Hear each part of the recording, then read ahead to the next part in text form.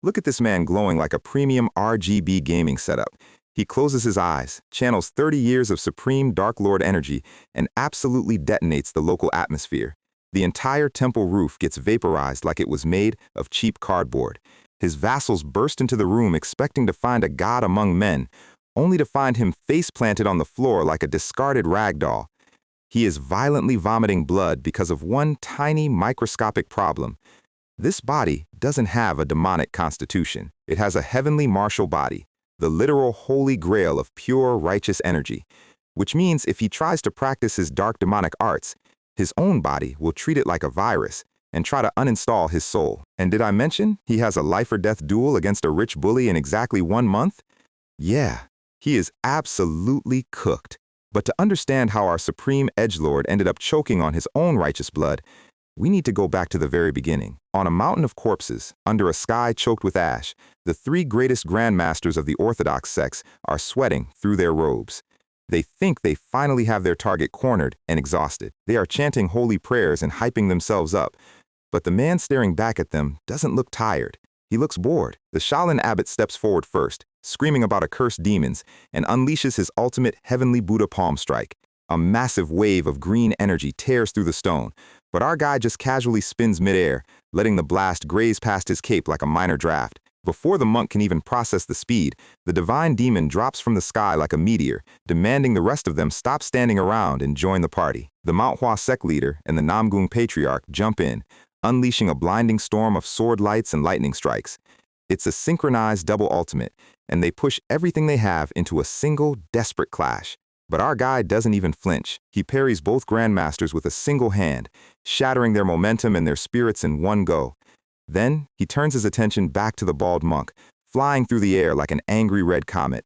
His hand claws downward, slamming the abbot straight into the concrete. He lifts the monk's severed head by the top knot and asks, "Next?" The remaining grandmasters are officially losing their minds. They try to fall back, but our guy is already closing the distance. His fist drives straight through the Mount Hua sect leader's chest. His name is Jeong Cheon, the divine demon, and he has spent the last 15 years drenching the entire continent in blood. The alliance of the 9 great sects sent their entire army to stop him, and they are currently being reduced to statistical anomalies. The Namgung patriarch is the last man standing, screaming in sheer desperation, unleashing a rain of sword chi that tears the ground to shreds. The technique is flashy, but Jeong Cheon has seen better. He steps right through the storm, blood dripping from his knuckles, remembering the faces of the family he lost. He raises his blade, channeling the demonic spirit sword art, and unleashes the Black Dragon execution. The Mount Hua leader gets completely vaporized. The Namgung patriarch tries to counter with his own ultimate sword art, creating a cage of blue energy lines, and actually manages to drive his blade straight through Jeong Cheon's heart. He thinks he won. He thinks the nightmare is over, but Jeong Cheon just looks down at the blade in his chest, grins, and says, "That tickled." He raises his sword, unleashing a massive torrent of dark energy, and cuts the patriarch clean in half. The Grandmaster crashes to the stone, dying in pure disbelief, cursing Jeong Cheon with his final breath. Jeong Cheon just stands there, the dark energy slowly fading, looking down at the battlefield. The blue sword of the Namgung patriarch falls from the sky, impaling the dirt. Jeong Cheon feels the life leaving his body, his vision blurring, but there's no fear in his eyes. He remembers a warm, peaceful memory of a woman holding a lantern with 2 laughing kids. He looks down at the sword protruding from his chest and smiles. "Let's finish it," he whispers, spitting out a mouthful of blood. He grips the blade, pulling it all the way through his own body, shattering the metal, leaving a hollow gap where his heart used to be. His sword slips from his numb fingers. He falls backward, tumbling into the quiet dark. The Grandmaster's severed head is left staring in absolute shock, wondering how a human could survive that. But Jeong Cheon was never just a human. He was the divine demon. The sun rises over the quiet mountain, casting a warm red glow over the ruins, and the legendary battle of the 9 great sects is officially over. The alliance of the righteous sects has been completely and utterly annihilated. Jeong Cheon closes his eyes, whispering the names of the people he avenged. See, his life didn't start with power.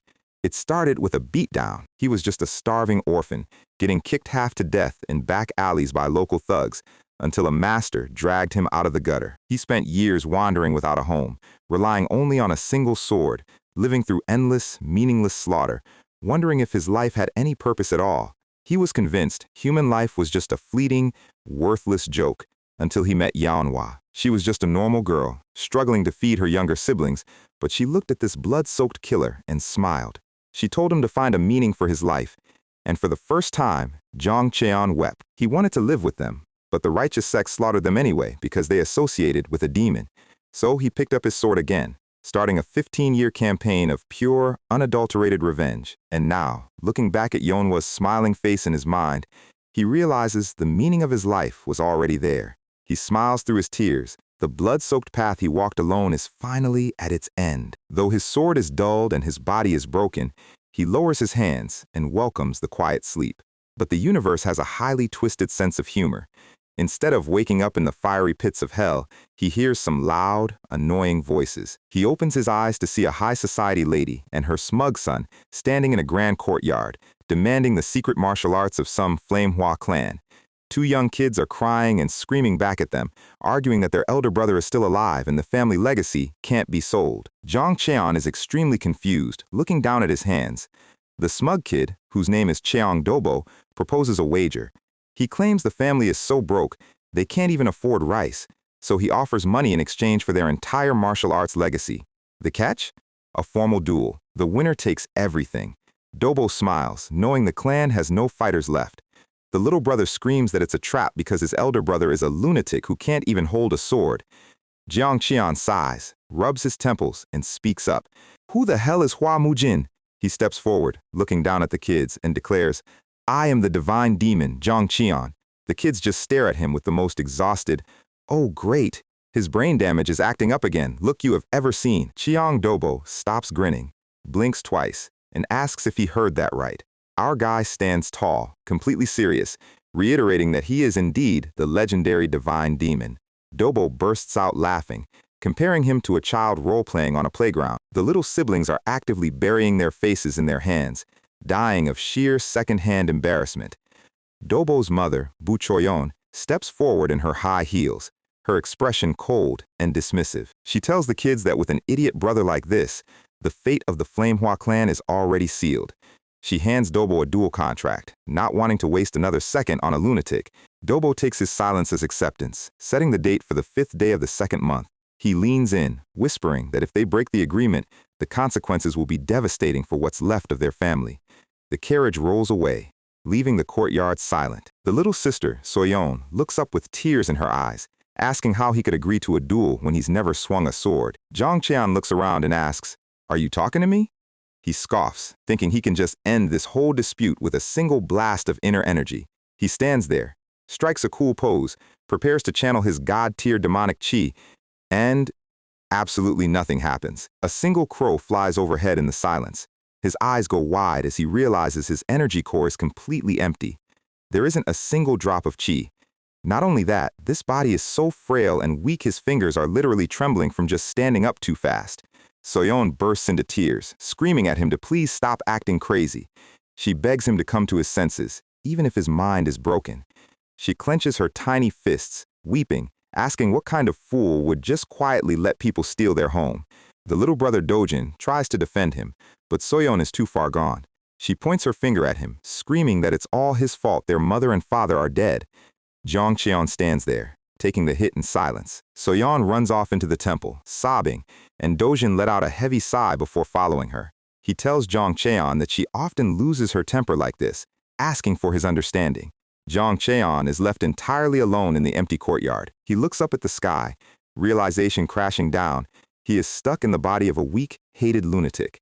The sun sets over the city, casting long shadows across the lake. Jong Cheon walks over to a stone monument, touching the carved letters. He remembers the feeling of cutting off the Namgung patriarch's head and the cold sensation of the blade piercing his own heart. He had completed his vengeance. He had saved Yeonhwa's memory. He should have been resting in peace. He drops to his knees, clutching his head, screaming internally at the absurdity of it all. And then he remembers the faces of those two crying kids. They looked exactly like Yeonhwa's siblings. "I'm mad?" he mutters, a self-deprecating smile on his face. Suddenly, a frantic voice screams, "Sir!" A young sandy blonde guy runs up, panicking because his fragile master went outside without a jacket. Jong Cheon looks at him and asks, "Who the hell are you?" The blonde guy lets out a massive sigh and says, Right, another seizure of madness. Let's do this again. He explains that his master's name is Hua Mujin, once a brilliant martial prodigy who became clan leader at 23. That is you, the servant says, adding that this is his 6,205th time explaining this to him. Zhang Cheon raises an eyebrow, asking why his energy core is destroyed if he was such a genius. The blonde guy, whose name is Ma Sok, looks down, his expression turning solemn. 17 years ago, Ma Sok begins, flashing back to a black and white memory. It was a quiet bamboo forest. A 6-year-old Hua Mujin stood opposite a 9-year-old Chiang Dobo. They had agreed to a friendly, fair duel without using any inner energy. The kids clashed, their movements surprisingly fast and sharp. While the elders of both families were away, they traded blows in the dirt. Mujin was a natural genius, reading Dobo's movements effortlessly. Dobo smirked, but his eyes were filled with jealousy as he realized he was being outclassed. Mujin blocked every single strike, completely dominating the fight. Dobo praised his unarmed skills, but then his smile turned malicious. He gathered a massive amount of blue energy in his fist, whispering, "Fool." Mujin's eyes went wide as he saw the cheat coming. Dobo struck him square in the chest, sending the 6-year-old flying through the air. Mujin crashed into the dirt, violently coughing up blood. He looked up, gasping, asking why Dobo used inner energy during a fair spar. Dobo walked over, looking down at him like a piece of garbage. He revealed he used the 7 wounds fist strike from the Kongdong sect. He bragged that even a single hit leaves the victim bedridden forever, showing off his glowing hand with a twisted, manic grin. And with that single, cheating blow, he permanently shattered Mujin's future. Back in the present, Zhang Cheon processes the story. He realizes the madness they talk about was just the brain damage and trauma from that strike. He clenches his fist in pure disgust. Dobo crippled a 6-year-old, and now he has the audacity to demand a duel for their remaining inheritance? He asks Ma Sok why the family didn't just execute the brat back then. Ma Sok looks away and says it was the decision of the former patriarch. Even though Dobo was a cousin, his family ran the Chianghua merchant group, one of the wealthiest factions in the land. So the father swallowed his pride, accepted a basic apology, and let the matter drop. Jiang Qian scoffs, calling it a pathetic household, asking where these wonderful parents are now. Ma Sok's eyes tear up. He leads Jiang Qian inside a dark, quiet hall. 2 glowing candles illuminate 2 wooden memorial tablets. He explains that Mujin's condition got worse every day, and his father went into massive debt trying to find a cure. 9 years ago, their mother died of stress and illness. 3 years later, crushed by the debt, their father followed her to the grave. Jiang Qian looks at the tablets, his expression softening. Ma Sok says the Flame Hua clan's reputation ended there. The world blamed Mujin, calling him the child who ruined his clan and killed his parents. All that remains of their legacy are massive debts, a couple of servants, and his 2 starving, bitter siblings. Jiang Qian recalls Soyan's scream, "It's all your fault, they are dead!" He looks at the memorial, realizing the weight of the tragedy. He can't even blame the girl for hating him. Night falls over the quiet mountain temple. Inside his room, Jiang Qian flips through the clan's history books. He confirms that 30 years have indeed passed since his death as the divine demon. The world has moved on, and he is stuck in the body of a crippled lunatic. He sits in the dark, thinking. He already killed everyone he hated in his past life. He has no regrets. Then, his hand brushes against a piece of paper. It's a crude, adorable drawing of him holding a sword, with the words, "Get well soon, brother." He stares at the drawing, the faces of his siblings flashing through his mind. They remind him so much of the kids he failed to protect 30 years ago. He smiles, deciding that since he's alive, he might as well help these kids out a little. But his biggest obstacle is the Chianghua merchant group.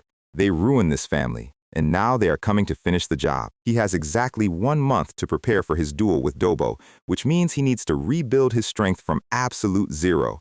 He smiles a classic, terrifying divine demon smile. "It seems I must start over." He sits cross-legged on his bed, closing his eyes, entering deep meditation.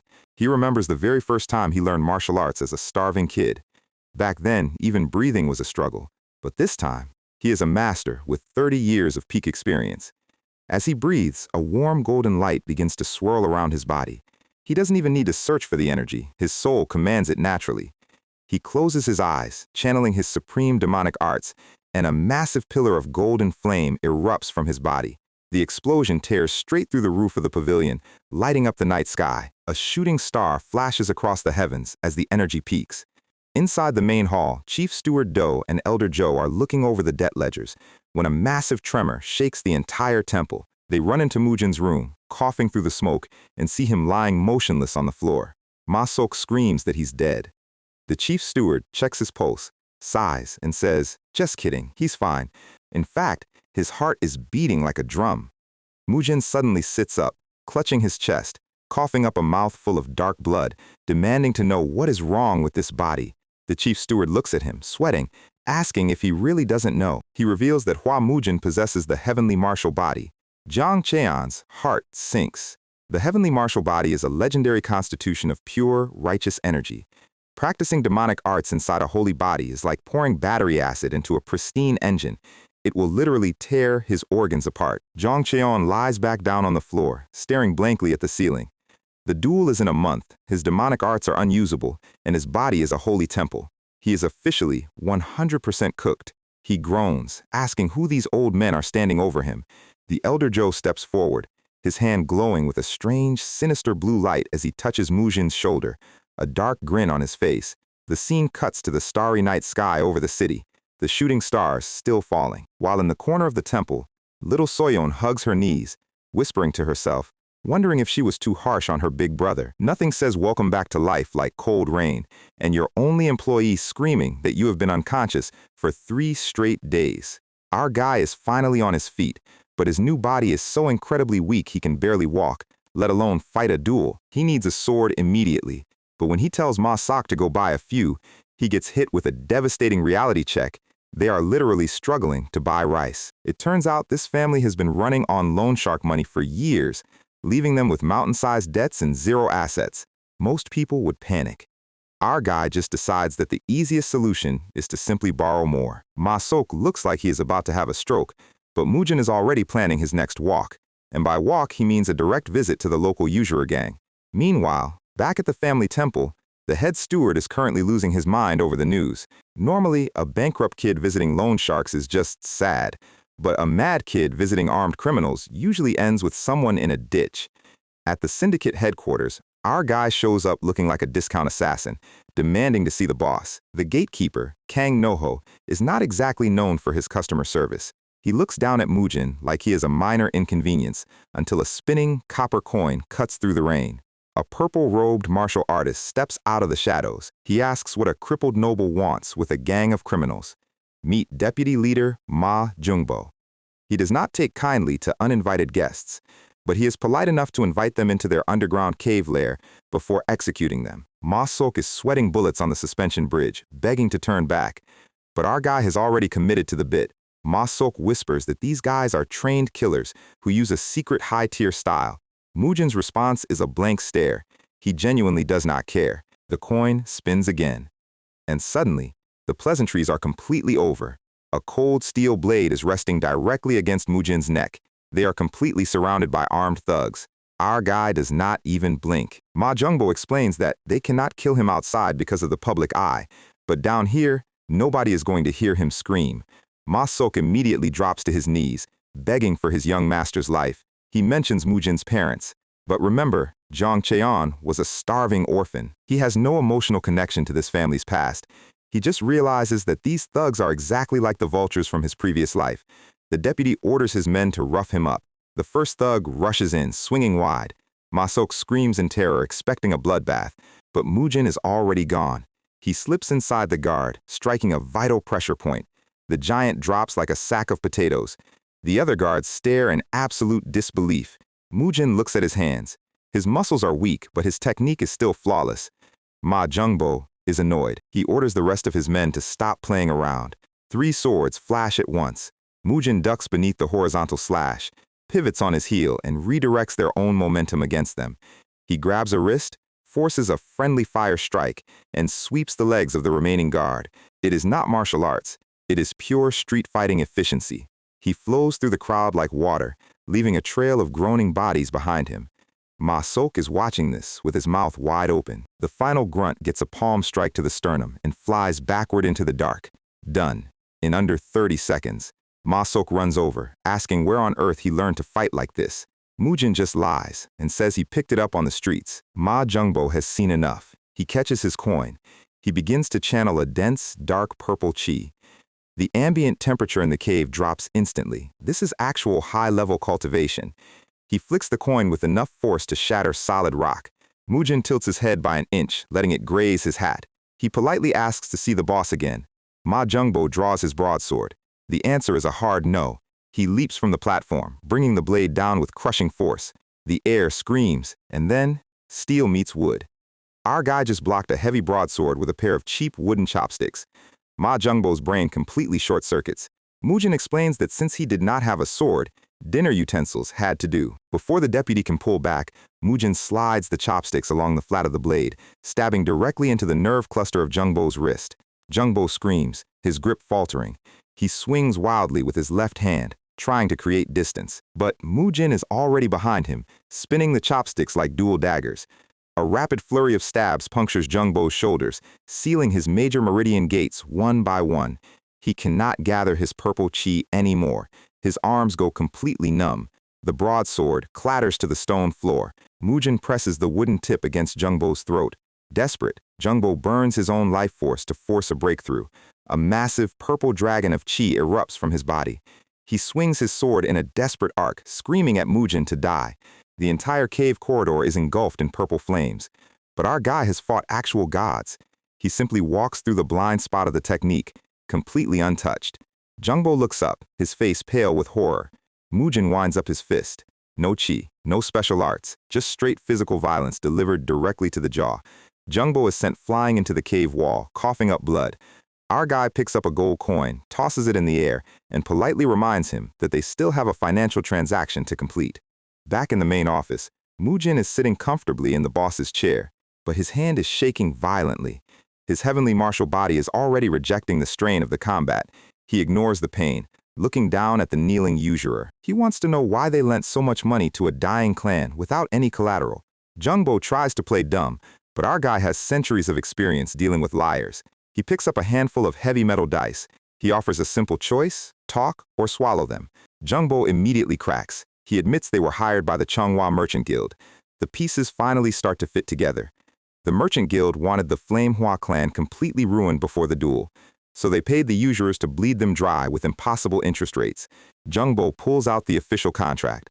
The plan was to make the clan struggle until they had no choice but to forfeit their land. And once they fell, the merchants would take the land and reward the gang. Mujin looks at the numbers. The interest rate is so high it is practically a comedy routine.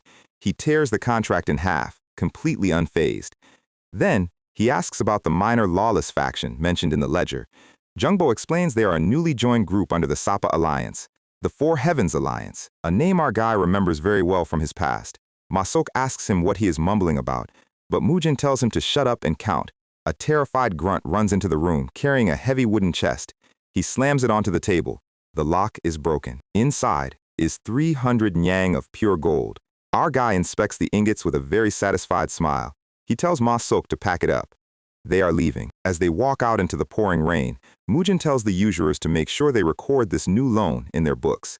He promises to return and pay off every single coin as soon as he has finished dealing with their employer. But before he goes, he delivers one final warning. If they keep extorting the locals, he will return.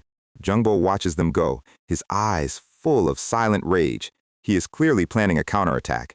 That detail is going to matter later. File it away. Back at the Flamehua clan estate, the head steward is waiting in the courtyard. He sees them approaching through the misty gate. He spots blood on Mujin's collar and immediately panics. Mujin calmly explains that the blood is not his and that he secured a very generous loan. He drops the gold chest, telling the steward to buy quality food for the disciples. The steward is convinced Mujin must have robbed a temple, but Ma Sok assures him it is completely legal. Sort of. Mujin tells him to focus on feeding his younger siblings. He walks away with his signature carefree smile, leaving the old man utterly bewildered. The steward watches his silhouette disappear into the dark. He wonders if true madness has finally taken over the clan. Later that night, Mujin enters the ancestral hall, lighting a single candle. He stands before the memorial tablets of the family he never knew. He admits he has no idea what to say to dead parents, since he never had any, but he promises to keep his new siblings safe, so they can rest in peace. Unbeknownst to him, Dojin and Soyeon are watching from the doorway, silent and emotional. He cracks his knuckles, swearing to snap his cousin's neck in the upcoming duel. The candles flicker against the ancient wood. The next morning, the sun rises over a busy courtyard. Several exhausted warriors are dragging heavy, elongated wooden boxes up the steps. Ma Sok is watching them, his back aching just from the sight. The warriors collapse, complaining that their spines are about to break. Mujin steps out of his room, looking highly pleased. The boxes are marked with weights: 30 kilograms, 48 kilograms, and 66 kilograms. Mujin slides the lid open, revealing a massive, thick iron training sword. Ma Sok asks what he plans to do with these monstrosities. "You swing it," Mujin replies. He reaches for the lightest one. He attempts to lift it with one hand and immediately faceplants into the dirt. He sits on the stone floor, staring at his weak arms in absolute disgust. But giving up is not in his vocabulary. He grabs the hilt with both hands. With veins popping and teeth grit, he manages to lift the tip off the ground. He tells a staring Ma Sok to get back to work, and to make sure his dinner has twice as much meat from now on. Ma Sok watches him drag the heavy iron blade, his face full of genuine worry. Inside the training hall, our guy begins his brutal routine. The countdown has begun. Only 15 days remain until the duel. His heavenly martial body makes his old demonic arts completely unusable, so his only option is to master the legendary sword style of his master's old friend, the 9 Swords of Dugu. Meanwhile, on a luxurious high balcony overlooking a waterfall, a young man is elegantly playing a stringed instrument beside a white crane. His subordinate reports that the loan syndicate has been completely wiped out by Hua Mujin. The young man stops playing, a sharp, shark-toothed smile spreading across his face. This is Chiang Dobo. He raises his bow like a sword, slicing the air with a faint hum of inner energy. He is looking forward to the duel. He wants to see exactly how many tricks his crippled cousin has left. And back at the estate, Ma Sok is currently carrying out his most important duty, chopping mountains of firewood with cartoonish intensity. If you thought reincarnation meant getting an instant cheat code, our guy is currently finding out the hard way that a legendary physical constitution still requires an absolute mountain of manual labor. He is swinging a solid piece of iron under the hot sun, testing if his new body can actually handle the basic mechanics of combat. Thankfully, Ma Sok actually did his job for once and set up the training room with all the heavy targets Mujin ordered. It is time to see if this legendary sword style is actually worth the hype. He takes his stance, unleashing the first form of the solitary 9 swords. The sheer weight of the 66-kilogram blade splits the air, creating a localized gale inside the training hall. It looks incredible, but his muscles are already screaming from the strain. He flows immediately into the second form, smashing through a wooden target with a dull thud. But his heart rate is spiking, and he is already dripping with sweat. Before he can catch his breath, he trips the mechanism, and a heavy wooden sphere swings directly at his face. He weaves through a series of swinging traps, using his pure muscle memory to dodge what his physical eyes can barely track. A sphere grazes his shoulder, but he pivots smoothly, executing the third form to slice the swinging target completely in half. It is a perfect mechanical counter. Then his lower back immediately gives out, and he starts groaning like a retired gym teacher. No time to complain about joint pain. He pulls the next lever, triggering a cascade of weighted bamboo targets from the ceiling. The fourth form cuts a clean horizontal line through the air, shredding the bamboo into kindling. It is the ultimate anti-swarm technique, designed to find the single gap in a wall of incoming attacks. But as he finishes the swing, a massive wooden log falls directly toward his blind spot. He brings the heavy sword up, using the fifth form to intercept the heavy timber mid-air. The impact shakes the entire floor as the log splits in two. The style is beautiful. It is pure, efficient physics. And then another stray piece of wood falls from the ceiling and smacks him directly on the head. Our guy is currently experiencing the joy of game mechanics not matching the cutscene.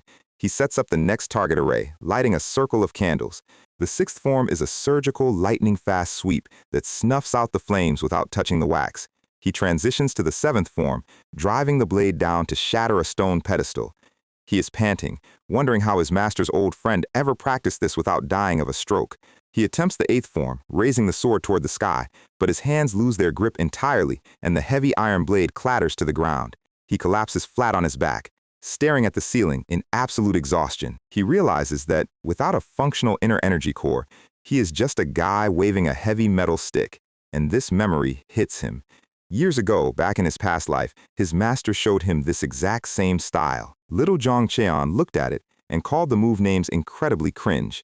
The master admitted the style was Chunabu bait, but explained it was the legacy of his only true rival, a man who could stand toe-to-toe with the divine demon without using any standard cultivation path. Instead, he used a low-grade physical movement qigong called pupil. Little Zhang Qian laughed, calling it a garbage tier technique, and immediately got flicked on the forehead. The master scolded him, telling him to shut up and listen. He explained the secret. 1,000 swings changes the body, 100,000 creates sword aura, and 1,000,000 makes you unmatched. If they ever fought to the death, one of them would definitely die. The kid stared up at the moon, suddenly very curious about this nameless swordsman. Back in the present, Ma Sok is violently shaking him, screaming for him to wake up. Mujin opens his eyes and politely threatens to end him if he touches him again. He sits up, realizing he passed out after only one full cycle of the training forms. Ma Sok offers him a simple plate of pork and rice to recover. Mujin points out that pork is a side character food. Starting tomorrow, he demands beef for maximum muscle synthesis. Ma Sok asks where the money is coming from, and Mujin tells him to keep spending the loan syndicate's gold. As they sit in the dirt, Ma Sok asks the real question. How does a guy who was practically a vegetable for 17 years suddenly swing a 66-kilogram sword? How did he beat up an entire gang of armed usurers with a couple of chopsticks? Mujin takes a bite of food and decides to tell the truth. He explains very calmly that he is actually the legendary divine demon reincarnated from 30 years ago. Ma Sok stares at him, sighs deeply, and tells him that if he is going to start spouting his lunatic madness again, he is leaving. Mujin watches him walk away. He looks down at his chopsticks, quiet. The truth is, he does have one genuine fear. He is afraid that one day he will lose his memory again and simply disappear, leaving these kids behind. But he tells Ma Sok he has no plans to abandon the clan. Not until he makes the Flame Hua clan the most powerful martial family in Sichuan. Ma Sok smiles, telling him his jokes are getting ridiculous. Mujin immediately reaches out and flicks his forehead, leaving a massive egg-sized bump. He tells him to get lost if he is done talking. Ma Sok scurries away, holding his head. Our guy looks up at the sky. He has a plan, and it is not small. Elsewhere in the estate, warm tea is being poured in a dark study. Chief Steward Do Baekshin is speaking with another elder. He points out that Chiang Dobo will definitely try to kill Mujin in 10 days to steal the inheritance. He suggests that their best option is to pack up the valuable manuals and run away before the duel. And outside the window, the younger siblings are standing in the dark, hearing every single word. We open on a dark room, with our guy gasping for air as sweat drips onto the wooden floor. His arms are noticeably larger now, and he can finally swing the heavy sword with one hand. But with only 7 days left until the duel, his technique is still unstable. A shadow appears at the door. Dojin and Soyeon are standing there, looking incredibly small and anxious. Mujin tells them to go play somewhere else because it is dangerous. Soyeon steps forward, holding her hands tight, and apologizes for her past words. Our guy looks at her. He is not used to people apologizing to him. In his past life, every interaction was a negotiation or a threat. He reaches out and places a hand on both of their heads, telling them not to worry. Dojin's mood instantly flips, and he starts trying to copy Mujin's combat stance, swinging his tiny fists. Soyeon laughs, telling him he looks ridiculous and completely different from their brother. Watching them play fight triggers another memory of his master training him. Inhale slowly. Hold, exhale as long as possible. Our guy freezes. He realized he forgot the most important part of the solitary 9 swords. He was so focused on physical muscle that he completely ignored the rhythmic breathing technique. He tells the kids to head back to their rooms, smiling warmly. They slide the door shut behind them, both of them smiling for the first time in years. They actually believe in him now. The rain outside starts pouring harder. Mujin takes a deep breath. Exhale. As long as possible. Hold, without rushing. Return to position. Inhale, slowly and shortly. He executes the 5th form again. This time, he is not just swinging a heavy sword. Every ounce of his physical force is perfectly concentrated. The falling logs are vaporized instantly. Here is how the pupil qigong actually works. Most martial artists cultivate energy by sitting still and meditating. Pupil is considered a trash tier style because it forces you to build energy through brutal, continuous physical movement. But for a crippled body with shattered meridians, it is the only style that actually works. The key is the rhythmic breathing. As he coordinates his breaths with the heavy swings, his physical movements start to align with his natural energy pathways. His body is stabilizing. His shattered dantian, which has been scattered for 17 years, is slowly beginning to condense. Meanwhile, in the kitchen, Steward Dubakshin watches Ma Sok prepare another massive tray of meat. Ma Sok is happily explaining that the young master has completely stopped collapsing. He credits it to the Mudang divine energy treatment Mujin received a few chapters ago. Dubakshin looks incredibly skeptical. He knows even the most advanced Mudang treatment shouldn't show results this fast. He scoffs, looking deeply displeased. That is a very specific reaction. File it away. Ma Sok runs toward the training hall, calling out that dinner is ready. He opens the door and stops dead. The entire room is practically demolished, with shattered targets and bamboo everywhere. Mujin stands in the dust, complaining that this room has become too narrow. He decides it is time to move his training to the main courtyard. The next morning, the sun is shining over the large training grounds. A group of warriors is practicing, but they stop when they see Mujin approaching. They glare at him with absolute contempt. Ma Sok walks behind him, holding the heavy sword box. He politely asks if they can clear the area because the young master needs to use the field. Mujin slams the massive iron sword into the ground, cracking the stone tiles. He smilingly tells them to use the smaller field nearby. The warriors are furious. One of them steps forward, calling him a half-dead corpse. He sneers, pointing out that swinging a heavy sword doesn't make him a real martial artist. This is Chioboin, commander of the Yomwa clan's elite death squad. He tells his men to step back, mocking Mujin's madness. He turns his back, calling him a dull talent who should stop embarrassing himself.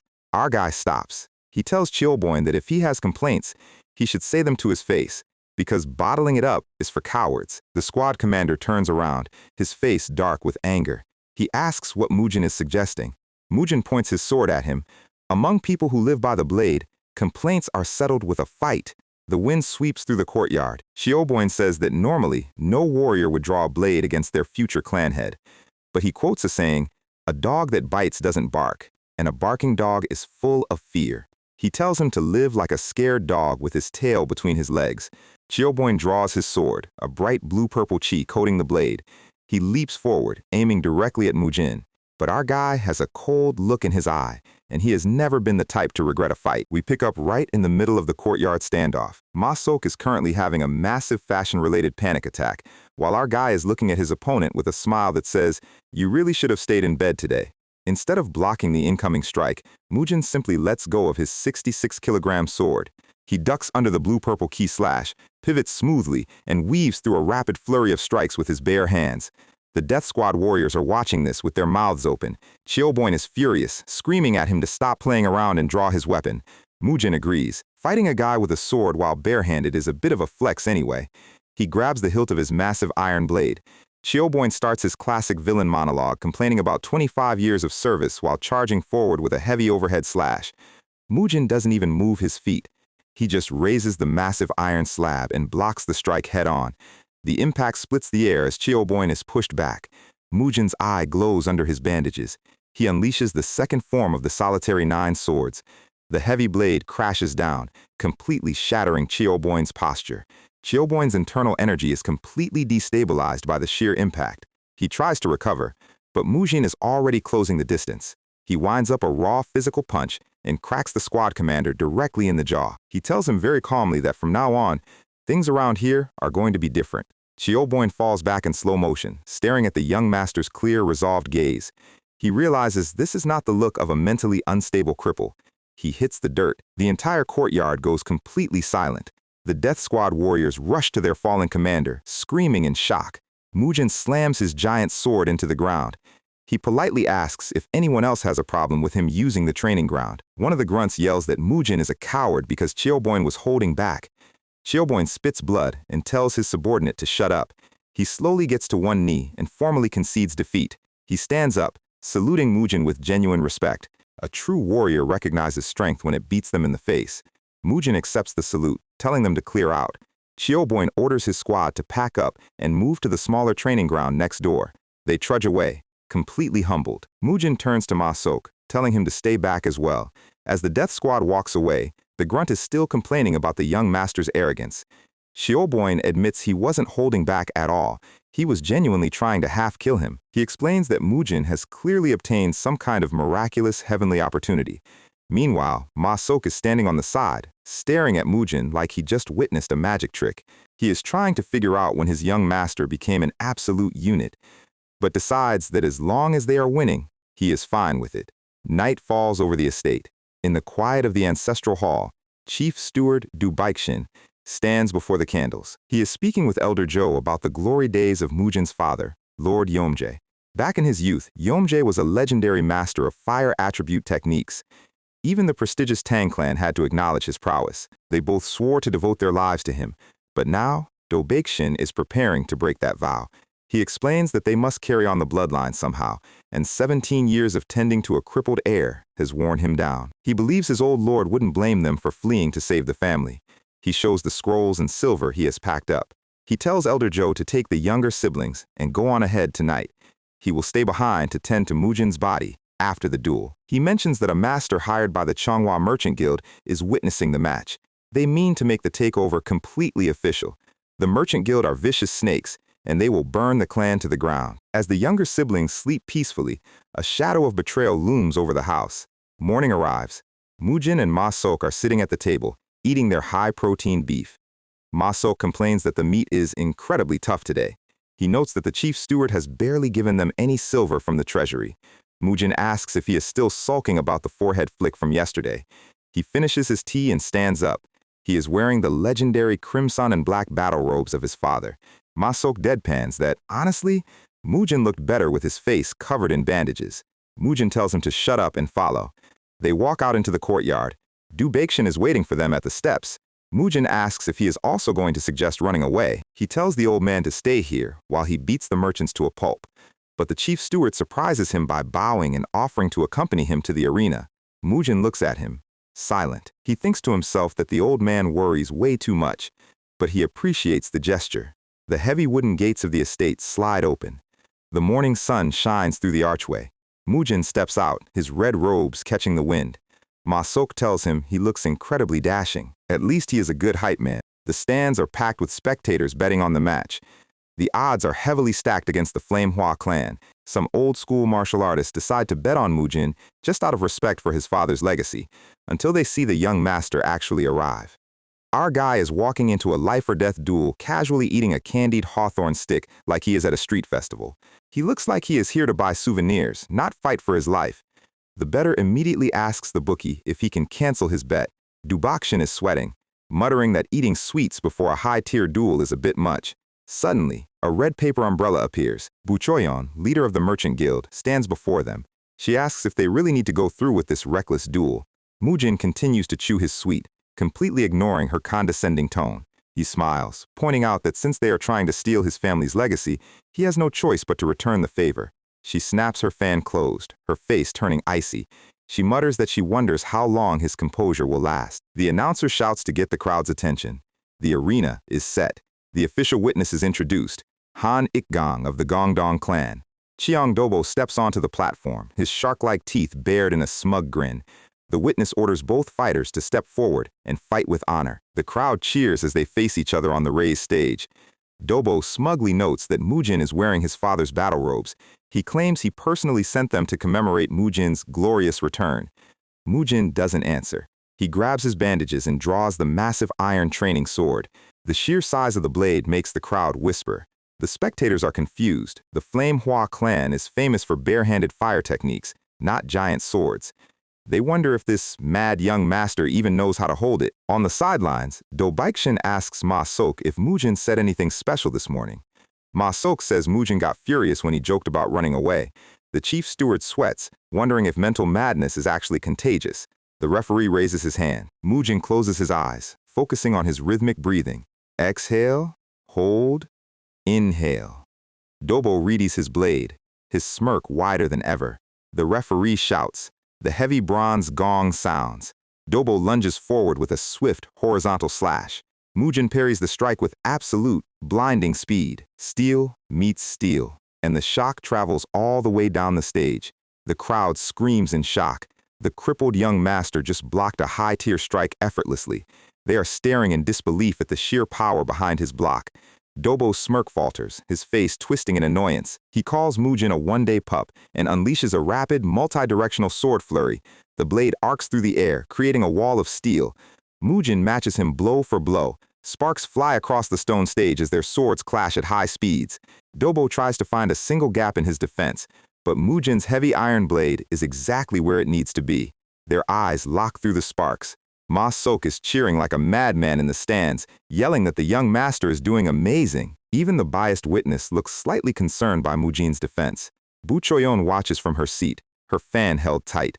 She notes that while Mujin's physical strength is surprising, his lack of refined inner chi makes his technique negligible. Dobo leaps backward, bringing his sword down in a heavy, vertical arc. Mujin steps inside the guard, using his light footwork to glide past the blade. He swings the heavy sword, forcing Dobo to block mid-air. The impact sends a shockwave of dust across the arena. Dobo lands, his face contorted with rage. Our guy stands perfectly calm, his breathing steady. Dobo growls that this time he will leave him permanently crippled. He draws his sword back, channeling a thick, glowing red ki. Crushing someone's will is what he does best. He lunges with a massive, fire attribute thrust. The air screams as the flame chi erupts. Mujin pivots on his heel, letting the heat pass by inches. Ma Sok tells the steward that Mujin is definitely holding back. He has watched him train alone, and he knows there is a massive power still hidden. The crowd leans forward, sensing the climax of the duel. Mujin evaluates his physical limits. Dobo's strength is roughly even with his current body. But he smiles. In his past life, he faced grandmasters who were 10 times stronger than this. And in the end, he crushed them all anyway. He channels his condensed physical force into the hilt. Dobo charges, his sword glowing with red flame chi. Mujin's eye flares. The final clash begins as both blades swing toward each other. So while our guy is busy in the arena, Elder Joe is currently executing his brilliant strategic retreat. He has successfully driven the escape carriage 5 kilometers east, believing he has saved the clan's future from certain doom. The younger siblings are still sound asleep, completely unaware they've been kidnapped for their own safety.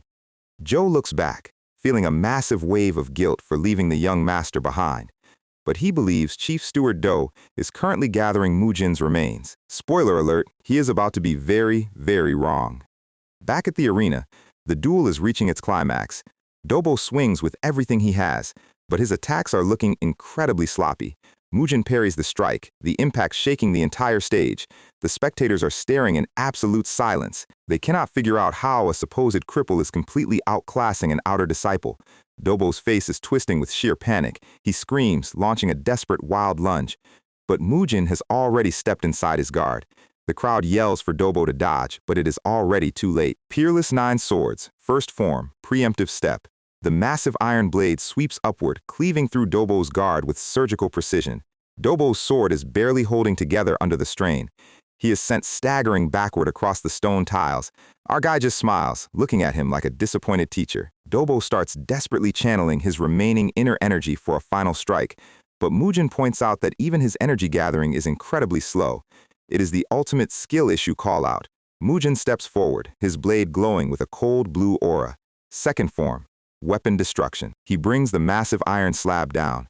The impact splits the air, and Chiang Dobo's highly expensive sword completely shatters into tiny metal fragments. The sheer shockwave cracks the stone platform beneath them. Dobo is staring at his empty hilt, his mind completely broken. But our guy is not done returning the favor. He swings the heavy blade in a wide, clean arc.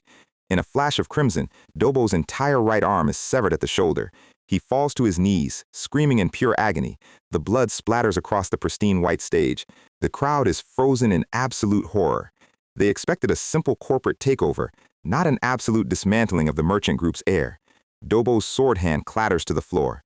Bu Choyon screams her son's name, her elegant composure completely shattered. Chief Steward Do is hyperventilating on the sidelines. Mujin calmly walks over and picks up the severed arm by the hand. He looks down at his cousin, his face dead calm. He explains that he is taking this arm as interest for the 17 years of misery. Bu Choyon is staring at him, her eyes wide with terror and rage. Mujin politely notes that since they are a wealthy merchant family, they can probably pay a doctor to sew it back on. The biased witness, Hanik Gang, jumps onto the stage. He checks Dobo's pulse, his face turning pale. He reveals that Dobo's energy channels are completely shattered as well. He asks Mujin if he really had to go this far. Our guy just shrugs, pointing out that there was a clear gap in skill. He looks directly at Bu Choyan, his crimson eyes flaring. He asks her if it was really necessary to use the 7 wounds fist on a 5-year-old child 17 years ago. He tells her that this is simply the first payment for provoking the Flame Hua clan. Prepare yourself well. He turns his back on her as she collapses over her screaming son. She clutches his blood-soaked robes, screaming in agony. She vows to tear him apart, but the crowd is already cheering for the rise of a new martial master. Mujin slings his giant sword over his shoulder and walks down the steps like he just finished a light jog. The spectators are whispering that they've never seen such a terrifying sword style. Ma Sok and Do Baek-shin run over to greet him. Mujin calmly tells the steward it is time to head back to the estate. Do Baek-shin is staring at his broad shoulders, sweating profusely. He is starting to realize that running away might have been a very bad idea. Mujin turns to him, asking about that matter. The steward thinks his heart is about to stop, believing his betrayal has been discovered. But Mujin just asks if he spent all the usual gold already. He notes that they need to visit the Bangobang syndicate again soon, because their beef is getting tough. And then, he drops the real hammer. He says he doesn't care if Elder Joe and the other warriors want to leave the clan, but if they ever try to separate me from my siblings, they will have to wager their lives. Meanwhile, Elder Joe is sitting in his shabby hut, reading a message from a carrier pigeon. Soyeon and Dojin are climbing on his back, asking what the letter says. His face goes completely blank as he reads the text. Duel 1. Escape plan discovered. Return immediately. The kids start cheering while Joe realizes they are absolutely 100% cooked. We open with our guy walking back to the city. Since they are on the topic of money, he decides to hold a debt settlement feast. The steward is sweating, warning him that the Usurer gang has backing from the Sosal faction. Mujin tells the old man to stop worrying so much. He pushes the gates open, telling Do Baek-shin to go rest inside. He tells Ma Sok to stick close behind his Hyungnim. Ma Sok looks like he just won the lottery. They arrive at the Banghobang headquarters. The deputy boss, Ma Jungbo, is trembling at the door. He admits he never expected to see Mujin again after the duel. Mujin notes the lobby is completely empty, asking if they went out of business. Jungbo nervously explains that all their gamblers went to watch the young masters match. Mujin's eyes narrow. He realizes they set up a massive betting pool on his life. The usurers immediately drop to their knees, begging for mercy. Mujin notes that since the odds on him winning were astronomical, the gang must have made a literal mountain of gold off his victory. He sits down at the main table, placing his chin in his hands. Ma Jungbo can feel a dense, suffocating aura filling the room. He nervously asks why they are looking for the boss. Mujin slams his hand on the table, telling him he doesn't like to ask twice. The heavy doors slide open. The boss of Bangobang, Che Unjol, steps out. He is a massive, bald giant with a scarred head. Beside him is a slender warrior with spiky red hair and a toxic purple aura. This is Dongsal Hyukjo of the Sosal sect. He sneers at Mujin, calling him a brat with no manners. He asks if this is the kid who has been eyeing their money. Mujin doesn't even stand up. Dongsal Hyukjo laughs, a manic grin splitting his face. He lunges forward, aiming a deadly claw strike at Mujin's face. Ma Sok screams in terror, but our guy has already reached into his sleeve. Peerless 9 swords, second form, weapon destruction. A wooden chopstick flashes through the air, stabbing directly through Dongsal Hyukjo's palm. The impact splits the bone, pinning his hand. The red-haired killer jumps back, tearing the wood from his flesh. He realizes this kid is an absolute monster. He channels a dense, dark purple chi, his eyes glowing. He leaps into the air, launching a barrage of toxic ki claws. Mujin tilts his head, dodging the strikes with absolute ease while the floor tiles behind him shatter. He appears directly behind the flying assassin. Where are you looking? Dongsal Hyukjo turns, his face pale with horror. A second chopstick flashes through the air. It stabs directly into his right eye socket with a sickening crunch. The blood sprays across the wooden walls. The assassin falls to his knees, screaming and clutching his bloody face. Mujin calmly asks if the breeze is coming through his head nicely. Dongsal Hyukjo groans, warning him that the Sosal faction will hunt his family down. Our guy stomps his face into the floor, telling him to bring them on. The terrifying killer completely breaks down, crying and offering his wealth to save his life. Mujin lifts his boot. He admits he doesn't need his concubines, but the talk of wealth is very appealing. The assassin screams that all his gold is in Deokchang and promises to bring it back. Mujin tells him that if he doesn't return, he will make sure he starts breathing through both eye sockets. The red-haired killer flees in absolute terror, leaving a trail of blood. Our guy turns his glowing crimson gaze back to the bald boss, Cheon-jeol. The giant bald man immediately drops to his knees, begging for mercy. He offers all his personal wealth to save his life. Mujin laughs, asking why he is offering wealth that already belongs to the Flame Hua clan. He points out that the 7,000 yang they looted from commoners is now under his ownership. Before the boss can answer, a chopstick drives straight through his forehead. Cheon-jeol collapses dead on the floor. Ma Jungbo is hyperventilating in the corner. Mujin asks who is next in command, and Jungbo squeaks that he is the newly promoted boss. Mujin smiles, telling him he is glad they have an understanding. He tells him to sit and prepare the transfer papers. Jungbo quickly calculates the dead boss's assets, 4,000 yang in cash, plus 10,000 yang in businesses, and a 500 yang tribute meant for the social sect. Mujin writes it all down, adding a substantial mental distress fee to bring the total to 20,000 yang. He demands the transfer documents immediately. Jungbo runs off to get them, while Mujin looks at the remaining guards. He notes that while he spared the new boss, he never said anything about sparing the rest of them. The guards scream in terror. Our guy is an absolute menace. Back at the estate, Dubakshin's jaw drops to the floor. Carriages of heavy wooden chests are being unloaded into the courtyard. Mujin smiles, explaining that each box contains 400 yang of gold. The gold coins are practically overflowing. The steward warns him that the social faction has backing from the powerful Red Sword sect under Ju Su-gang. The red-haired assassin's brother is a massive regional threat. Mujin asks if the guy is the spiky-haired one with blackened fingers. He calmly notes that he already met him and left him with chopsticks in his eyeballs. He tells the old man that if annoying pests come swarming, he will just kill them all. He orders him to prepare tender beef for his meals and walks inside to rest. Dubakshin is left staring at his back, completely terrified. Night falls over the city. Inside the luxurious manor of the Chonghua merchant group, Bu Choyon stands before a massive map, her face twisted in rage. She is speaking with a shadowy, demonic figure with long claws. She orders him to execute everyone in the Yomhwa clan before sunrise, but she insists on keeping one specific child alive, promising to tear apart everything Hua Mujin holds dear. As the three siblings play happily in their chibi forms, a terrifying new threat is heading directly for their home. Before the Flame Hua clan became the neighborhood joke, they actually had motion. Their founder was basically a cheat code of a human being. They had the respect, the power, and the prime real estate. Nobody dared to look at them wrong, but then the founder died, and his successor was basically the martial arts equivalent of a trust fund baby who lost it all. Cue the dramatic downfall arc where everyone runs away. Fast forward to the present, and our guy is currently using a merchant guild assassin as a footstool. He asks if they really thought a midnight raid was going to work. The survivor is currently questioning all of his life choices. He is fully prepared to sing like a canary if it keeps him alive. He confesses that the head of the Chonghua merchant guild, Bu Choyon, hired them. Mujin tells him he can live on one condition: go back to his boss and tell her that Hua Mujin is coming to collect the rest of the interest. Meanwhile, back at the estate, the loyal retainers are holding down the fort. Chief Steward Dubakshin is having a moment of deep philosophical realization. He watches Mujin's retreating back and realizes this kid is starting to look exactly like the legendary founder. But the main character energy moment is immediately cut short. A bloodied survivor runs and screaming. The carriage carrying the younger siblings has been ambushed.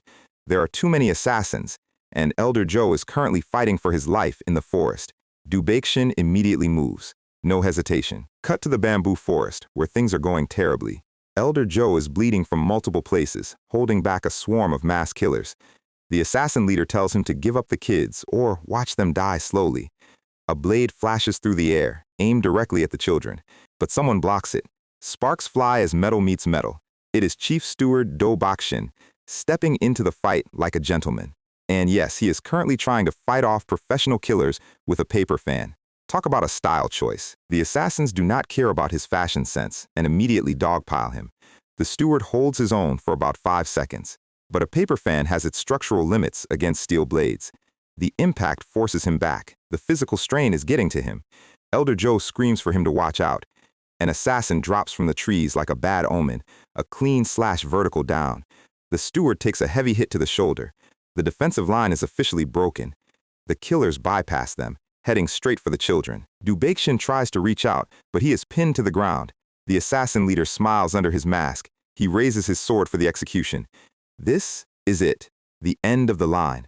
Elder Joe gets slashed across the chest trying to jump in. The killer stands over the kids, asking which one he should kill first. Dojin stands in front of his sister, trembling but refusing to run.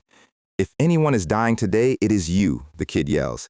Respect the heart, but the power scaling is not in his favor. Just as the blade descends, a voice literally shakes the entire forest. It is our guy. He has arrived, and he does not look happy.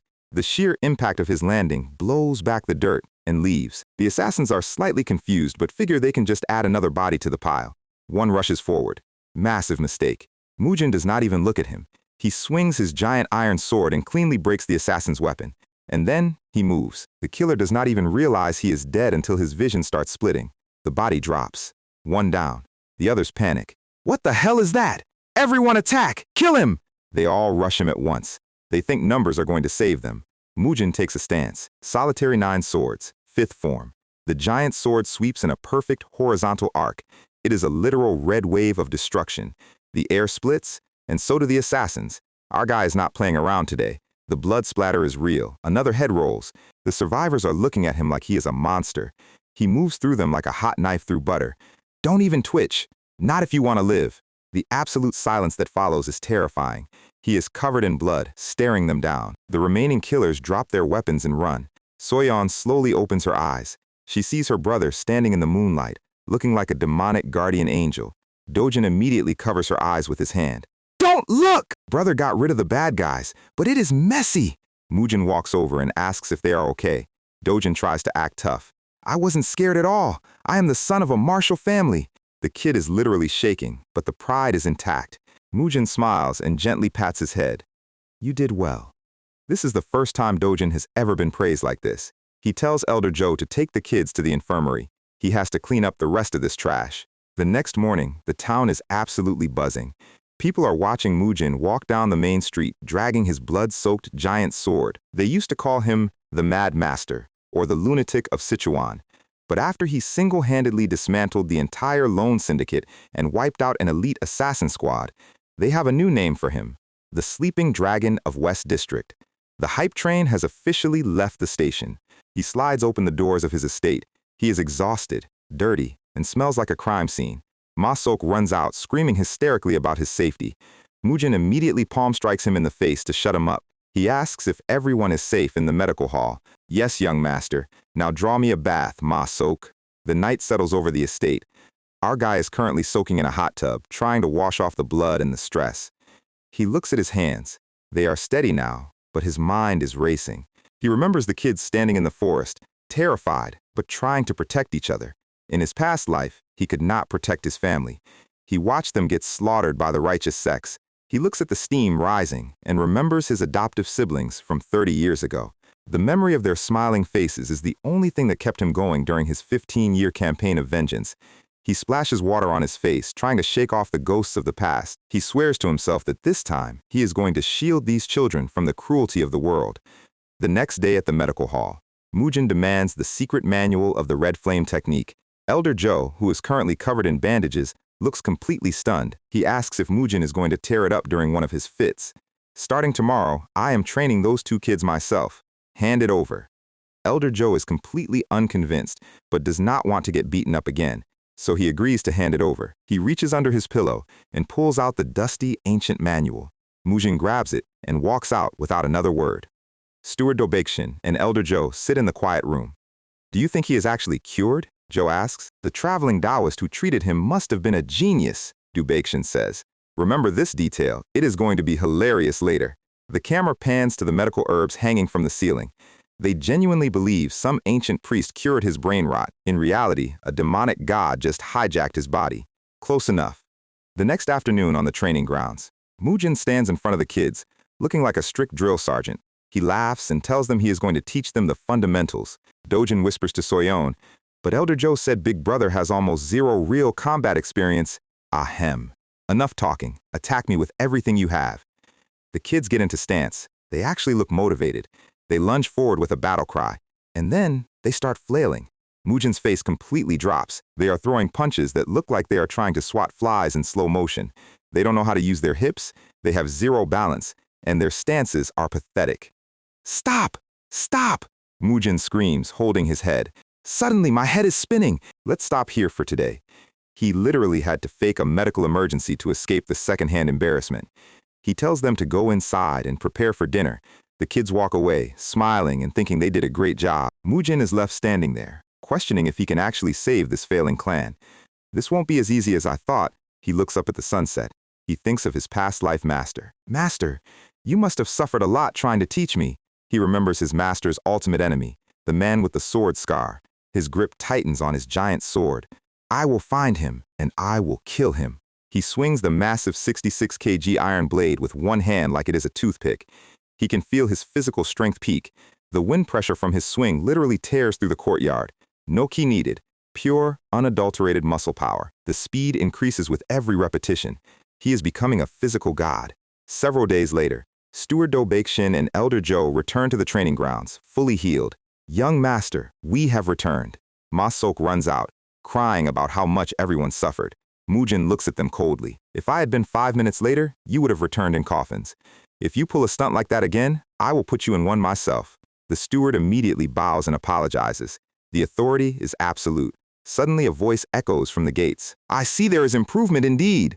A pretentious old Taoist priest walks in, holding a golden staff. It is Do Yangsu, the man who supposedly cured Mujin's madness. The old man is looking smug, clearly here to collect a massive check for his miracle cure. Mujin does not even hesitate. He kicks Ma Sok out of the way. He walks up to the priest with a terrifying red-eyed smile. My apologies, Taoist. I did not recognize you. Please, come inside first. So, Ma Sok is currently explaining how this legendary Taoist from the Wudong sect cured our guy's brain rot with positive energy. Mujin is listening to this like a man who just heard a scammer offer him free V-bucks. He closes the door, locking himself in with the target. The atmosphere in the courtyard immediately drops to sub-zero. Our guy asks the old man if he really inherited the Wudong lineage. The conman strikes a pose, claiming he is the one and only Wudong white immortal. He does not even finish his sentence before Mujin moves. Our guy drops his massive iron sword right next to the old man's ear. He tells him to speak the truth while he still has the lungs to do it. The conman tries to play it cool, but his knees are doing the Macarena. Mujin swings the giant blade, testing the old man's reflexes. The scammer screams like a dial-up modem, diving headfirst into the dirt. The blade shatters the stone tiles, and Mujin calmly asks Ma Sok for a bucket of water. I will show you a magic trick, he says. A massive splash of cold water hits the old man directly in the face. The conman yells about disrespecting a savior, but Mujin just reaches down and grabs his long white beard. He pulls. The beard comes off in one clean piece. It was held together by cheap spirit gum and desperate dreams.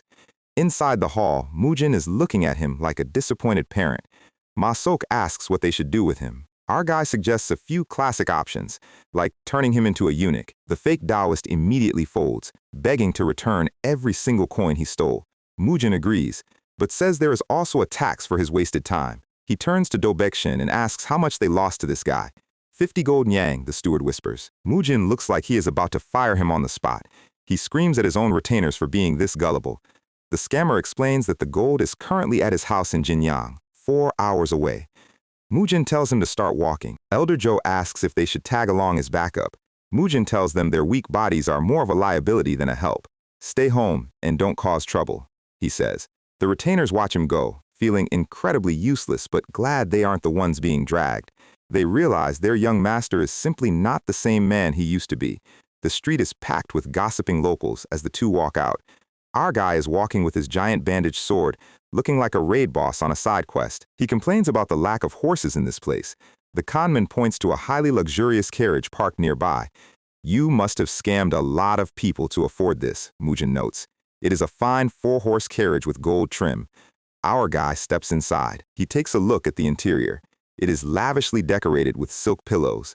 The fraud explains that he travels a lot for work, so comfort is a priority. Mujin tells him he has an impressive work ethic for a professional liar. He lies down and tells the scammer to wake him up when they arrive. Within seconds, our guy is fast asleep. The old man's face immediately turns dark. He tells the driver to set off, whispering threats to himself. The carriage heads out of the city, moving deep into the rugged mountain paths. The dirt road is completely isolated. The wheels spin as they enter a dense forest. The conman steps out of the carriage. A massive, bald, tattooed man steps out of the shadows. The old man tells him the target is asleep inside and to make an example of him. This bald unit looks like he bought Kratos on Temu. He walks up the steps of the carriage with a heavy step. He enters the dark cabin, standing over the sleeping young master. The buff guy throws a heavy, fiery fist straight down. The impact splits the air, but Mujin blocks it effortlessly with his bandaged sword. "We've already arrived?" our guy asks, yawning. He pushes the massive fist back with a light flick. The Kratos lookalike is forced back, his eyes wide in surprise. He stumbles out of the carriage. The old scammer is absolutely speechless. The bald giant channels a dense purple aura around his arms, realizing he is dealing with a real master. Mujin steps out of the luxury carriage, looking around. He notes that this is clearly not Jinyang, but a highly convenient spot for a murder. "I was getting bored anyway," our guy smirks. The crimson light flares in his eyes. "Let us see what you have got." Our guy stands in front of the carriage, completely relaxed. He tells the giant it is time to stretch his limbs. The bald leader screams for his men to come out of hiding. More armed bandits step out of the dense forest. They are carrying heavy axes, shields, and maces. This is the Sima bandit group of Central Mountain. Mujin mocks their round shields, calling them washbasins. He grips the handle of his giant sword. The bandits charge at him from all sides. "Let us see if you are more than just talk," Mujin says.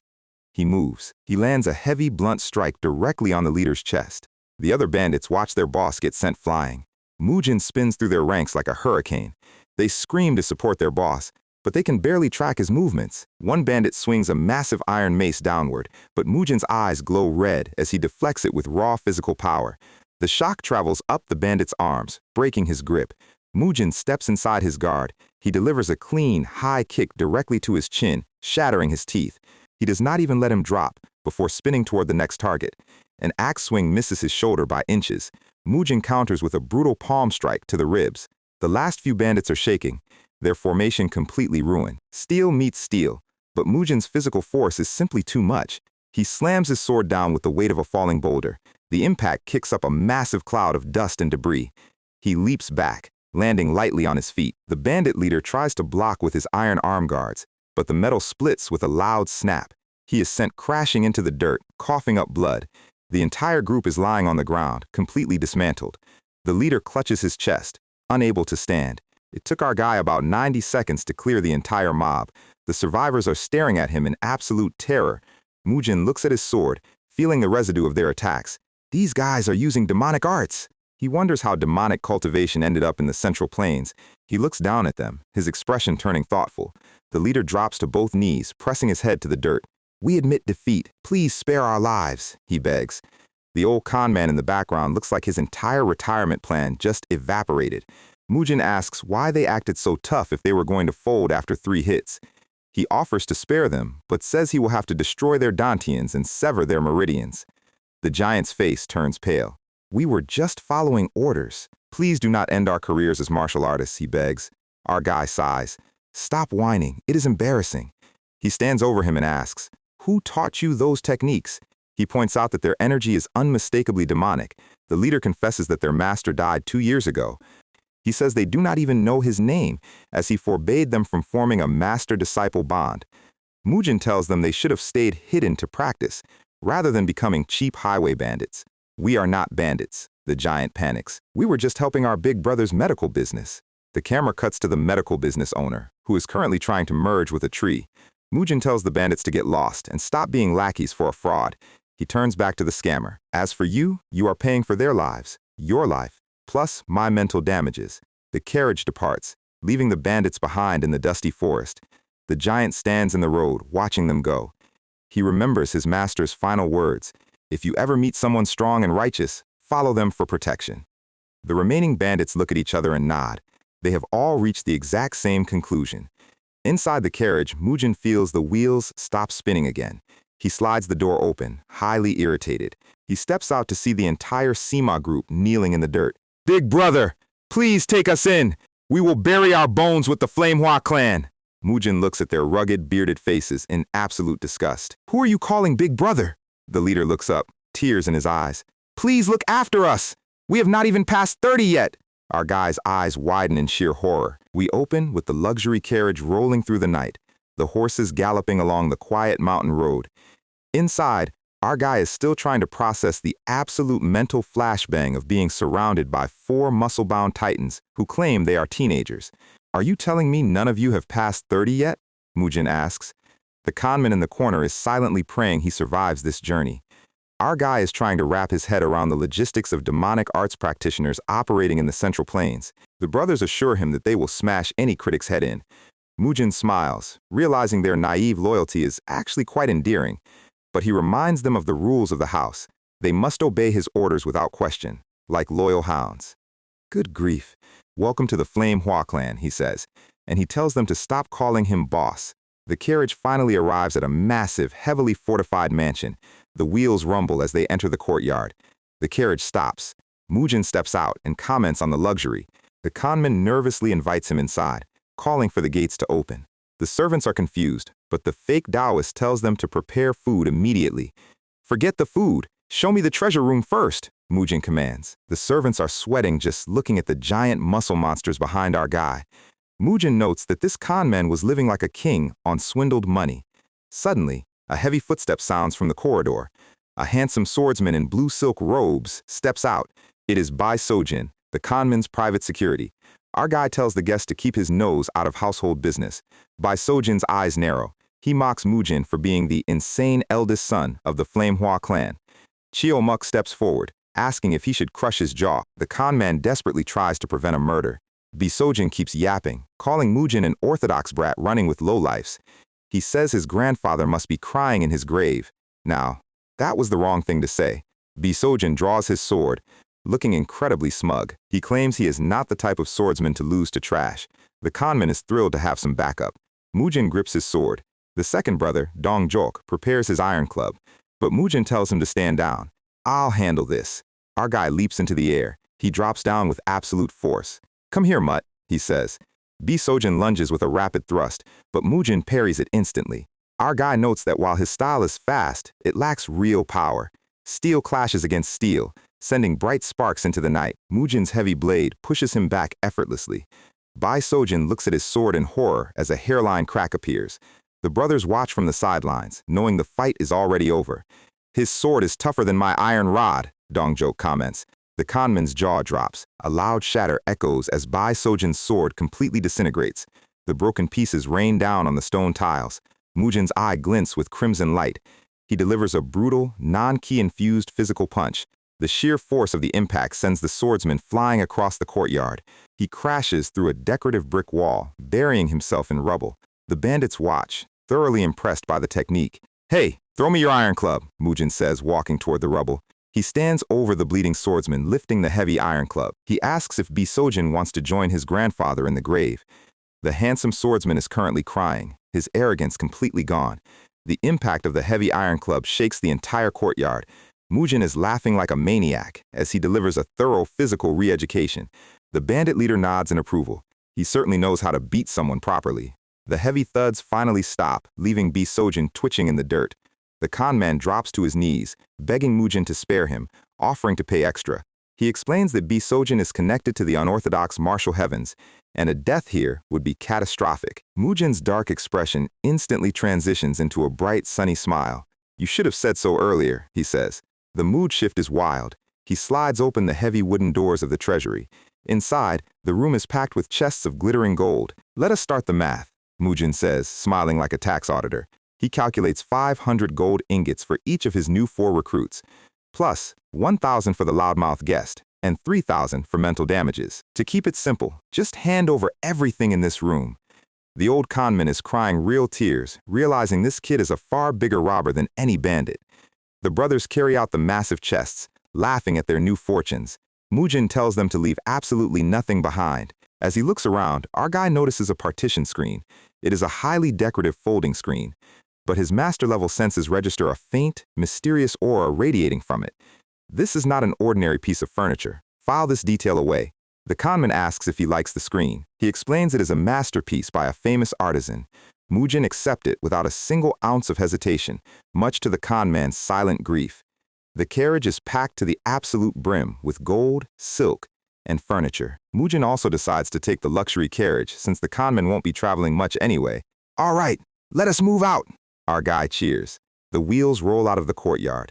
Mujin waves out the window, telling the conman to live a righteous life. The conman stands in the dust, crying and asking the heavens if this kid is even human. What did I ever do to deserve meeting such a lunatic? The carriage arrives back at the Manhwa clan estate. Ma Sok is standing in the courtyard, his jaw on the floor. He watches these 4 massive units carrying heavy crates of solid gold. The entire courtyard is suddenly filled with wealth. Ma Sok asks if Mujin had to kill an entire sect to get this much money. Our guy asks Ma Sok how old the new recruits look to him. They look well past 40, young master, Ma Sok says. Mujin laughs, promising to tell them that. Ma Sok remembers that some very important guests have arrived in the reception hall. Mujin is annoyed, wondering if another scammer has shown up. He walks down the corridor, sliding open the doors of the main hall. Elder Joe and Do Baixin immediately greet him with bright smiles. They introduce the 3 prestigious merchant leaders sitting at the table. First is Peng Quan-o, leader of the Pengyang Merchant Group. Beside him are Dong Guanyo of the Murayang Union and Huang Youqiang of Golden Finance. Mujin takes a seat. He introduces himself politely. Elder Joe looks incredibly relieved. The steward pours the tea as the tension in the room softens. The merchant leaders exchange warm glances. Mujin asks if they came to collect the outstanding debts. Peng Quan-o quickly raises his hand, saying they only came to congratulate his recovery. But our guy insists on handling the business properly. He tells them he wants to know the exact amount before discussing a repayment schedule. Huang Youqiang sighs and agrees to disclose the approximate numbers. 5,300 nyang for Pengyang, 3,200 for Golden Finance, and 1,900 for Murayang. A total of 10,400 nyang, Mujin calculates. The merchant leaders look down, their expressions turning heavy. Peng Quan-o confesses that they have been under immense pressure from the Changhua Merchant Group. Mujin's eyes turn sharp. The leader explains that Changhua tried to buy out the rights to the Flamehua clan's debt. When the 3 merchant groups refused to sell, Changhua used their massive financial monopoly to block their trade routes, stole their branch managers, and effectively tried to ruin their businesses. We no longer have the strength to endure, the leader admits, looking ashamed, but we felt we at least had to warn you before we surrendered the debt rights. Mujin looks at them, silent for a long moment. He looks at Elder Joe and Do Baixin, who are looking down in silence. In a world where everyone abandoned the Flamehua clan when times got rough, these 3 merchant leaders chose to suffer financial ruin rather than betray them. Mujin stands up. He declares that debts of gratitude must be repaid properly.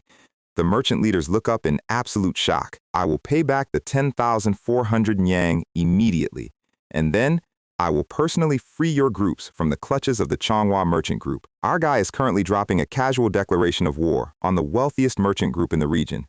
The 3 merchant leaders are sitting there looking like they just walked into a horror movie. They ask him if he is seriously planning to use force against Changhua on their behalf. Of course, Mujin says, calmly sipping his tea. Chief Steward Do Baixin's soul has officially departed his body.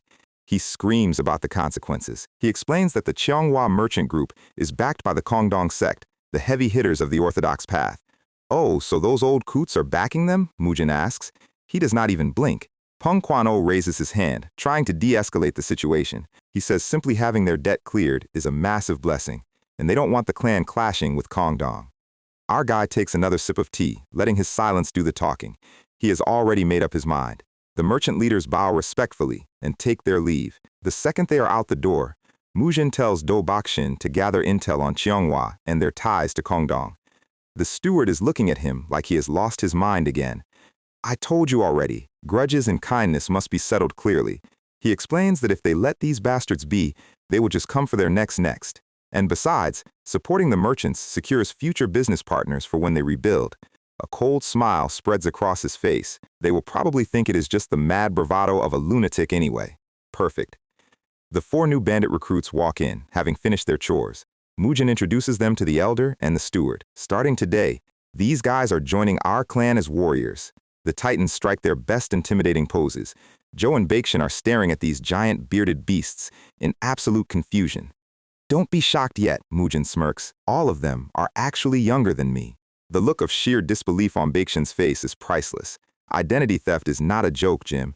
The eldest, Chio Muk, grumbles that he is starving. Du Baixin pulls Mujin aside, screaming about bringing notorious demons into the clan without consultation. And did you consult me before trying to sneak my younger siblings out? Mujin counters. Logic lock activated. Baixin has 0 counterplay. Mujin tells Ma Sok to go buy a cow for dinner. Ma Sok says they have 0 money left, because they just used every single coin to pay off the 10,400 nyang debt. Our guy leads them to his private stash from the conman's vault. Dubakshin's eyes pop out when he sees the mountains of silver and gold. Relax, I didn't kill him. I just took what was rightfully mine, Mujin says. The steward points to the lavishly carved folding screen sitting in the corner. Is that Master Jang Sosun's work? He gasps. Mujin says he took it because they can sell it for a quick 90 gold. So, is this enough to buy some meat? Bakshin immediately shuts up and runs to get the cow. Our guy looks back at the folding screen. He closes the door, but the screen continues to hum. A faint purple demonic energy radiates from the wood. This is going to matter later. Next morning. The training yard is filled with massive, heavy sacks of rice. Soyeon and Dojin are standing there, looking slightly concerned. Mujin stands before the crowd, announcing the start of their special conditioning. No matter how great your swordsmanship is, it is useless if your body is weak. He crosses his arms, looking like an absolute menace. I will personally oversee this training. The retainers are sweating, sensing the doom approaching. Each of these sacks weighs 144 kilograms. And let me be clear, this is not food. If I catch anyone eating it, you are dead. The Titans look at the massive sacks in silence. Dojin and Soyeon are looking at their tiny 15-kilogram sacks. The other warriors ask what they are supposed to do with them. Hoist them onto your shoulders, Mujin says, smiling. Elder Joe complains that it requires at least 2 grown men to lift one. Mujin's eyes glow red. Shut up and pick it up, unless you want to get beaten shitless. My sword might not be sharp enough to slice, but it will crush every bone in your body. Choose, lift it, or spar with me. Chio-muk groans, using every muscle in his back to hoist the massive sack. Mujin steps on his foot, applying pressure. Are you playing around? Each of you lift 3 sacks, and if you can't, feel free to spar with me instead. The giant's face is literally turning purple as he struggles under the massive weight. He hoists 3 full sacks, his bones screaming under the pressure. Steward Dobakshin and Elder Joe are watching this in complete horror. The entire yard is now loaded up like pack mules.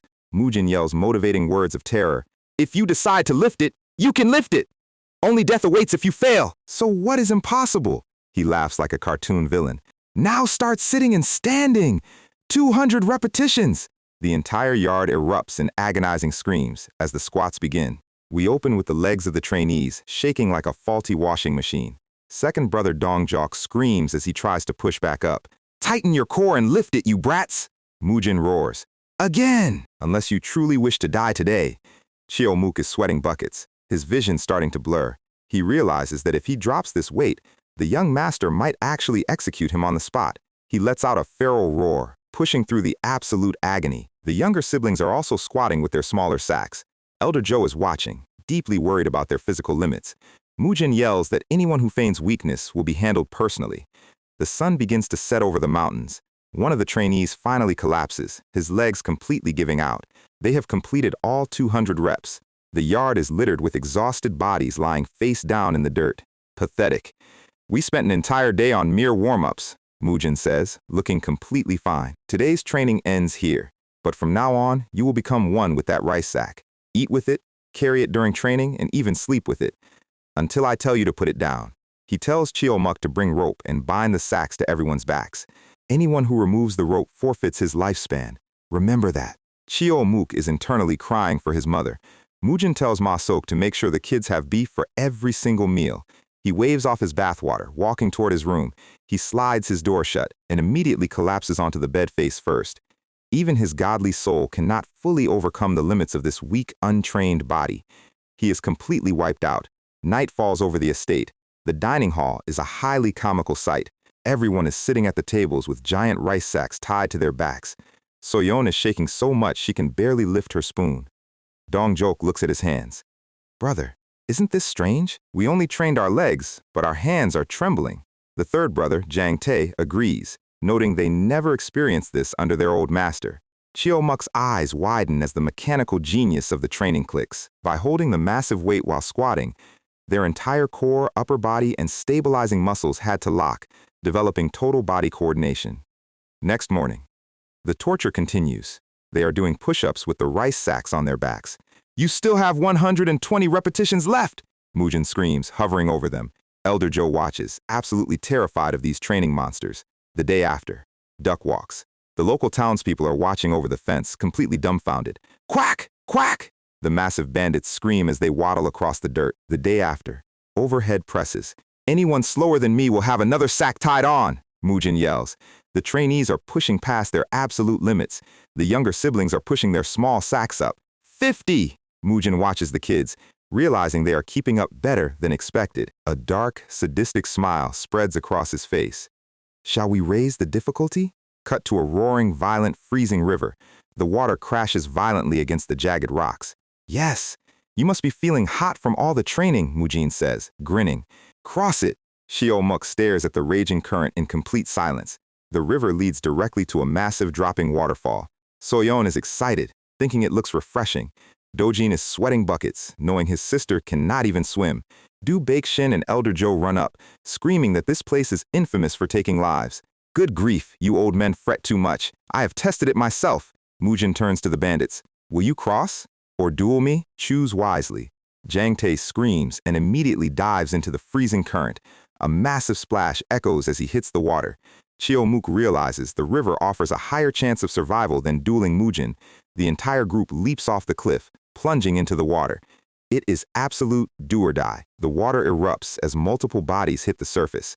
Dojin stands on the cliff, his legs trembling as he looks at the rapid current. Soyeon tells him not to worry and jumps in first. I could never say I am afraid to him. I am a warrior of the Yeomwa clan. Dojin lets out a roar and leaps off the edge. The retainers are screaming in absolute panic. The current is incredibly violent. Mujin swims alongside them, yelling instructions.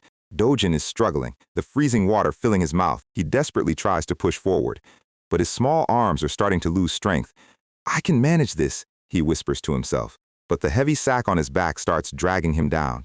Dojin's vision fades as he sinks deep into the dark, freezing water. We have a major crisis on our hands. Will Mujin pull his brother out, or is the Yeomwa clan about to lose its next patriarch? Find out in the next batch. Dojin is completely out. His lungs are full of freezing water, and that 15-kilogram sack on his back might as well be an anchor. He is sinking straight to the bottom of the river, his vision fading out. The current is absolutely ripping, throwing white foam everywhere. The other disciples are screaming, but they are all pinned down by their own 144-kilogram weights. Dojin pops up for a split second, gasping, before the water drags him right back under. Then Chio-muk moves. This absolute unit is carrying 3 times the weight of anyone else, but he does not even hesitate.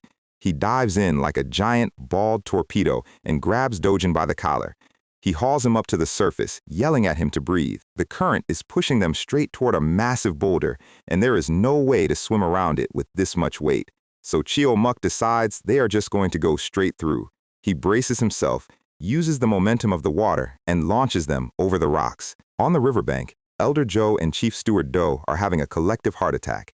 They spot them washing up on the rocks downstream.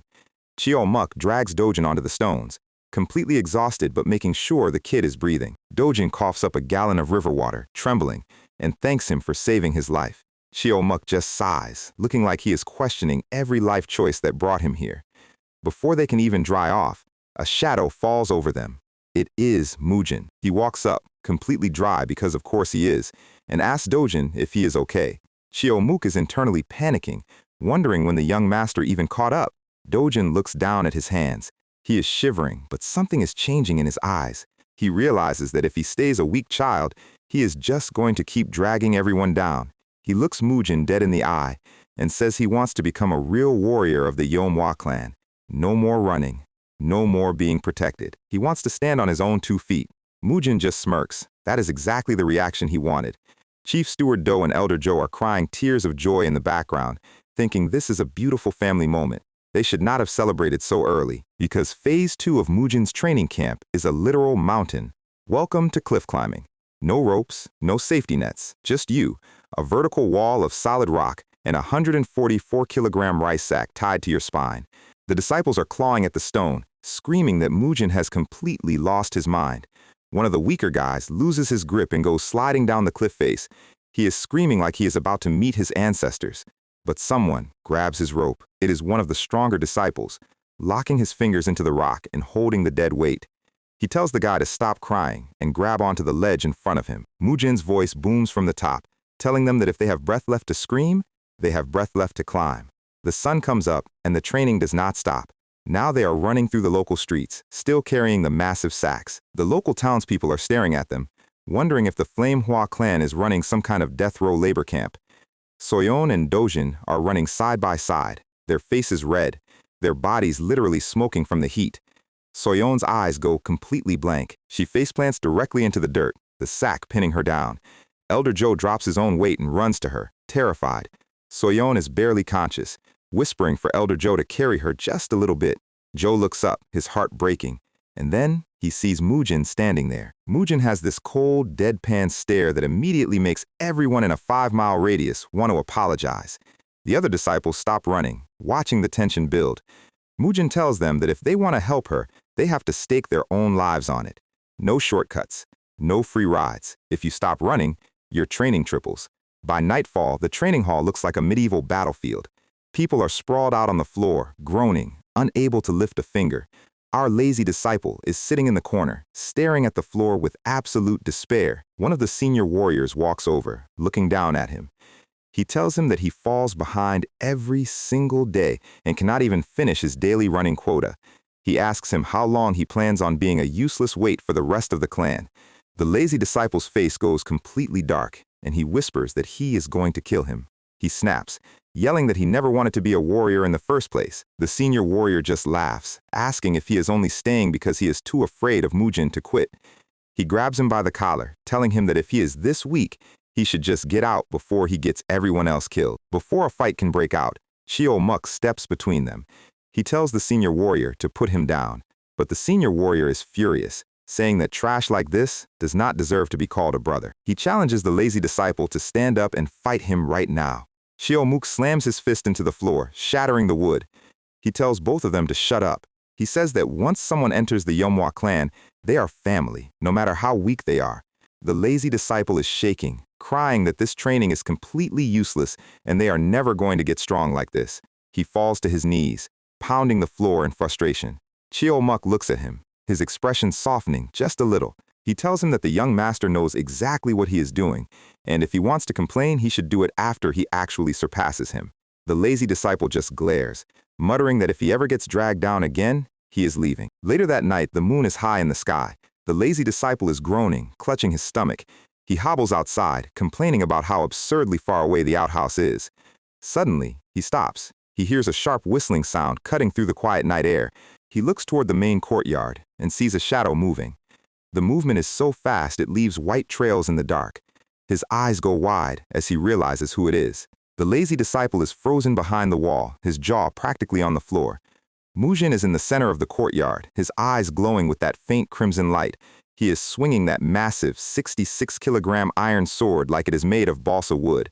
The sheer pressure of his swings is creating physical wind currents that ripple across the tiles. Every movement is perfectly fluid, turning the heavy sword into a circle of silver light. The disciple is trying to process what he is seeing. This is not just fast, it is completely effortless. He realizes that Moojin is barely older than he is, but the gap in their strength is like comparing a puddle to the ocean. Moojin flows into a low stance, the air splitting around him. The disciple is completely spellbound. He is watching a masterclass demonstration of the solitary 9 swords. He wonders if this is what people mean when they talk about a generational genius. Moojin brings the sword down, the impact stopping instantly with 0 rebound. He exhales slowly, his breath misting in the cold night air. Then, without even turning around, Moojin tells him to come out before he cracks his skull open. The disciple flinches, stepping out from the shadows while nervously pointing toward the bathroom. He stammers that he was just passing by and definitely was not trying to spy on the young master's secret training. Moojin just smiles. It is that terrifying, lazy smile that always means someone is about to suffer. He tells him to drop his rice sack and pick up one of the wooden training swords from the rack. The disciple is shaking, but he has no choice. He unties the rope, and the 144-kilogram sack hits the stone with a heavy thud. He draws a wooden sword, his hands trembling as he faces the monster. Moojin raises his blade and tells him to come. The disciple takes a deep breath and lunges forward. Their swords clash, and the shockwave rattles the disciple's teeth. But as he swings, the disciple notices something strange. His body feels incredibly light. His movements are faster, and his balance is more stable than they have ever been in his entire life. He swings again, putting everything he has into a horizontal slash. Moojin blocks it casually, but the disciple is staring at his own hands in absolute disbelief. He realizes that carrying that stupid heavy rice sack for weeks actually reformed his entire physical foundation. The agony was not useless. It was building a powerhouse. Mujin smirks, telling him that he is finally starting to look somewhat like a warrior. But before the disciple can get proud, Mujin steps inside his guard. He tells him he is focusing too much on what is directly in front of him. With a quick flick of his wrist, Mujin sends the disciple flying across the courtyard. The disciple hits the ground hard, rolling back onto his feet. He immediately charges back in, a new fire lit in his eyes. They clash again and again, sparks flying from the wooden blades under the moonlight. Mujin notes that the kid's toughness is actually starting to become usable. He is not going down in one hit anymore. The disciple is exhausted, his muscles screaming, but he is smiling. For the first time, he feels like a real martial artist. Mujin lowers his sword, telling him that is enough for tonight and to go get some rest. The disciple bows deeply, realizing that the lunatic young master actually cares about every single one of them. The next morning, abdomen day. Mujin has them hanging from wooden bars, holding the massive rice sacks between their legs. The training yard is filled with the sounds of pure agony. But our lazy disciple is pushing himself harder than anyone else, his face red, refusing to let go. The other senior disciples are watching him in shock, wondering what kind of demon possessed him overnight. During the afternoon run, the disciple is still pushing forward, his legs shaking violently. He is on the verge of collapsing, his vision starting to blur. He tells himself that if he falls here, he is never going to catch up to the young master. Just as his knees start to buckle, a hand grabs his shoulder. It is the senior warrior who challenged him yesterday, telling him to keep going because they are almost at the finish line. Mujin watches them from the shade, a small, satisfied smile playing on his lips. He walks out to the center of the yard and announces that, as of today, the special training camp is officially over. The entire yard erupts in cheers. The bandits are crying, the disciples are throwing their hands in the air. But Mujin's smile gets just a little wider. He tells them he is sorry to rain on their parade, but they will be doing this exact same camp every summer and winter. The cheers instantly turn into silence. The bandits look like they just got handed a death sentence. Soyeon and Dojin are staring at him with completely dead eyes, realizing their big brother is a literal tyrant. Mujin tells them to never forget that a strong body is the only thing that makes a strong sword. They all shout in unison, their voices shaking but filled with a new kind of respect. Mujin grips his bandage-wrapped giant sword and smirks. He tells them that starting right now, they are moving on to practical sparring. The bandits swallow hard, realizing they are about to get beaten into the dirt. The next few weeks are a blur of broken wooden swords and bruises.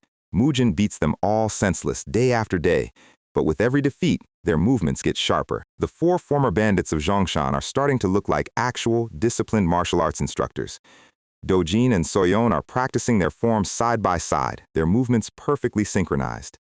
The Manhwa clan is quietly, but rapidly, beginning to reclaim its former glory. Dojin lets out a sharp shout, throwing a punch with perfect mechanical form. The senior disciple blocks it, praising the kid's rapid improvement.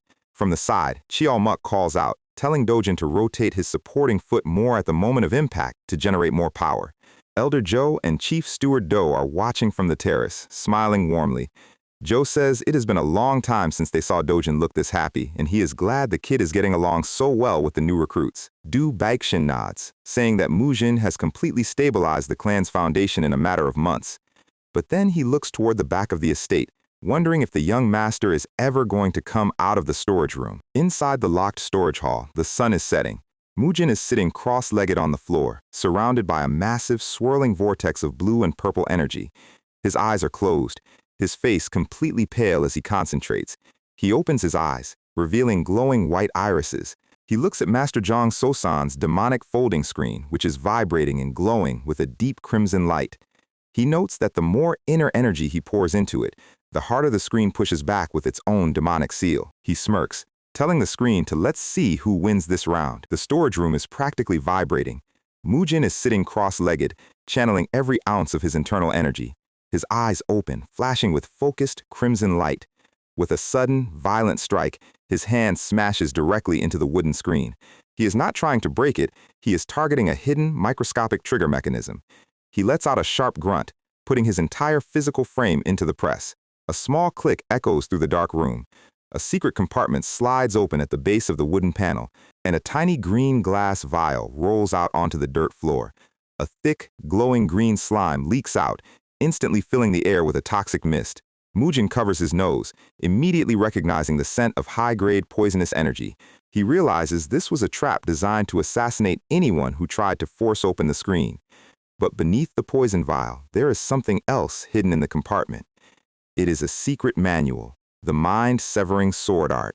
Mujin smirks. The conman had a literal cheat code hidden in his furniture and did not even know it. The sun starts rising over the courtyard. Mujin sits down to skim through the pages. He sighs. To him, this technique is basically mid-tier, but for a normal clan, it is a gold mine. He realizes this is the exact piece his clan was missing. Up until now, he could not teach the disciples his own peerless 9 swords of Dugu. Why?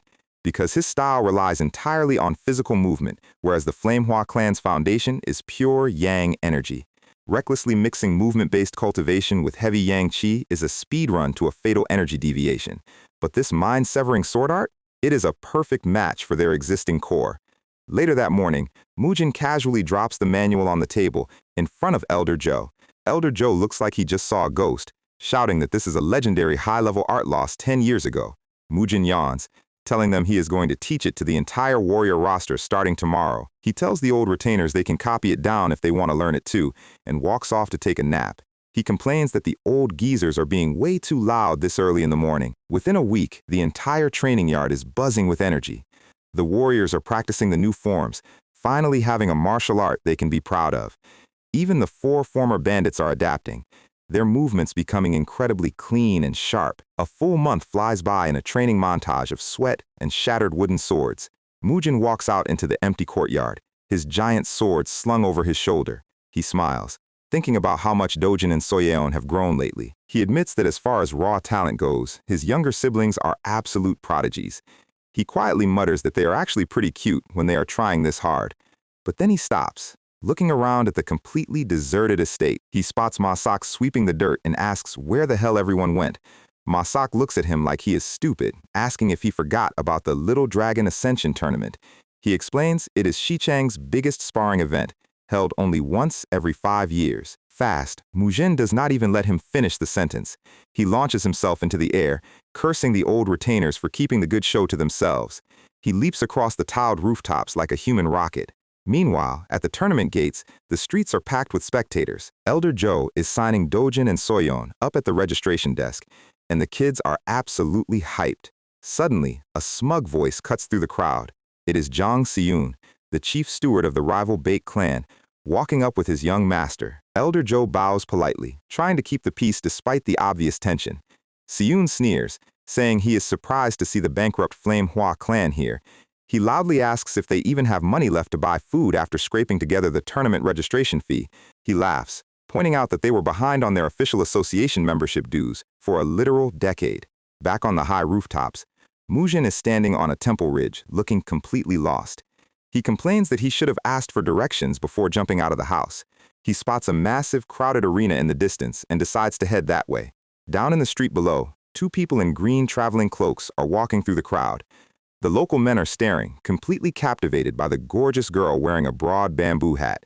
She lifts her veil slightly, muttering that Shichang is way too crowded for her taste. Suddenly, Mujin lands right next to her, shoulder-checking her as he rushes past. The girl is stunned, watching him walk away while complaining about how hard it is to find the arena.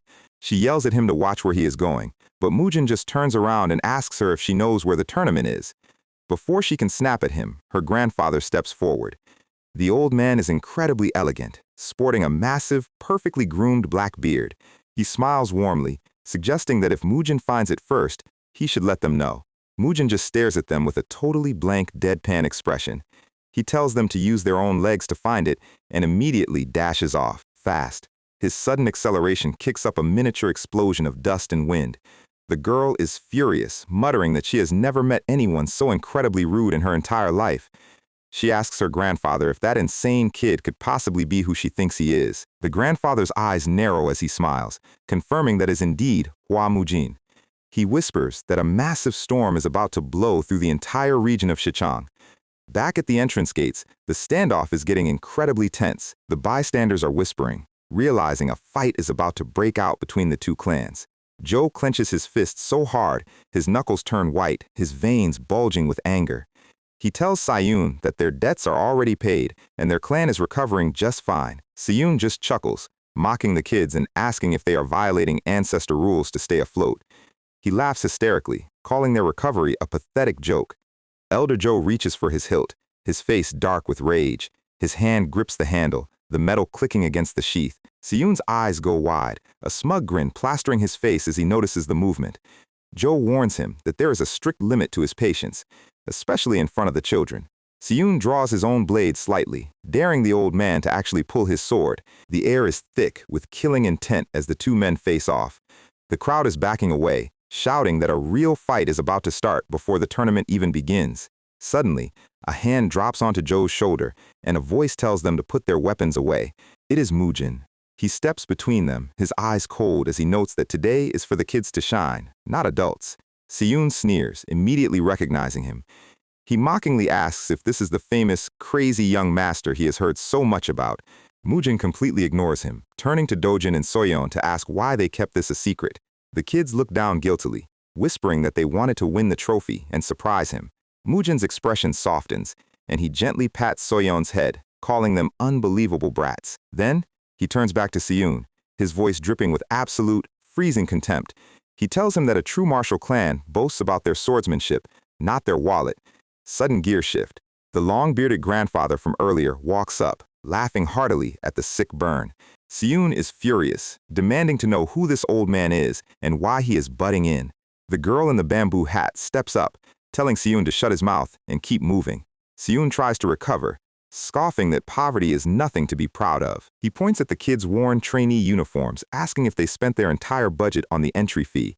Elder Joe is vibrating with rage, muttering that he is going to end this guy's family tree. The bearded old man just chuckles, noting that fancy silk robes do not turn a garbage martial artist into a master. Siyun realizes he is getting tag-teamed by a bunch of randoms and walks away, telling them to prove it in the ring. Mujin watches him leave, his eyes narrowing as he files the face away for a future beatdown. The bearded grandfather pat Mujin on the back, telling him not to let trash like that ruin his day. He smiles warmly, his eyes lingering on Mujin's face. Elder Joe is staring at the old man, a look of profound confusion on his face. He thinks to himself that this old man looks incredibly familiar, but he cannot place the name. An arena official runs up, nervously asking if they are the Manhwa clan. He tells them their table is ready and politely asks them to follow him inside. They are led to a massive outdoor banquet area overlooking the sparring stages. Mujin raised an eyebrow as they reached their table. The entire arena is breathtaking, decorated with giant banners and packed with thousands of roaring fans. But their table is what catches everyone's attention. It is completely piled high with premium roast chicken, steamed dumplings, and skewered meats. Dojin and Soyeon's eyes practically turn into dinner plates, their mouths watering. Mujin smiles, telling them not to overeat before they have to step onto the stage. He looks across the courtyard and sees the Bayek clan getting ushered into the elite VIP tents. Siyun looks back at them from the tent, throwing another condescending smirk their way. Mujin's smile turns dark as he internally calculates the most painful way to extract Siyun's left eyeball. Before he can map out the surgery, a shadow falls over their bench. It is the bearded grandfather again, asking if he can join their table since there are empty seats. Mujin sighs, wondering why this old guy is hovering around them, but tells him to do whatever he wants. Suddenly, Mujin uses a silent telepathy technique, sending a warning straight into his siblings' heads. He orders them to drop the food and not to touch a single drop of tea or alcohol until he tests it first. The girl in the green cloak pours a cup of hot tea for her grandfather. The old man offers a cup to Mujin, but Mujin politely declines, stating he already ate. A loud voice booms from the main stage, welcoming everyone to the tournament. It is Seok Ildo, the head of the powerful Sok clan, welcoming the guests. He raises his hands, telling everyone to enjoy the food and the upcoming matches. But as he scans the crowd, his eyes land directly on the old man sitting at Mujin's table. Seok Ildo's face goes completely pale, and he literally leaps off the stage, sprinting across the dirt. He skids to a halt in front of their table, bowing so low his forehead almost touches his knees. He stammers out a greeting, welcoming the esteemed Poison Emperor, Tang Sumun. Elder Joe and Chief Steward Do Baektion choke on their own saliva, their eyes practically popping out of their heads. The entire arena falls into a stunned, deafening silence as the name echoes through the crowd. Medium. In the entire Central Plains, only 4 legendary masters carry the title of Emperor. and one of those absolute monsters of the martial world is currently sitting at a cheap wooden table with a ruined clan. Siyun is standing in the VIP tent, his jaw on the floor as cold sweat pours down his neck. He realizes he was just flexing his wallet and talking trash in front of the Poison Emperor himself. Mujin casually takes a sip of his tea, thinking to himself, Tang Samun, where have I heard that name before? Then, a memory from 30 years ago clicks in his mind. During his campaign of absolute vengeance against the orthodox sects, 4 of the 5 great clans stayed out of the fight. They stayed out because the heads of those clans had already been brutally dismantled by him personally. And one of the young, trembling brats who was kneeling in the dirt that day was a young Tang Samun. Mujin smiles into his cup, thinking about how much the little brat has grown into a distinguished old man. Seok Ildo nervously offers to move Tang Samun and his granddaughter to the gold-decorated VIP section. Tang Samun casually waves his hand, dismissing him. He says he is perfectly happy sitting right here with the young master of the Flame Hua clan. Mujin tells the host not to worry about him either, casually complaining about the heat and asking when the matches start. Tang Samun stares at Mujin's relaxed, completely unfazed posture, his eyes widening in realization. Slow/transition. He looks at Mujin and sees the spitting image of his old friend and rival, the legendary Flame Emperor Hua Jutai. He smiles, deeply intrigued, as Dojin and Soyeon step forward to bow, ready to show the world the true strength of the new Flame Hua clan. The sun is blazing over Xichang, and the arena is packed to the absolute brim. Seok Ildo leans in, asking Mujin if he has any plans to enter the upcoming Grand Murim tournament. Mujin casually picks at his food, stating it is not in his best interests right now. Ildo looks slightly disappointed, but Sayun of the Bake clan is busy having a minor panic attack. He drops to his knees in front of Tang Samun, desperately begging for forgiveness. He stammers that he had no idea he was speaking to the legendary Poison Emperor. Tang Samun does not even look at him, casually taking a sip of his tea. He slams his cup down, muttering that it is getting way too noisy around here. Hai looks down, her expression cold. She tells Siyun that her grandfather hates useless commotions and politely orders him to get lost. Siyun and Ildo bow quickly, sweating buckets as they rush to start the first match to clear the air. Mujin watches them go, his expression completely blank. The host takes the stage, announcing the basic rules regarding wooden weapons and safety pouches. He raises his hands, introducing the first 2 competitors. Soyeon is currently chewing on a giant chicken drumstick when her name is called. Mujin grins, telling her to go out there and show them what she has been practicing. Her opponent, Sayeon, walks into the arena looking like a classic mid-tier bully. He sneers, thinking to himself that Soyeon has rotten luck for drawing him first. He boasts that he is going to start by breaking both of her arms. Soyeon slowly cracks her knuckles, a terrifying crimson demonic aura flaring behind her eyes. Soyeon flinches, shouting at her for looking down on him. Soyeon clenches her fists, her expression turning into a perfect replica of Mujin's troll face. She tells him to shut his mouth because he is spouting absolute nonsense. Sayeon's face turns red with anger, stating this won't end with just a few broken bones. Mujin watches from the table, looking incredibly relaxed. He asks Elder Joe why the Bayek clan has such a massive, annoying grudge against them. Joe's expression darkens, explaining that after the previous clan had succeeded, several vassals betrayed them. They fled to seek refuge with the Bake clan, and Siyun was one of the primary traitors. Mujin's eyes narrow, muttering that traitors really are the most annoying pests. Joe adds that the Bake clan used these hostile vassals to systematically bully and bleed their finances. Mujin just sips his tea, filing that piece of information away for later. The gong sounds, and Sayan grips his wooden sword tightly. Fast, he lunges forward, swinging his blade down. Soyeon is completely unarmed, but she moves like a phantom. She slips right past his guard and plants a heavy kick directly into his ribs. The sheer force of the impact sends a shockwave through the dirt. Sayan is thrown backward, his eyes wide with shock. Fast, before he can recover, Sayan lands a swift punch straight to his nose. Sayon crashes face first into the stone tiles, his wooden sword clattering away. He staggers up, clutching his face as blood leaks through his fingers. Sayon stands over him, smiling as she points out his nose is bleeding. At the table, Tang Sumun is actually impressed. Noting her incredible footwork, Mujin casually points at Joe, saying the old man handled her basic training while he was insane. Hai analyzes her, noting her dynamic vision and reflexes are on par with high-level masters. But she points out that Sayan still has his weapon.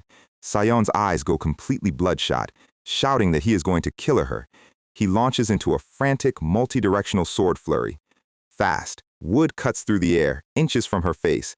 But Soyeon is just dancing through the gaps, dodging every single strike effortlessly. Hai looks on in disbelief, astounded by her perfect evasive movement arts. In the VIP tent, Seyun is biting his nails, screaming at his kid to hit her. Sayeon is panting, calling her a slippery loach. He corners her against the stone wall, bringing his sword down with a heavy overhead strike. Fast. The crowd gasps as the blade gets closer. Closer. But Soyeon is not there. The Manhwa clan retainers scream, thinking she is trapped. Sayeon cheers, shouting for Sayeon to finish her right now. Sayeon screams, putting his entire weight into the downward swing. Sayeon uses the wall to run up, flipping high into the air right over his head. The crowd's jaws drop. Even Tong Sumun looks up in surprise. Fast, Sayeon descends like a comet. Sayeon looks up, completely defenseless. Soyeon flashes a dark, menacing smirk that looks way too much like Mujin's. She whispers that he fell for it. She utilizes the solid wall to anchor her weight and unleash a massive heel drop. She tells him to try blocking this with his slow wooden stick. The shadow of her foot completely covers his face. Fast. Her heel slams directly into his skull, shattering his stance. The impact is absolute. Fast. Sayun's face is driven straight into the stone tiles. Elder Joe leaps out of his seat, screaming in absolute triumph. Sayun's face goes purple with rage, screaming at his kid to get up and destroy her. Sayeon tries to crawl up, but Sayeon stomps his wooden sword, shattering it in half. Fast. Wood fragments fly everywhere. Sayeon panics, screaming at the referee to throw the blue suspend pouch into the ring. The blue pouch sails through the air, officially suspending the match due to the broken weapon. Soyeon casually kicks the pouch out of the way. She looks down at Sayeon with a cold, deadpan stare. Sayeon is trembling, spitting blood, but he still cannot keep his mouth shut. He mutters that he is going to bring the Baek clan's elite warriors to wipe out her pathetic family. Soyeon's eyes flash with crimson light, whispering that his mouth is the real problem. Soyeon screams that the match is suspended, but Soyeon asks who decided that. She tells Sayeon that he is officially dead meat. Fast. She draws back her leg. She delivers a final devastating kick straight to his jaw. Sayun's eyes bug out in absolute horror. Fast. Sayeon is knocked completely unconscious, blood flying from his mouth. At the table, Mujin is standing up, cheering and laughing like a proud, unhinged demon. Seyun is screaming at the referee, asking why she was not stopped. The referee nervously raises his hand, officially disqualifying Soyeon for ignoring the pouch. Mujin does not care at all, shouting that she did a fantastic job. Soyeon walks back to the table, completely ignoring Seyun's murderous glares. She sticks her tongue out at Seyun in the most childish way possible. Seyun is literally on fire with rage in the background. Soyeon sits down, grabbing another chicken leg. She shrugs, telling Joe that beating that jerk up was way more fun than winning. Mujin laughs hysterically, stating she is a true Hwa sibling. He starts doing a hilarious, incredibly tacky victory dance right at the table. Tang Sumun is laughing his head off, joining in on the celebration. Seyun looks like he is about to have an aneurysm, watching them celebrate a disqualification. Mujin pours the Poison Emperor another drink, telling him to drink as much as he wants. Hai is just staring at them, sweating at how bizarre this entire dynamic is. Tong Sumun asks Soyeon why she did not use the clan's secret arts to win easier.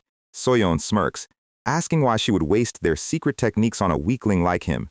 Tang Sumun bursts out laughing, calling her incredibly clever. The drinking party shows zero signs of slowing down. The sight of the crazy young master clinking cups with a literal legend is stealing the entire show. Nobody is even watching the other matches. All eyes are on their table. Seok-ildo is growing more and more irritated, his hosting event completely hijacked. He takes the stage, loudly announcing the next match, Hwa Dojin versus Seok Chuyong. Dojin stands up, giving Mujin a quiet nod. He enters the arena carrying his wooden sword with absolute, quiet intensity. Tang Sumun is surprised, noting they are using swordsmanship instead of raw fists this time. The contestants raise their wooden blades, the match officially starting. Ildo glares from the stage, praying his kid wins to salvage their clan's pride. Chuyong screams, charging forward with a heavy wooden broadsword. Fast, Dojin does not even blink. He executes a single surgical strike from the mind-severing sword art. Fast, in a flash of light, Chuyong is knocked completely unconscious before he can even finish his swing. Ildo's jaw drops, his eyes wide with utter disbelief. The entire arena goes silent, nobody understanding how a kid moved that fast. Soyeon and Joe are screaming with joy, throwing flower petals into the air. Tang Samoon stands up, astounded by the sheer, cold efficiency of Dojin's swordplay. Mujin smirks. This is the exact moment he was waiting for. He steps forward, raising his voice so the entire stadium can hear him. He pulls out the book, declaring it is the legendary mind-severing sword art. The crowd gasps as he releases a faint, golden pulse of chi from the manual. Mujin slams his foot on the table, pointing the book at the spectators. He shouts, "Anyone who wants to learn this advanced martial art, join the Manhwa clan today!" He smiles like a smug salesman, stating that learning just the first half will make them masters. The crowd goes absolutely wild, people screaming that they want to join first. Chief Steward Dubakshin is laughing maniacally, holding out registration papers as a line forms. Hai looks on, sweating as she notes he is literally running a recruitment drive in the middle of a tournament. In the shadows, Siyun clenches his fist, his veins practically bursting. He is furious at Mujin's absolute arrogance, wishing the Poison Emperor was not there to protect them. He approaches Seok Ildo, asking if they are really going to let the Manhwa clan run over them. Ildo grinds his teeth, stating there is nothing they can do with Tang Samoon watching. Siyun smiles, a dark, sinister expression forming on his face. He whispers that he has a strategy. He suggests they swap the brackets and put in Seok Yoso, their hidden monstrous ringer, to destroy them. So, Siyun and Seok Ildo are officially rigging the bracket. They have been using this kids' tournament to monopolize all the power in Xichang. They rig the fights, make their own apprentices win, and send them to the grand tournament to farm prestige. Because in this world, clout equals power. The host takes the stage, announcing the final match of the top 32. It is Ban Yewol versus Seok Yoso. At the table, Tang Samoon notes that whoever wins this is going to face Dojin next. Elder Joe looks toward the ring, his face turning completely pale. He tells Mujin that Yoso is a monster, the previous tournament's champion who was supposed to be training in the Diankang sect. In the ring, Ban Yewol looks up at Yoso, visibly trembling. He calls him out, stating this tournament is strictly for kids 14 and under. Yoso just smirks, lying through his teeth that his 14th birthday is totally next month. Yewol yells that he is a 15-year-old liar. Fast, Yoso moves. Dojin watches from the sideline, his eyes narrowing. In a fraction of a second, Yoso shatters Yewol's wooden sword and drives him into the dirt. He stands over him, smiling as the referee declares him the winner. Elder Joe is furious, shouting that this is a blatant scam and they need to demand an explanation. Mujin just sips his tea, telling Joe to relax because Yoso is the perfect test dummy. Dojin clenches his hilt, his breathing perfectly controlled. The sun starts setting, casting long, dramatic shadows across the mountain peaks. The host announces the next round. It is Hua Dojin versus Seok Yoso. Tang Samoon sips his tea, calling this a finals match in advance. Siyun watches from the VIP tent, a disgusting, victorious grin on his face. Seok Ildo sits in silence, waiting for the execution. Soyeon and Joe are cheering from the stands, telling Dojin he has got this in the bag. Yoso looks down at Dojin, mocking his sword technique. Dojin asks if he is trying to get revenge for his brother's loss. Yoso just chuckles, stating he does not do stupid things like revenge. He whispers that he is going to make sure this worm can never hold a sword again. Fast, he draws his wooden blade. He unleashes his signature 12 radiant sword strikes. A wall of pink, high-speed slashes covers Dojin's entire vision. Dojin is forced backward, barely managing to block the relentless assault. Yoso laughs, telling him his skull is going to get smashed if he just stands there and blocks. The wooden swords clash repeatedly, creating a flurry of white-hot sparks. Tang Samoon notes that the Diankang sect's fast sword style is notoriously tricky to handle. Mujin watches in silence, his face completely unreadable. Fast. The duel is moving at an insane pace. Siyun is grin-flexing in the background, thinking his plan is working perfectly. Yoso pushes the pressure, driving his wooden blade down with overwhelming force. Dojin grinds his teeth, struggling to keep his footing under the kinetic weight. Yoso slips past his guard, his wooden sword sweeping low. He targets Dojin's wrists with a series of heavy targeted strikes. Dojin lets out a sharp gasp as his grip is shattered. Fast. His wooden sword goes flying into the air. Dojin crashes to the tiles, clutching his heavily bruised, bloodied hands. Yoso raises his sword with both hands, aiming directly at Dojin's head to finish the job. He tells him it is time to end this. Dojin looks up, completely defenseless. He braces himself for the impact. Yoso swings his wooden sword down with maximum power. Suddenly, a blue suspend pouch sails out of nowhere, hitting Yoso's blade mid-swing. Yoso stops, looking down at the pouch with a confused expression. He looks toward the table, Mujin is standing there, his eyes glowing, with a dark, terrifying purple aura. Yoso just sneers, tossing his sword onto his shoulder. He tells Dojin he will see him later, and casually walks out of the ring. Mujin rushes to Dojin's side. The kid's fingers are swollen black and blue. Mujin inspects the damage, noting Yoso deliberately targeted his joint cartilage to permanently ruin his sword hands. He tells Dojin, this is going to hurt. He grips his hand, fast, and snaps the dislocated joints back into place. Dojin screams in agony. Through tears, Dojin looks at his hands and begs Mujin to wrap them tight and tie them to his wooden sword. Mujin stares at his brother's unyielding eyes for a long moment, before giving a small nod. He wraps Dojin's hands tightly with white bandages, securing the hilt directly to his palm.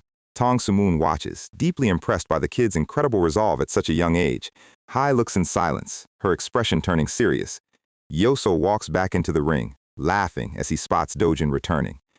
He tells him that since he came back, he is going to have to bear the ultimate consequence. He whispers that just like his insane older brother was crippled, Dojin is going to share the exact same fate. Fast, Yoso's sword descends in a pink blur.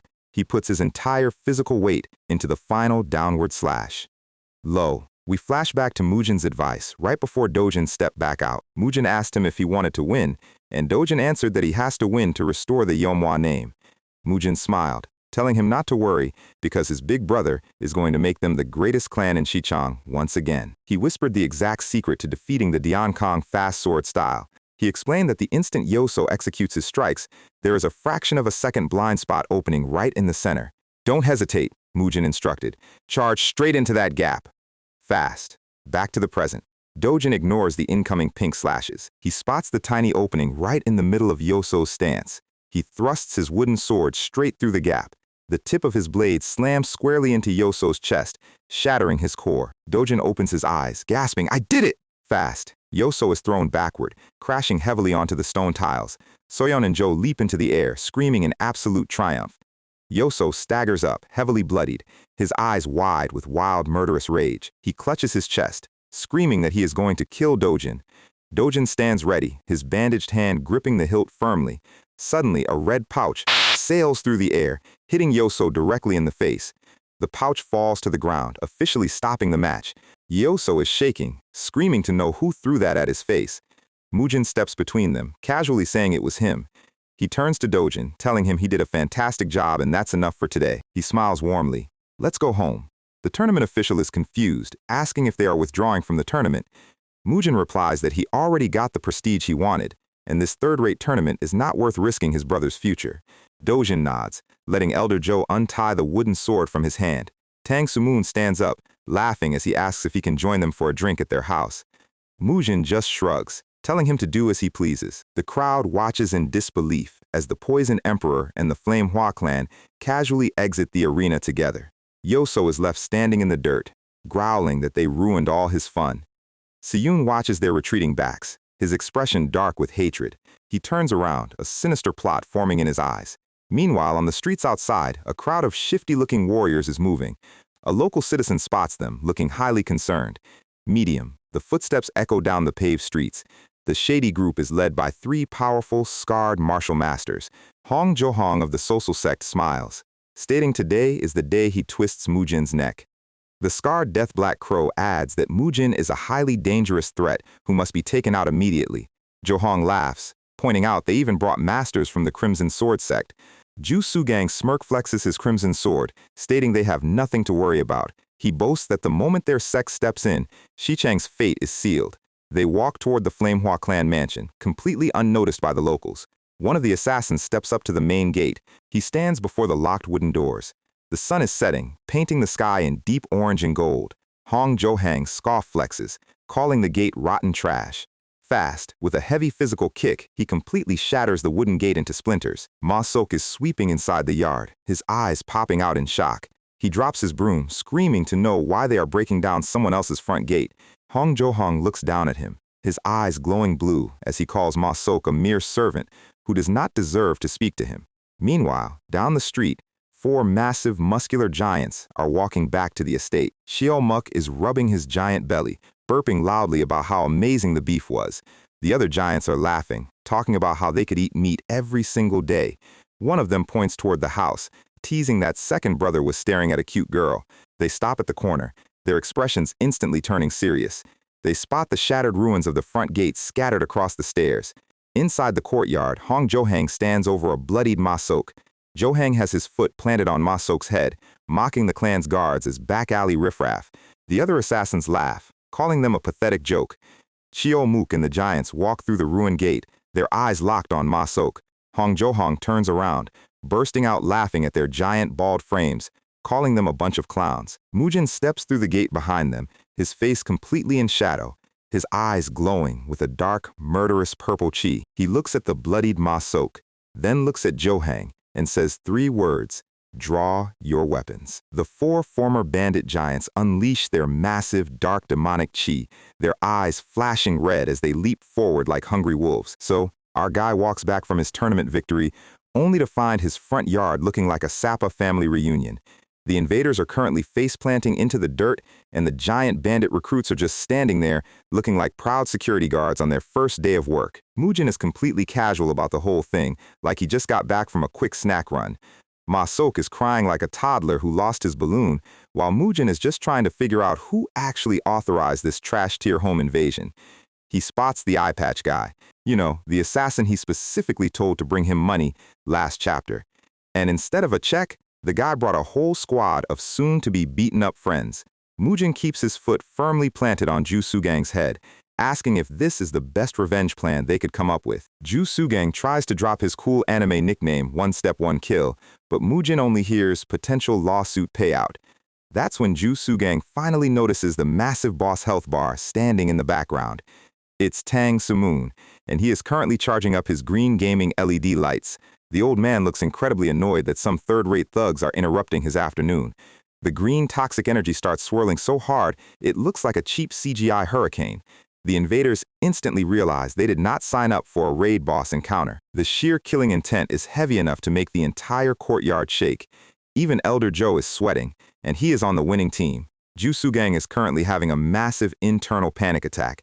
He realizes he just crashed his car directly into the Poison Emperor's driveway. If they make one wrong move, their entire sect is getting uninstalled from the server. So he does the sensible thing and speedruns a sincere apology by slamming his forehead directly into the paving stones. His friends are watching him, completely horrified by the sudden shift in vibe. The Poison Emperor is still doing his best villain monologue, threatening to turn them into drinking snacks. Ju Sugang is crying, insisting this is all just a very loud misunderstanding. Then, Mujin just steps down hard. He creates a massive physical shockwave that completely cancels the old man's energy field. Hai looks like she just saw someone mute a live orchestra. She cannot believe this kid just scattered her grandfather's legendary killing intent with a stomp. Mujin casually tells the old man to tone it down because there are literally children trying to watch. Honestly, he's acting like he owns the place, which is fair because he literally does. Tang Sumoon instantly switches back to friendly grandpa mode, laughing off his casual threats of mass murder. Mujin tells Elder Joe to take the kids and Ma Sok to get patched up. The family departs, leaving our guy alone with his new sources of income. He looks down at the broken wood on the ground. He picks up a giant splinter from the shattered front gate. He walks over to Ju Sugang and casually drives the splinter straight into his shoulder like a very aggressive acupuncturist. Ju Sugang screams as Mujin explains that this wasn't just any cheap wooden gate. He claims it was a 100-year-old historic landmark imbued with the spirit of his ancestors. So, naturally, the property damage fee is exactly 10,000 yang. The other Sapa boss is watching this, absolutely stunned by the sheer level of corporate-level extortion. Mujin gives the splinter a little twist, just to show he's serious about his customer service. Ju Sugang immediately agrees to the payment terms to stop the torture. Mujin then turns his attention to the purple-haired guy who actually kicked the gate. For him, the price is 20,000 yang, no discounts. And finally, we have our eye patch friend, the guy who was supposed to bring the money but brought a raid squad instead. Mujin looks down at him, his eyes glowing with that signature main character red. He delivers a quick, clean physical strike that finishes the discussion permanently. The guy is officially removed from the plot. Our guy warns them that there won't be a second warning. He orders the survivors to liquidate all of their assets and bring him the cash by tomorrow morning. They leave at terminal velocity. Hai is just standing there, trying to process the absolute menace she is currently forced to deal with.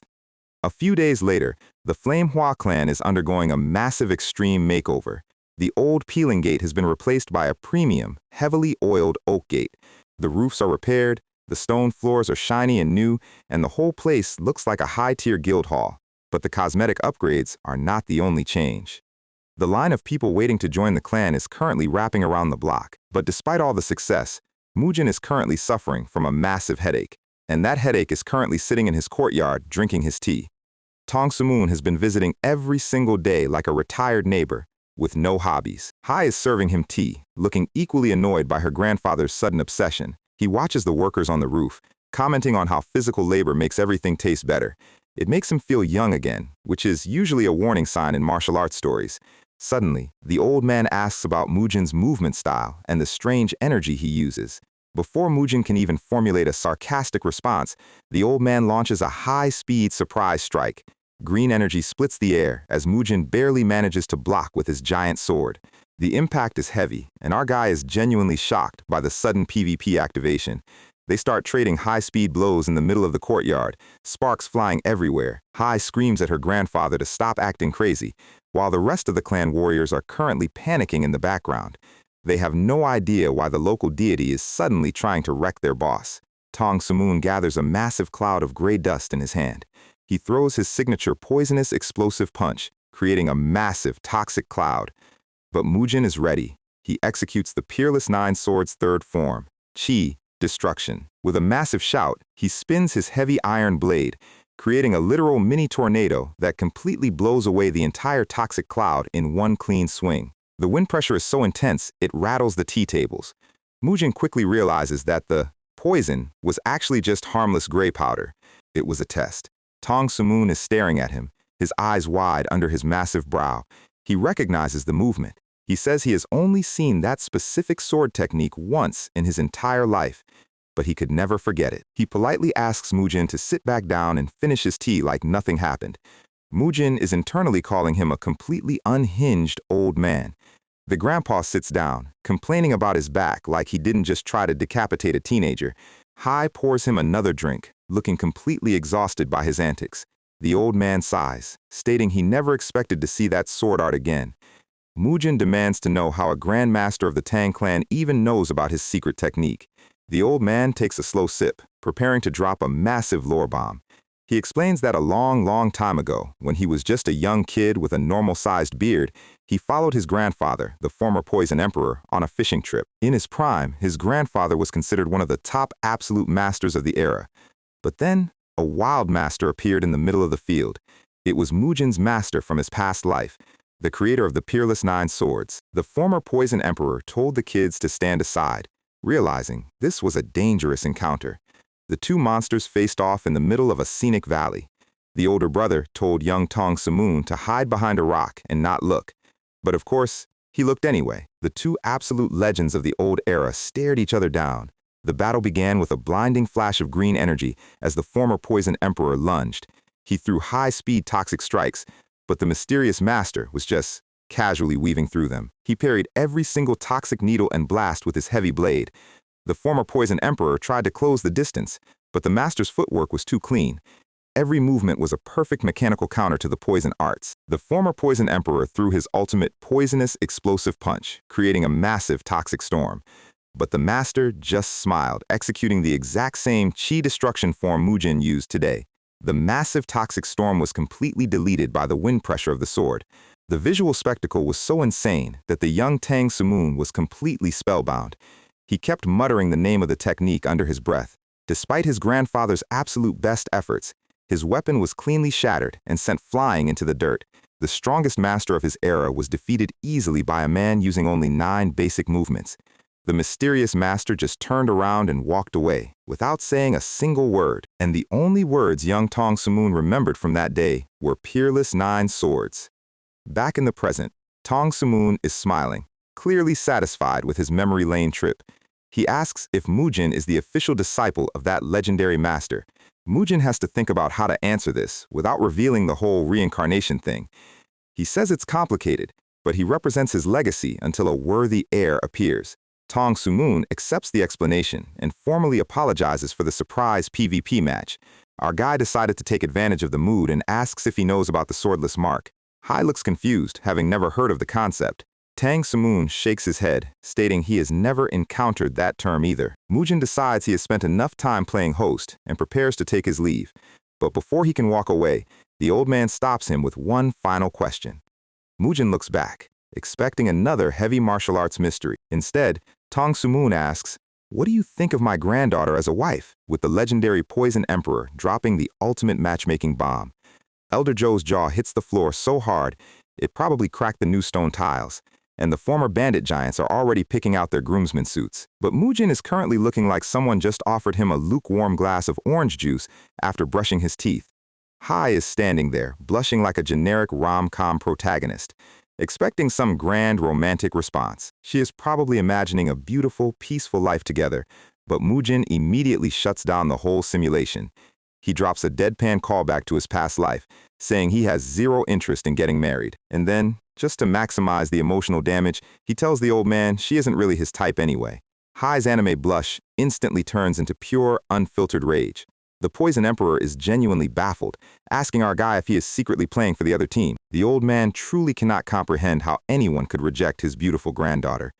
But Mujin just hits him with the classic, "Everyone has their own preferences, please respect mine," and walks away. The Poison Emperor is left scratching his chin, wondering if our guy's eyes simply haven't been opened to the world yet. He smiles, thinking to himself that a talent like Mujin is too valuable to let slip through his fingers. Hai yells that her grandfather should just move in with Mujin instead, stomping off in a huff. She is fuming under her bamboo hat, swearing she'll make him regret this. Meanwhile, Mujin is already switching back to business mode. He watches the tea party disperse, completely unfazed by the romantic drama. Hai walks away, her proud tsundere energy currently radiating at maximum capacity. It's time for the official recruitment drive. A grand total of 230 people are standing in the main courtyard looking for a job. Our guy steps up to the balcony, keeping his speech short, sweet, and highly threatening. He tells them he does not care about their tragic backstories or why they want to join. All he wants is for them to survive the selection test, which is going to be a physical nightmare. He gives them a dark, menacing smirk, promising that those who survive will be highly rewarded. Then, he signals his 4 massive Goliath instructors to step forward. The recruits look at these 4 towering monsters and instantly start questioning their life choices. Mujin wishes them luck, wearing the smile of a manager who knows his employees are about to suffer. He turns around and leaves the yard. Xiao Muk steps up, his massive beard twitching as he greets the nervous crowd. He points to a mountain of heavy rice sacks piled in the corner. Each recruit is ordered to hoist 144 kilograms onto their back. And if they can't lift it, Xiao Muk offers a very simple alternative: just defeat the 4 instructors in a match. The recruits look at the giant iron rings on his wrists and realize that is not a viable option. A few smart guys immediately try to exit the server, saying they value their lifespan too much. But before they can reach the gate, Dongjok blocks the exit. He drops a terrifying purple aura, reminding them that while quitting is allowed, leaving in one piece was never part of the agreement. So, the forced labor begins. Xiao Muk screams at them, promising to force-feed them every single grain of rice if they drop the sacks. The courtyard is filled with the sweet sounds of cracking knees and agonizing groans. Up on the balcony, Mujin is nodding in approval.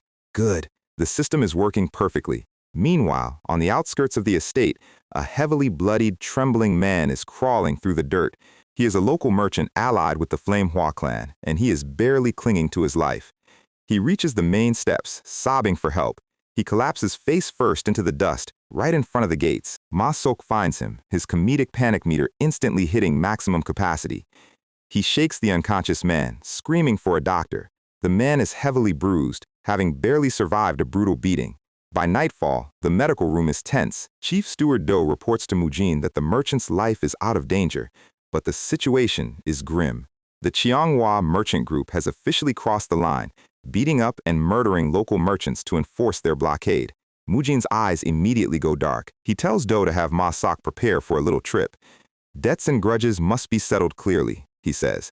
They are moving the raid schedule up. He orders Dongjok to stay and watch the recruits, while the other 3 Goliaths get ready to hunt. Chief Steward Do leaves the room, looking highly stressed. But outside the door, 2 little shadows are crouching in the hallway. It's Soyeon and Dojin. Soyeon has that classic gremlin smile, realizing their brother is about to start a war. Dojin is hesitant, asking if they really need to go watch people get deleted. But Soyeon hits him with the ultimate sibling blackmail, threatening to go alone if he doesn't protect her. Later that night, Moojin stands in the dark courtyard, his giant sword slung over his shoulder. He asks his squad if they are ready for some late-night property damage.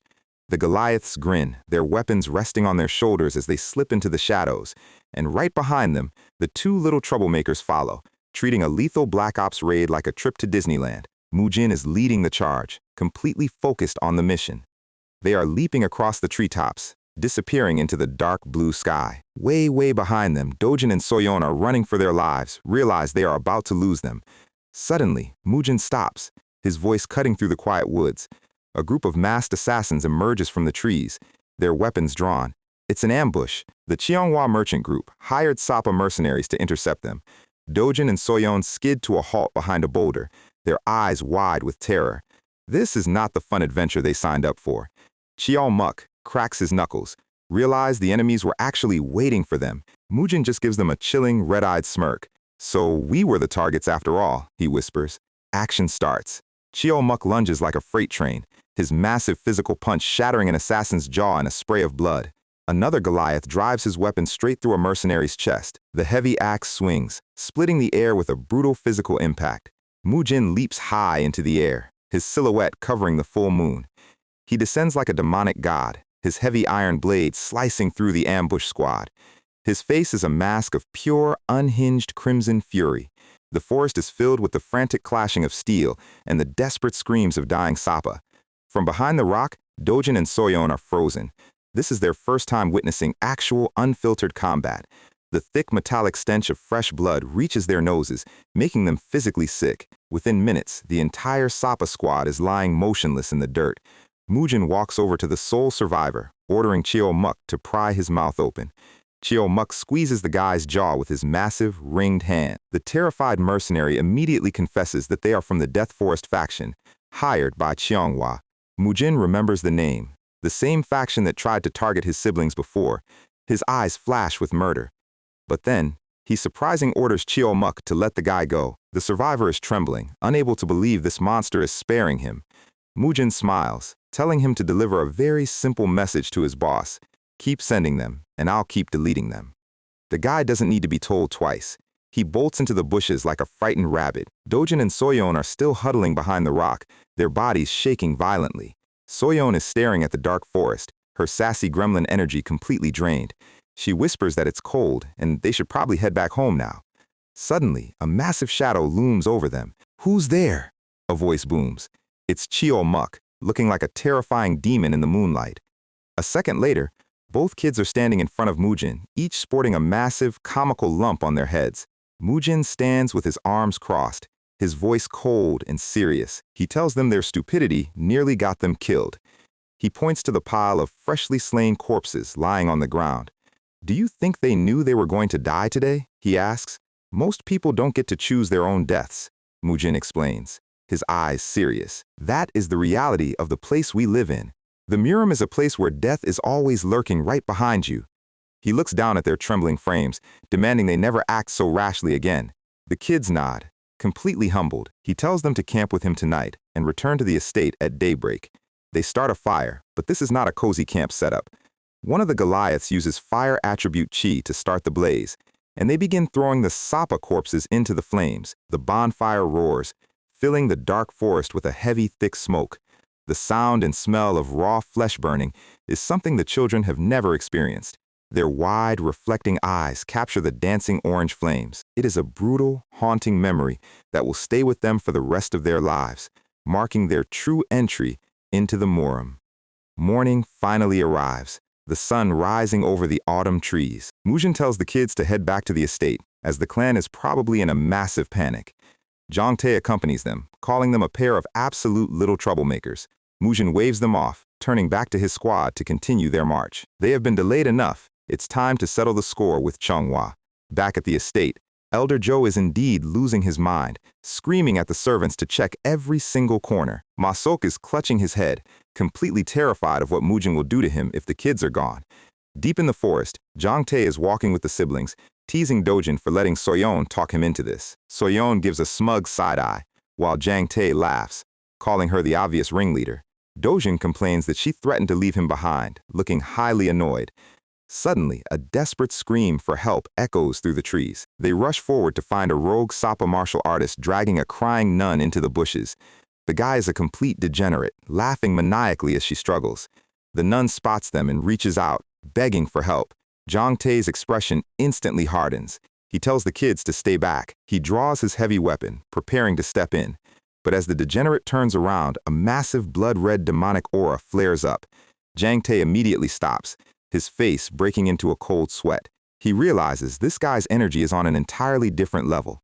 If we fight here, we will die, he thinks. So, he immediately switches back to a friendly, fake smile, claiming they were just passing by. The psychopathic killer sneers, calling him a pathetic coward and telling him to get lost. He turns back to the nun, dragging her down. He laughs, asking if the little kids want to stay and watch the show. Jiang Tae is trembling, trying to pull the kids away to save their lives. But Dojin cannot stand the injustice. He steps forward, points his finger, and screams, "Get your hands off her, you filthy scum!" Jiang Tae's face completely pixelates in pure, unadulterated terror. Yet, highly reckless, main character moment. The creepy Sapa swordsman is currently coughing up some dry laughter, genuinely amused that a literal child is trying to lecture him. He promises to paint the grass red with Dojin's limbs, flaring his dark red demonic chi. But before the psycho can take a step, Jiang Tae drops from the sky like a giant, angry bear, swinging his massive batlax with enough force to rearrange the landscape. The psychopath is completely unfazed, executing a high-speed dodge that leaves Jiang Tae's swing hitting empty air. Jiang Tae's jaw drops, realizing this guy's movement speed is absolutely not normal. The killer lands gracefully on his sword, wearing the smile of a cat that found a very big, hairy mouse. The siblings are watching, their panic meters hitting terminal velocity. The psychopath licks his lips, his wild red eyes locking onto his next victim. Jiang Tae stands his ground, coughing up a bit of blood but refusing to back down. He whispers to Dojin, telling him to take Soyeon and run back to the city the second he gives the signal. And with a massive shout, he initiates the final distraction play, clashing his axes head-on against the psycho's slender blade. The Crimson Moon Sword is absolutely loving the entertainment, laughing like a maniac.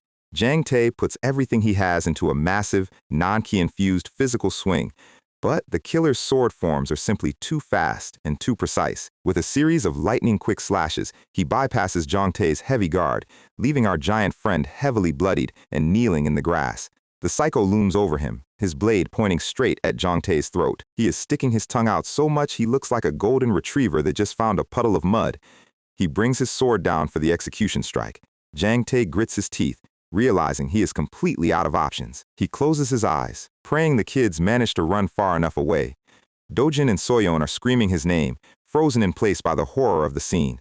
The lethal red blade descends, but just as the metal is about to taste flesh, a massive, bandage-wrapped iron sword blocks the strike in a shower of brilliant orange sparks.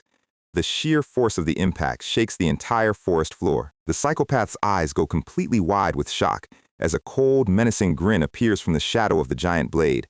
It's our guy, and he is looking like he just arrived at his personal playground.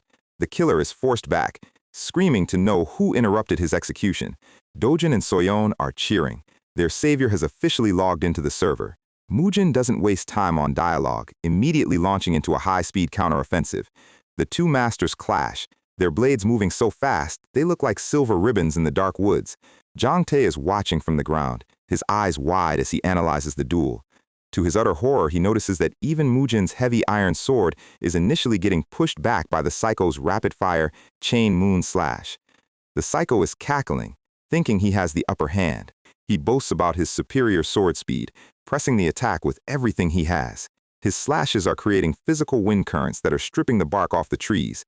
But Mujin is just holding his ground, letting the strikes slide off his heavy blade. The impact of their swords is creating miniature explosions of golden light. Mujin's face is completely calm, his eyes tracking every single movement. He takes a minor scratch on the shoulder, but his expression doesn't even change. A few drops of blood hit the grass. On the edge of the clearing, No Sok and Chio Muk finally arrive, breathing heavily. They immediately charge up their inner energy, preparing to jump in and assist their boss. But Dongjok stops them with a firm hand on the shoulder. "Wait," he says. "This battle is completely out of our league." Chio Muk is confused, pointing out that their young master is bleeding. But Dongjok tells him to look closer. Mujin is deliberately avoiding every single lethal wound, taking only minor cosmetic scratches. He is not struggling. He is literally using his opponent's life-or-death sword forms as a free study guide. The MA Sect nun is watching, her mouth slightly open as she tries to process the sheer absurdity of this kid's combat IQ. The psychopath is still grinning, completely unaware that his entire build is currently being uploaded and analyzed. Mujin is running a high-speed mental calculation, dissecting the sword's speed, the trajectory of the cuts, and the precise impact force on collision. He is even calculating the exact density of the sparks produced. The Crimson Moon Sword finally realizes something is horribly wrong. This kid isn't just defending, he is parrying every single strike with mathematical precision. We get a quick flashback to Mujin's past life master, explaining that the Peerless Nine Swords only reveals its true potential when it clashes with a genuinely fast, high-quality blade. And in the present, Mujin's eyes glow with a dark, terrifying purple light. "Thanks for the tutorial," his smile seems to say. With a single, effortless motion, he whispers that he has completely grasped every single strike in the killer's arsenal. The psycho is stunned, his sword hand freezing for a fraction of a second. Mujin steps inside his guard, his heavy iron sword deflecting the killer's blade. The killer's eyes go wide as he realizes what is coming next. Mujin executes a brutal, bone-shattering physical shoulder check, throwing the psycho completely off balance, and in a clean spray of crimson, he finishes the battle with a massive, decisive slash across the torso. The Crimson Moon Sword collapses into a pool of his own blood, his eyes staring blankly at the canopy of the forest. The Goliaths and the kids are standing there, a heavy silence falling over the clearing. The blood pools on the grass, marking the end of another peak Sapa master. The killer lets out a final, bitter laugh, unable to believe he got done in by a mere teenager. He asks for Mujin's name before his soul departs. Our guy looks down at him, his voice cold as ice. "Hua Mujin," he says. The dying man gasps, realizing he just picked a fight with the famous mad young master. He closes his eyes, his breathing stopping permanently. Mujin tells him to have a safe trip to hell and to pick a better target in his next life. The MA Sec nun is trembling, her mind completely blown by the display of power. She realizes the rumors about the crazy young master of the Flame Hua clan were actually massively understated. Mujin turns his attention back to his siblings, asking if they are hurt. Zhang Te asks how our guy knew to show up in the middle of this random forest. Mujin says his gut just felt off, looking at Zhang Te's injuries. Zhang Te explains the whole situation, pointing out that Dojin was the one who heroically stood up to the psycho. Dojin immediately hangs his head, apologizing for his reckless behavior. But Mujin just smiles warmly, placing a heavy hand on his brother's head and praising his sense of righteousness. Dojin's eyes light up like he just got a 5-star pull in a gacha game. The nun steps forward, introducing herself as Miao Riang, a first-generation disciple of the prestigious MA sect. Mujin cuts her off, demanding to know the dead guy's name and faction. She reveals he was the Crimson Moon Sword from the Crescent Moon Sword sect, belonging to the Four Martial Heavens. Mujin lets out a dry sigh, noting it's just another trash-tier Sapa bastard trying to act tough. The nun asks how she can ever repay this life-saving debt. Mujin tells her to go thank Zhang Te and Dojin, as he didn't plan on saving her in the first place. Dojin blushes as she turns to thank him, his little warrior pride currently at an all-time high. Mujin orders his squad to pick up the pace, leaving the MA disciples to handle their own business. They sprint through the forest at high speed, heading toward their original destination. Miao Rayong watches their broad backs disappear into the trees, realizing the martial world is about to undergo a massive shift. By nightfall, the scene transitions to a grand merchant estate in the city. Mujin and his Goliaths arrive at the gates of the Pengyang merchant group. The old merchant leader, Peng Quan-o, looks like he just saw a ghost, trembling as he greets our guy. Mujin smiles, telling him he came to keep his promise. The old man immediately turns to his servants, screaming at them to prepare the most expensive banquet possible. A few minutes later, Chio Mook and Dongjok are absolutely decimating the food, eating like they haven't seen a meal in 5 years. Peng Quan-o apologizes for the humble spread, though it looks like a literal king's feast. Mujin notes the old man looks like he lost half his body weight from the stress of Chenghua's blockade. The other allied merchant leaders rush into the room, crying with joy at Mujin's arrival. They ask how on earth he managed to make it through the dangerous Sapa-infested roads. Mujin casually mentions he dealt with about 30 Sapa assassins and the Crimson Moon Sword on the way.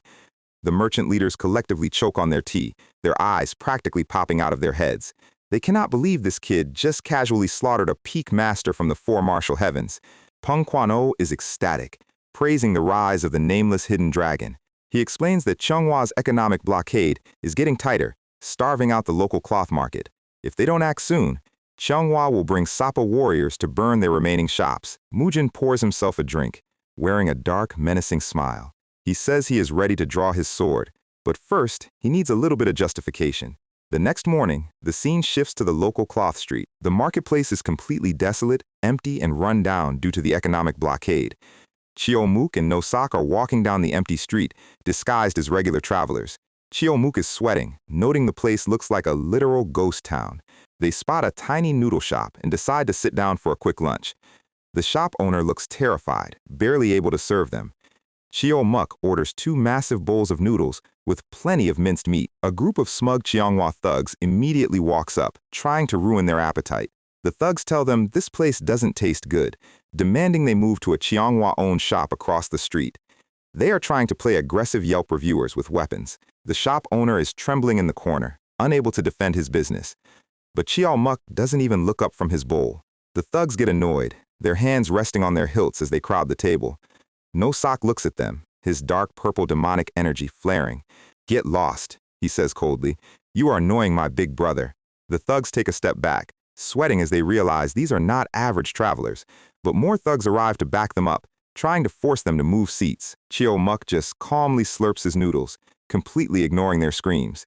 The thugs start shouting, calling them a bunch of clowns.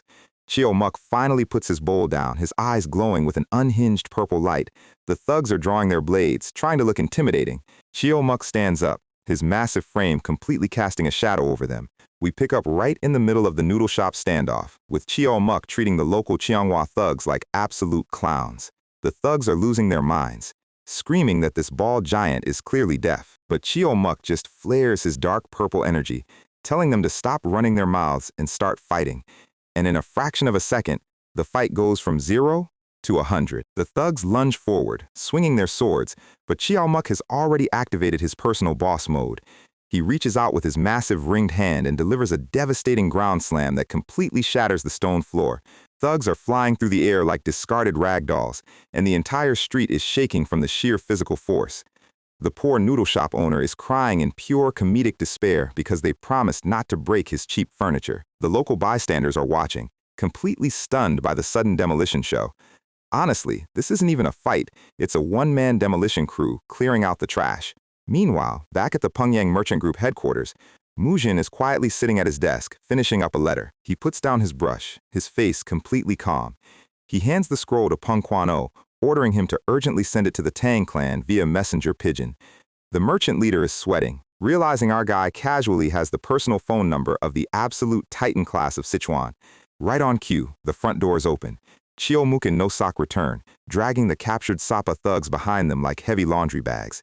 They toss them onto the cold tiles, forcing them to their knees in front of Mujin. The lead thug tries to drop a classic Sapa speech, asking if they know who they are messing with. But Mujin just steps forward, his boots clicking on the stone. He releases a dark, murderous red aura, declaring that blockading his partners is a formal declaration of war. The thug's face instantly goes pale, realizing the crazy young master is actually here in person. Mujin leans in close, wearing a terrifying smile. "Where's your boss?" he asks. The thug clenches his teeth, internally sweating as he tries to keep his mouth shut. Our guy sighs, noting that this silence is highly inconvenient. He casually looks back and calls Nosak's name. Nosak doesn't even hesitate, swinging his heavy staff and completely smashing the thug's head in a brutal red splat.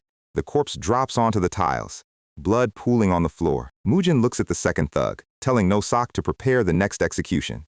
The sound of the staff charging up is enough to break the survivor's resolve. The second thug screams in absolute terror, spit flying everywhere. He drops his forehead to the floor, begging for his life and promising to reveal everything. Mujin places his hand on the guy's head, asking for the exact location of their headquarters. The thug's eyes are wide with panic as he reveals the boss is currently at the Twin Flower House brothel. Meanwhile, the scene transitions to Zigong Taishan Martial Hall. Shaolin Grandmaster Hyun Woo is slamming his teacup down, his massive gray beard shaking in shock. He cannot believe the rumor that Hua Mujin defeated a peak master from the four martial heavens. No Ilchiang smiles, confirming that the legendary heavenly martial body has finally taken flight. He also mentions that Mujin's two younger siblings are exceptional talents, having dominated the tournament in Xichang. Grandmaster Hyun Woo immediately stands up, his hand gripping his staff. He decides he must travel to Sichuan immediately to see this miracle young master with his own eyes. At the same time, at the Sichuan Ma sect, Miao Ryong is sitting on her bed as her elder, Abbess Jin Hua, enters the room. Miao Ryong is surprised by her sudden departure. The abbess explains she is heading to the Flame Hua clan to deliver a small gift of gratitude for saving their disciple. She praises Mujin as a hero among heroes, while Miao Ryong smiles softly. The elder takes her leave, stepping out into the quiet night. Miao Ryong is left wondering what kind of legendary gift her master is planning to bring. The old abbess looks up at the moon, her expression calm and knowing. And finally, we check in on the Tang clan. The Poison Emperor, Tang Sumun, is reading the letter Mujin sent him. His son, the current clan head Junqian, is screaming at the top of his lungs. He is protesting that his daughter Hojiang is only 18 and shouldn't be married off to some crazy kid. He demands they keep her close, but Tang Sumun just sighs, calling his son a doting, overprotective fool. The old man declares the decision is final and walks out, leaving his son screaming in the hallway. Truly, a father's worst nightmare is a grandmaster grandfather who loves matchmaking. Outside, Tong Sumun is preparing his carriage. Suddenly, his granddaughter Tong Sohye steps up, wearing her signature bamboo hat. She says she wants to accompany him to the Flame Hua clan. Tong Sumun is surprised since she previously acted like she hated the place. And behind her, Tong Hodeong, the bubbly 18-year-old, waves with a massive smile. Sohye whispers to Hodeong that there are lots of amazing food stalls near the Flamewa state. Beauties from the local brothels are waving, trying to invite these massive warriors inside. Chio Mook's bald head is currently glowing bright red, his massive arms getting squeezed by two girls who are highly impressed by his gym bro build. He is blushing, stammering that he might not be old enough to be called Mr. yet. The captured Sapa guide is sweating, explaining that this district is the very heart of Sangriu. He reveals that after Changhua chased out the cloth merchants, they turned the whole market into a pleasure district. Mujin's face goes cold. He points out that Changhua built a palace of vice on the ruins of honest livelihoods. The guide immediately apologizes, looking down in shame. Mujin whispers that Changhua never cared about the families they ruined. He tells the guide to stop talking and show them the exact building. The guide points to a massive structure at the end of the street. It's the Twin Flower House, the biggest and most famous brothel in the entire region. Mujin smiles, noting the building looks like a literal palace of greed. He leads his squad straight toward the main entrance. He places his hand on the heavy wooden doors, his eyes scanning the dark interior. They step inside the grand lobby, which is bathed in a thick red lantern light. The Goliaths are looking around, completely amazed by the sheer scale of the luxury. But Mujin's expression instantly changes as a sweet, heavy scent fills his nose. A hostess tries to greet them, but the guide tells her to get lost because they aren't here to play. He points to the stairs, saying the boss's private room is on the top floor. They start walking up, their boots echoing on the red carpets. Suddenly, No Sock clutches his forehead, complaining about a sudden, splitting headache. His vision starts to blur, the red light turning into a thick, pink mist. Chiao Mook's face goes completely red as a hallucinogenic illusion of a beautiful woman wraps around his neck. The pink smoke is swirling through the hallways, acting as a highly lethal Sapa defense system. No Sock's eyes are wide with confusion, his brain completely overwhelmed by the aphrodisiac smoke. The illusion is whispering in Chio Muk's ear, telling him it's cold and asking him to hold her. She strokes his face, her touch feeling incredibly real. The giant completely folds, agreeing to hold her. Mujin is standing in the middle of the hallway, his eyes wide. The pink smoke is swirling around him, targeting his deepest, most painful memories. Through the mist, a beautiful young woman with pinkish hair appears, crying as she embraces him. She looks up at him with a tragic, teary smile, whispering that she missed him so much. For a split second, Mujin's emotional walls completely shatter. "Yeonhwa!" he gasps. She reaches out, placing her hand on his chest. But as her fingers touch his robes, Mujin's mind snaps back to reality. He realizes this is just a cheap, disgusting illusion trap designed to exploit his grief. His face twists into a mask of absolute demonic fury, his teeth clenching so hard they might shatter. He releases a massive, violent explosion of golden chi from his body, creating a literal hurricane of energy that tears through the entire floor. The shockwave throws Chiao Muk and No Sok back, completely breaking their daze. The wooden walls, ceilings, and lanterns are completely obliterated, the pink smoke getting blown away in seconds. The bystanders downstairs scream as the ceiling literally explodes above them. The smoke clears, leaving the entire floor in absolute ruins. Mujin stands in the center of the wreckage, his expression colder than a winter storm. No Sok shakes his head, groaning as his brain slowly rebooted. Chiao Muk immediately punches the guide, screaming that he should have warned them about the drug trap. Mujin looks at the broken furniture, realizing they use hallucinogenic incense to keep their clients addicted. As of today, this palace of vice is closed permanently, Mujin growls. Burn it all to the ground. He orders the guide to keep leading the way to the top floor. The trembling guide points to the main staircase. They walk through the ruined hallways, which are now completely empty as the clients flee. They reach the grand double doors at the end of the hall. Mujin kicks the doors open to find a middle-aged merchant screaming, demanding to know who dared to interrupt his private party. Mujin doesn't even look at him. He casually calls No Sok's name. No Sok charges forward, his long staff swinging in a blinding blur. The merchant's eyes go wide as the heavy weapon stops exactly 1 inch from his nose. The shockwave completely sobers him up, sending him falling backward onto the carpet. Mujin walks in, introducing himself as Hua Mujin, and asking for his exact rank. The trembling man stammers that he is the deputy chief steward of Qianghua. Mujin looks down at him, giving him a cold, ultimate deadline. Within 10 days, withdraw every single Qianghua business from Sangriu. The steward tries to protest, asking why they should yield to a ruined clan.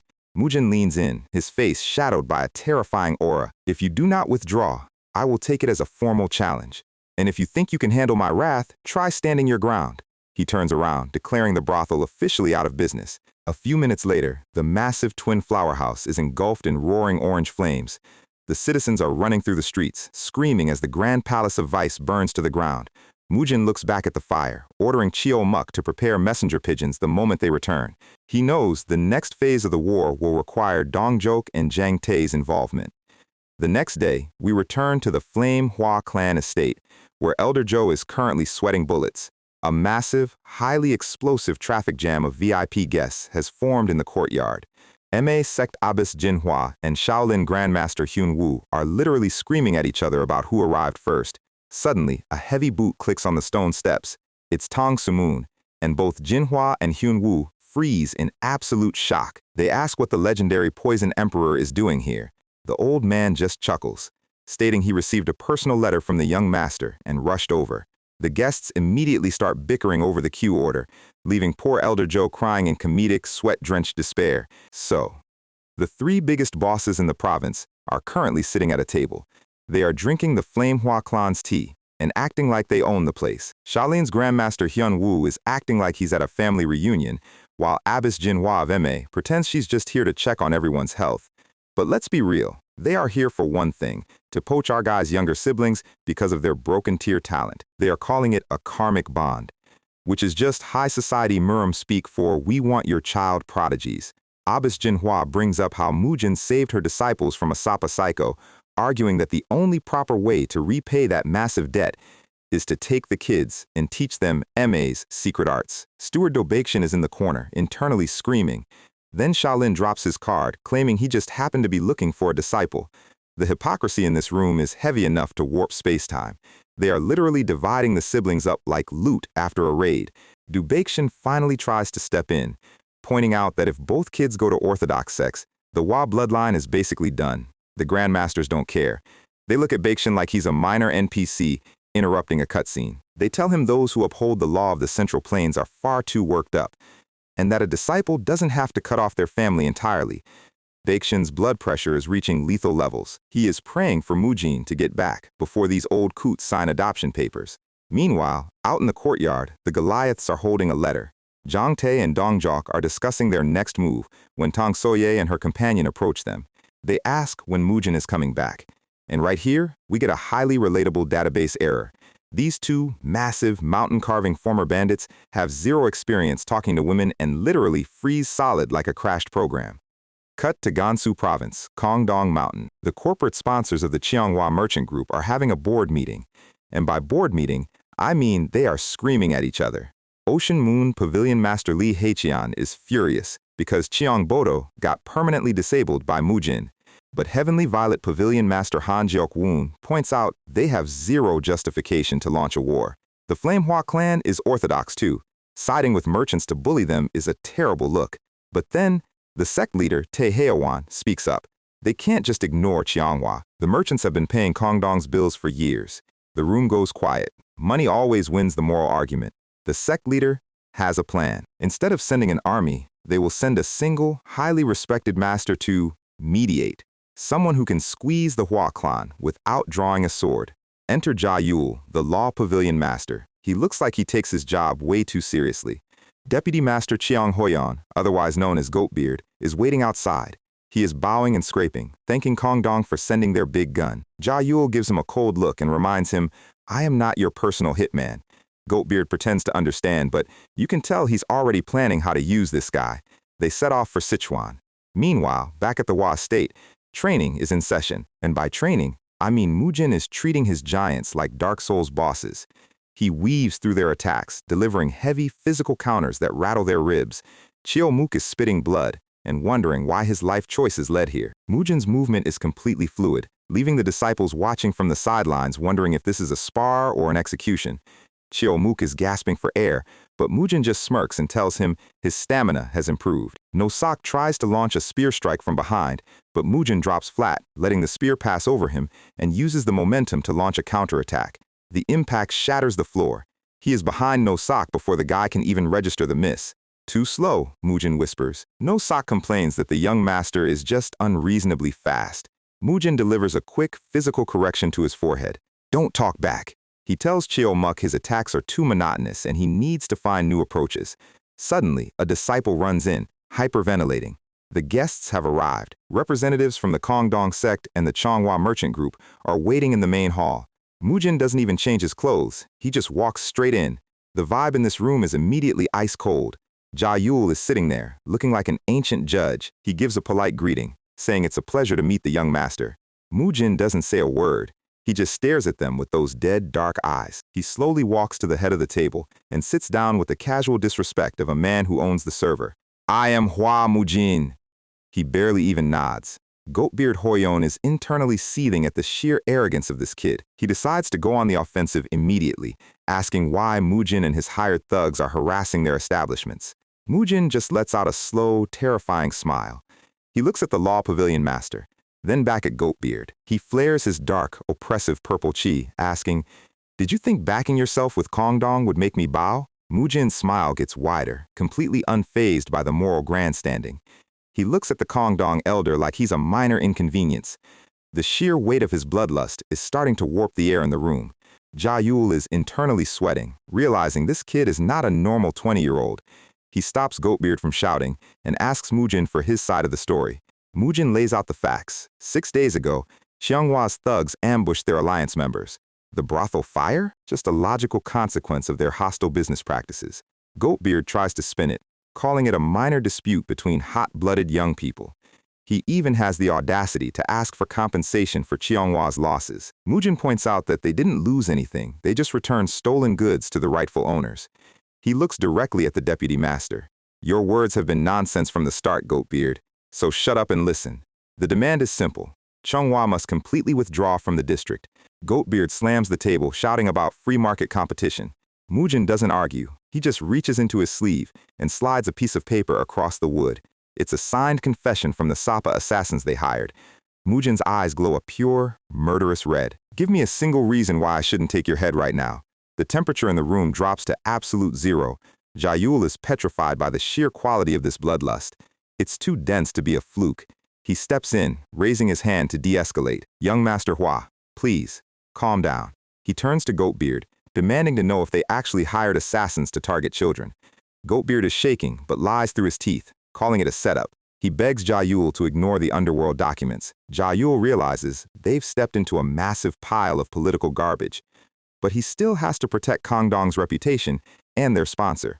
He tells Mujin that Sapa confessions aren't concrete enough to justify a war. Mujin narrows his eyes. Fine.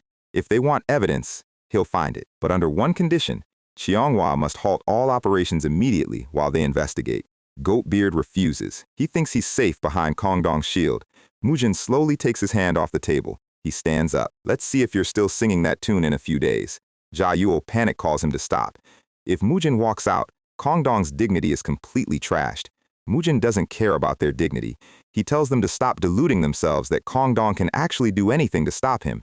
He points out their hypocrisy. They talk about impartiality, but they are just using their big sect influence to bully weaker clans.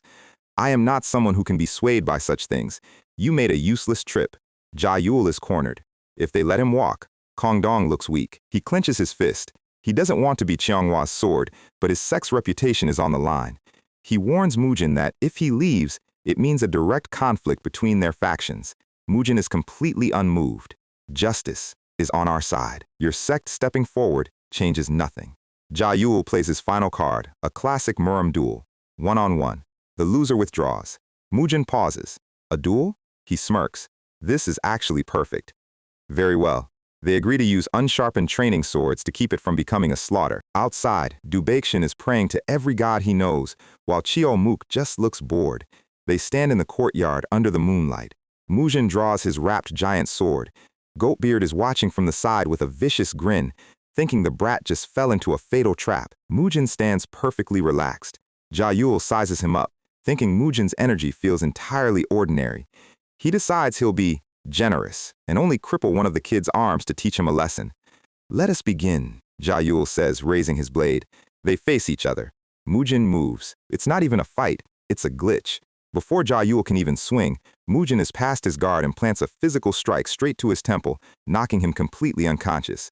Jia Yule's eyes roll back, drool leaking from his mouth. He staggers back, clutching his head, completely disoriented. Mujin stands over him, looking incredibly bored. Are you conscious? The purple aura flares again. Do you admit your defeat? Jia Yule is having a system error. He is a lawmaster of Kongdong, and he just got one-shotted by a teenager. Goatbeard's eyes are practically popping out of his skull. Jia Yule grinds his teeth, but he is a man of his word. Goatbeard is internally screaming that this is a disaster. Jia Yule bows politely. As promised, the Kongdong sect will forgo mediation. He turns around and walks out. He doesn't even look back at Goatbeard. Goatbeard is left standing alone in the yard, looking like he just watched his stock portfolio drop to zero. He tries to call after Jia Yule, but the monk is already gone. Mujin slowly turns his gaze back to Goatbeard. Go get some chairs, Mujin orders his giants. Shio Mook smiles. All right. They set the chairs down. Mujin sits, crossing his legs. Now, keep running your mouth like before. Goatbeard is literally trembling, his knees shaking. Young Master Hua, that's not what I meant. Mujin leans forward, his voice dropping to a whisper. Kneel. If you don't want your head buried in the ground. Goatbeard's legs give out. He hits the floor. Mujin lays out the new terms. You have two options. First, forget about Bu Choyan and your chief steward. They crossed the line, so they are already dead. Next, hand over a 30% stake in your Hubei tea monopoly. Goatbeard gasps. That's their lifeblood. Option 2, Mujin continues as Chio Mook and the giants crack their knuckles behind him. We settle things properly. I lead my warriors to Hubei and wipe everything bearing the Qianghua name off the map. We start with Lawmaster Jia Yule, speedrunning his retreat. He is physically fine, but his ego has been reduced to absolute atoms. He knows there is absolutely no stopping Hua Mujin now, and he is not about to gamble his sect's reputation on a losing hand. Later that night, the moon is high, and the wind is quiet. This is Li Sumin, the chief steward of the corrupt Qianghua merchant group, currently sleeping like a baby. Keyword, was. The air splits as the giant axe passes through.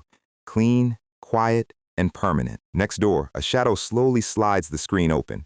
Buchoyan wakes up, instantly realizing her security guard budget was entirely wasted. The shadow tells her he'll show her a bit of mercy.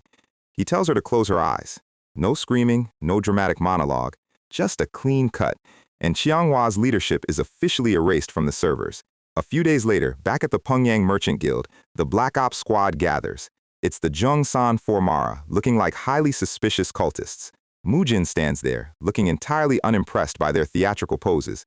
Chio Muk reports that the runaway assassin from the Sareem gang was tracked down, lost an arm, and signed the confession.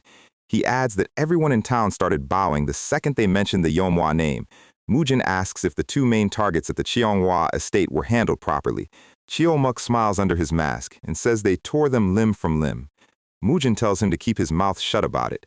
Our guy is basically running a corporate buyout using shadow assassination mechanics. He decides it's finally time to head back home. The Pyongyang head steward begs him to stay so they can throw him a proper feast, but Mujin has been away from his kids for too long. He boards the carriage, leaving Songryu behind. As the carriage rolls down Songryu Cloth Street, the citizens realize their savior is leaving. People are literally running through the streets, screaming his name. They are shouting thank yous, offering him lifetime supplies of noodles, and the local brothel girls are waving from the windows, telling the Goliaths to visit them first next time. The giants are sweating red, while Mujin just lets out a rare, genuine smile. This whole savior gig isn't so bad after all. Back in Sichuan, the carriage finally pulls up to the Manhwa clan mansion. Mujin steps out and announces he's back. Ma Sok launches himself forward like a homing missile, crying tears of joy. Mujin physically keeps him at arm's length. Don't cling to me so much. Dojin and Soyeon run down the steps, their faces lighting up. Soyeon hugs him, mentioning they've been playing with the Tong sisters and haven't been bored once. Mujin's smile freezes. Wait, who? He looks at the old retainers, asking what exactly happened while he was gone. The steward sweat drops and tells him he should probably come inside first. Our guy has survived 30 years of war, but walking into his own living room is currently terrifying. He slides the door open, and the entire high-tier lobby of the Miram is just sitting there. Tang Soye immediately hides her face, blushing, while her sister, Ho Jeong, stares at him like she just saw her favorite idol. Mujin bows politely, asking what brings them back. Ho Jeong whispers to her sister that he's even more handsome in person. She introduces herself with a bright, flowery background, and Mujin can already feel a massive headache coming on. He glares at Tang Samoon, asking what the hell is going on. Samoon leans in and whispers, "No flies swarmed in, but 2 big snakes crawled over the wall and settled in, and those old snakes are about to swallow your siblings whole." Right on cue, Hyun Woo of Shaolin and Jin Hua of Ame put their hands together, looking like holy saints. Mujin's sweat drops, realizing his house has been completely hijacked. Tong Sumoon tells the kids to step outside so the adults can talk business. Soye blushes as she leaves, saying she'll bring some more tea. Ho Young teases her sister outside, saying Mujin is definitely a walking W. She spots the Goliaths standing guard and smiles, telling them to protect their handsome young master well. Once again, the giants' social anxieties flare, and they freeze like statues. Back inside, Jin Hua gets straight to the point. She thanks Mujin for saving her disciples from the Crimson Moon Sword, and says Ma wishes to repay this debt by passing on their secret arts. She places a small jade chest on the table. Mujin politely tries to refuse, saying he has his own techniques and the kids are training in the clan's arts. Jin Hua narrows her eyes. "I wish to pass these secret arts to Soyeon." Mujin is taken aback. He tells her Soyeon is his only sister, and he doesn't want her joining a nun sect. Jin Hua smiles. "That's an unnecessary worry. She doesn't have to become a nun." Tong Sumoon warns Mujin from the side, telling him once a master-disciple bond is formed, it's permanent. Mujin is about to shut it down when the doors burst open. It's Soyeon. Her eyes are glowing with a terrifying, competitive amber light. She strikes a stance, her aura flaring. "I want to learn that. The floating snow cloud piercing palm." Mujin stares at her, his jaw dropping. The old nun literally clickbaited his sister with a flashy move while he was out of the house. "They already did something to her!" He looks down at his sister, asking if she really wants to learn it that badly. He asks Jin Hua what exactly she showed the kid. Soyeon cuts in, her eyes sparkling, explaining that the nun showed her a palm strike so strong she's never seen anything like it. She begs Mujin to let her learn it, looking up with maximum sibling manipulation eyes. Shaolin and Tong Sumoon are in the background, sweating at the sheer shamelessness of Ma's recruiting tactics. Mujin runs a quick tactical analysis.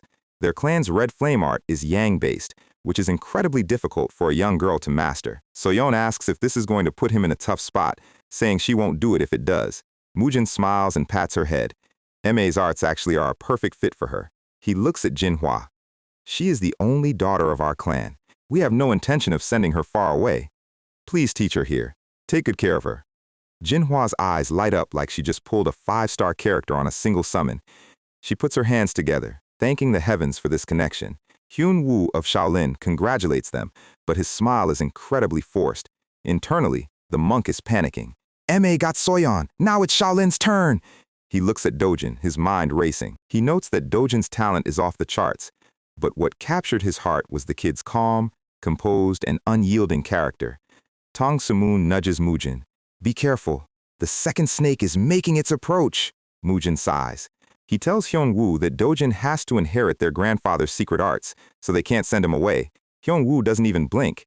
As practitioners, we distance ourselves from the secular world, but since I've encountered the perfect karmic connection, my personal circumstances don't matter. Mujin is dumbfounded. He can't tell if this legendary grandmaster lacks basic awareness or is just completely shameless. He repeats that Dojin's destiny is tied to the Yeomhwa clan. Hyun-woo laughs. If you would simply provide me with a small room, I can gradually teach him from the side. Mujin's brain literally glitches. He wants a room? This old monk is saying he'll live here? Tang Sumun whispers. This shamelessness befits Shaolin indeed. Don't let your guard down! Mujin decides to let Dojin make the choice, and they step outside to the garden. Dojin is waiting by the trees. Mujin tells him that Monk Hyun-woo wants to take him as a disciple, but reminds him of his mission to inherit their grandfather's arts. Dojin looks down, clenching his fist. I have no thought of abandoning our clan's arts. However, the technique he showed me, I truly wish to learn it. Mujin's eyes narrow. These old snakes, what exactly did they do while I was gone? He looks at Hyun-woo, asking what small insight he showed the boy. The monk smiles. Let me show you a little. He steps up to a massive tree. He thrusts his fist forward. The impact doesn't even touch the bark, but the shockwave travels straight through. The leaves rustle gently, completely undisturbed. Dubakshin's jaw hits the floor. Hyun-woo smiles. Since I didn't wish to break your clan's tree, I exercised some restraint. Tang Sumun is sweating. The 100 Steps Divine Fist Strike! You've revived Shaolin's lost secret art! Dojin looks at Mujin with absolute, starry-eyed wonder. Mujin's internal strategist is running the numbers, adding the surgical precision of the 100 Steps Divine Fist to their clan's fierce, explosive strikes. It's a god-tier build. He lets out a dark, highly satisfied smile, realizing the irony of Shaolin's secret arts, which he eradicated in his past life, now being used to build his new family. He looks at Hyun-woo. Please teach Dojin well. And just like that, the Shaolin Grandmaster is officially a live-in roommate. Night falls over the estate. The water is still, and the pavilion is quiet. Mujin and Tang Sumun are sitting over a table of wine. Sumun is complaining that he worked so hard to block those snakes, only for them to slide right in. He asks again what Mujin thinks of Hojeong. Mujin is completely exhausted by the matchmaking attempts. Sumun sighs, wondering why 3 legendary heavenly martial bodies had to emerge from one single household. He stares at his cup, noting how remarkable their physical constitution is, which is precisely why he's not about to let Mujin slip away from his family line. What do you think of Hojeong? He asks again. Mujin snaps, asking if he's gone mad. Sumun chuckles, jokingly asking if Mujin is into men instead, because he truly cannot fathom his tastes. Mujin takes a slow sip of his tea, the warmth spreading through him. He sets the cup down with a quiet tap. Elder, what do you see in me? I'm someone who's much younger than you, but speaks disrespectfully to you. Sumun smiles warmly. Strangely, I do not feel the age difference with you. Our conversations flow mysteriously in harmony, like an old friend I have known for a very long time. Mujin looks at the lotus flowers floating in the pond. Many years ago, there was a woman I loved. Tang Sumun listens quietly, noting the heavy, ancient tone in the young man's voice. Born with nothing, she raised 2 younger siblings without wanting anything. In the depths of winter, she sold labor at the market. During harvest, she endured farm work with that frail body of hers without complaint. She was like a lotus flower. She possessed such integrity, never accepting help from strangers. Sumun looks at him, his expression turning serious. But why are you no longer with her? Mujin's face remains entirely still, but his eyes are dark and cold. Quote, she died. Looking back now, I was truly foolish, since I, one who walked the path of an assassin, sought to keep such an ordinary woman by my side. She and her 2 young siblings were killed at the hands of orthodox warriors who were targeting me. Sumun's breath catches in his throat. He realizes he is not looking at a teenager. He is looking at a man carrying the weight of a ghost. So, our guy just dropped the ultimate lore bomb. He told the Poison Emperor that he walked the path of Asura to paint the world red. Tang Sumun's brain is currently experiencing a fatal runtime error. He literally asks Mujin if he is drunk or just out of his mind. But Mujin is dead serious. He details how his past life war with the Namgung clan started over something trivial, eventually leading to the death of his loved one at the hands of Namgung Cheonyong. Sumun's eyes go completely wide. That is a name that was erased from the history books 45 years ago. Mujin continues, explaining how he saw nothing but red and fought the 9 sects for 15 years. He hunted every single orthodox master who crossed his path, leaving nothing but dust. And then, he smiles. They gave me an amusing nickname, Divine Demon. Sumun clenches his fist, still trying to convince himself this is a joke. But Mujin isn't done. He brings up Guizhou, 60 years ago, where Sumun sat with the 4 great clan heads, the night they rented out a tavern, completely unaware that a young Zhang Cheon had just walked in looking for food. Sumun's face goes completely pale. Mujin describes the fight exactly as it happened, a clean 1-man against 17 sweep. No one else alive knows this. It is a shameful defeat Sumun spent 60 years trying to forget. Mujin laughs, mentioning how difficult Sumun's grandfather's poison arts were to block back then. Sumun is trembling, asking if Mujin is the divine demon's disciple. Mujin just smiles and takes a sip of his tea. You've overcome your right arm's abnormality, I see. Back then, your poison swallow sword strike was the only thing that actually made me try. That is the final nail. Only the divine demon himself could have discerned that physical abnormality from a brief clash. Sumun stands up, his presence turning incredibly heavy. He looks down at Mujin and asks, "Are you an orthodox martial artist or a demonic martial artist?" Mujin sets his cup down. What's the difference?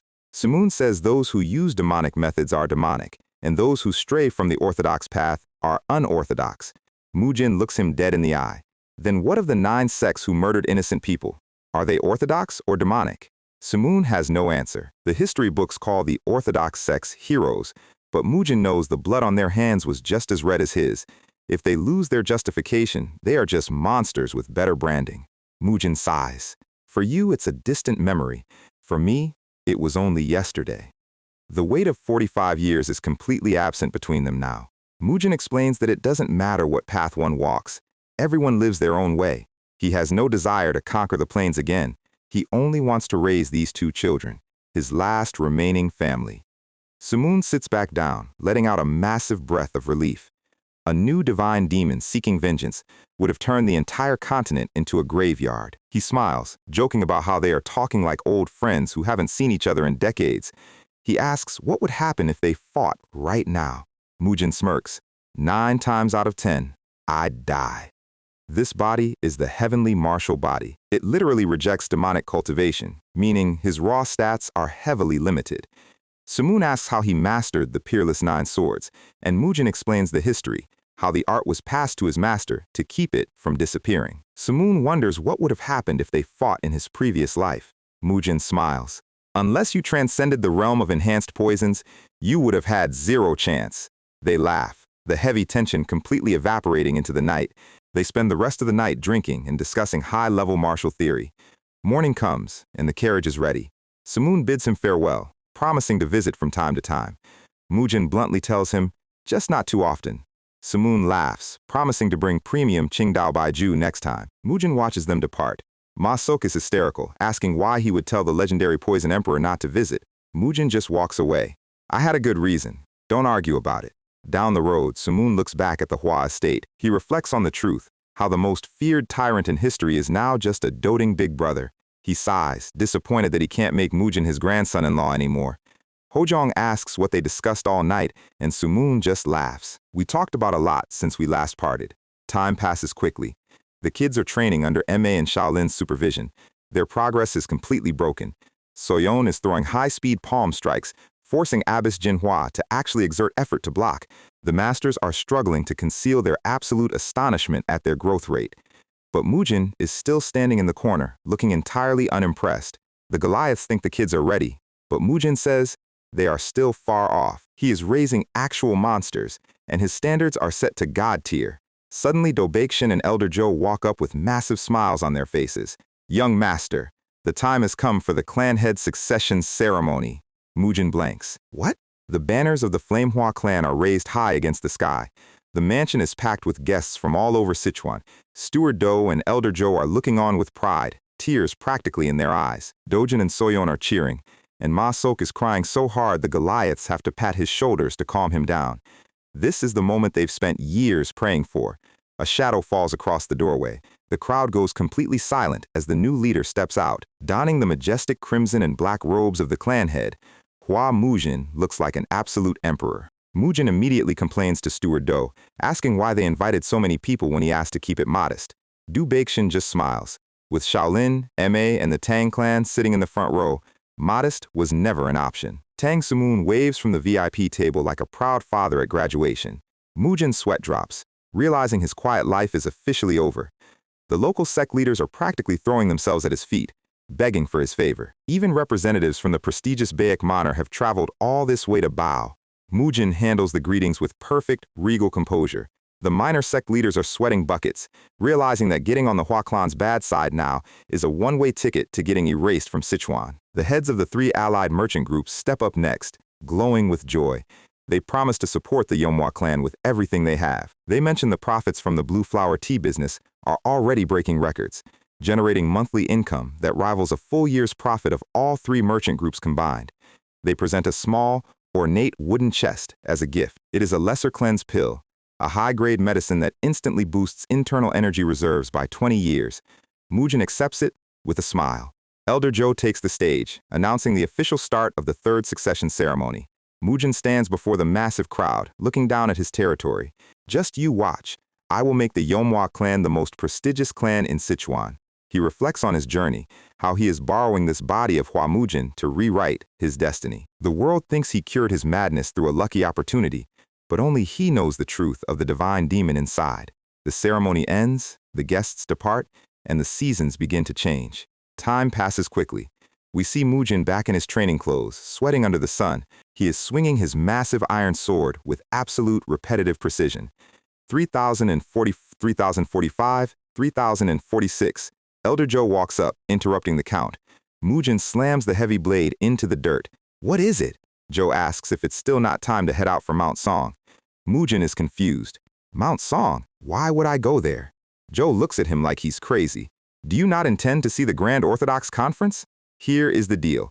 The Grand Orthodox Conference is the biggest tournament in the Orthodox world, held once every 5 years. It's where all the most talented young disciples gather to farm wealth and fame. Mujin says he has zero interest, but Zhou points out it would be an incredible learning experience for Dojin and Soyeon. Mujin pauses. Dojin and Soyeon's growth is his top priority. Observing top-tier talent would be the perfect stimulus for them. He turns around. Ma Sok! Prepare the carriage! The wheels start turning. They set out for Mount Song, the carriage rolling through the gates. Mujin tells the old retainers he's heading out. The kids are cheering from the windows, excited for their first big road trip. The Goliaths are driving, ready for any trouble on the road. Du Baixin waves them off from the gates.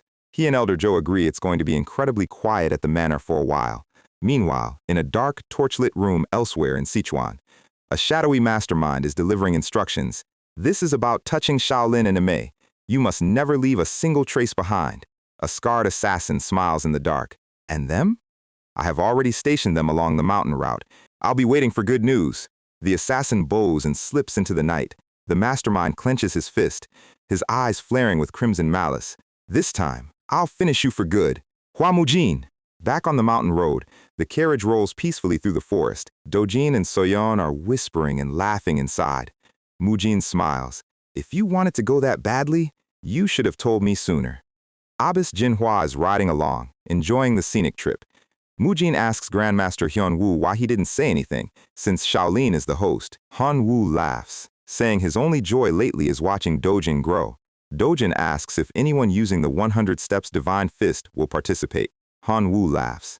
No way. There probably isn't anyone else besides you and me who can use that.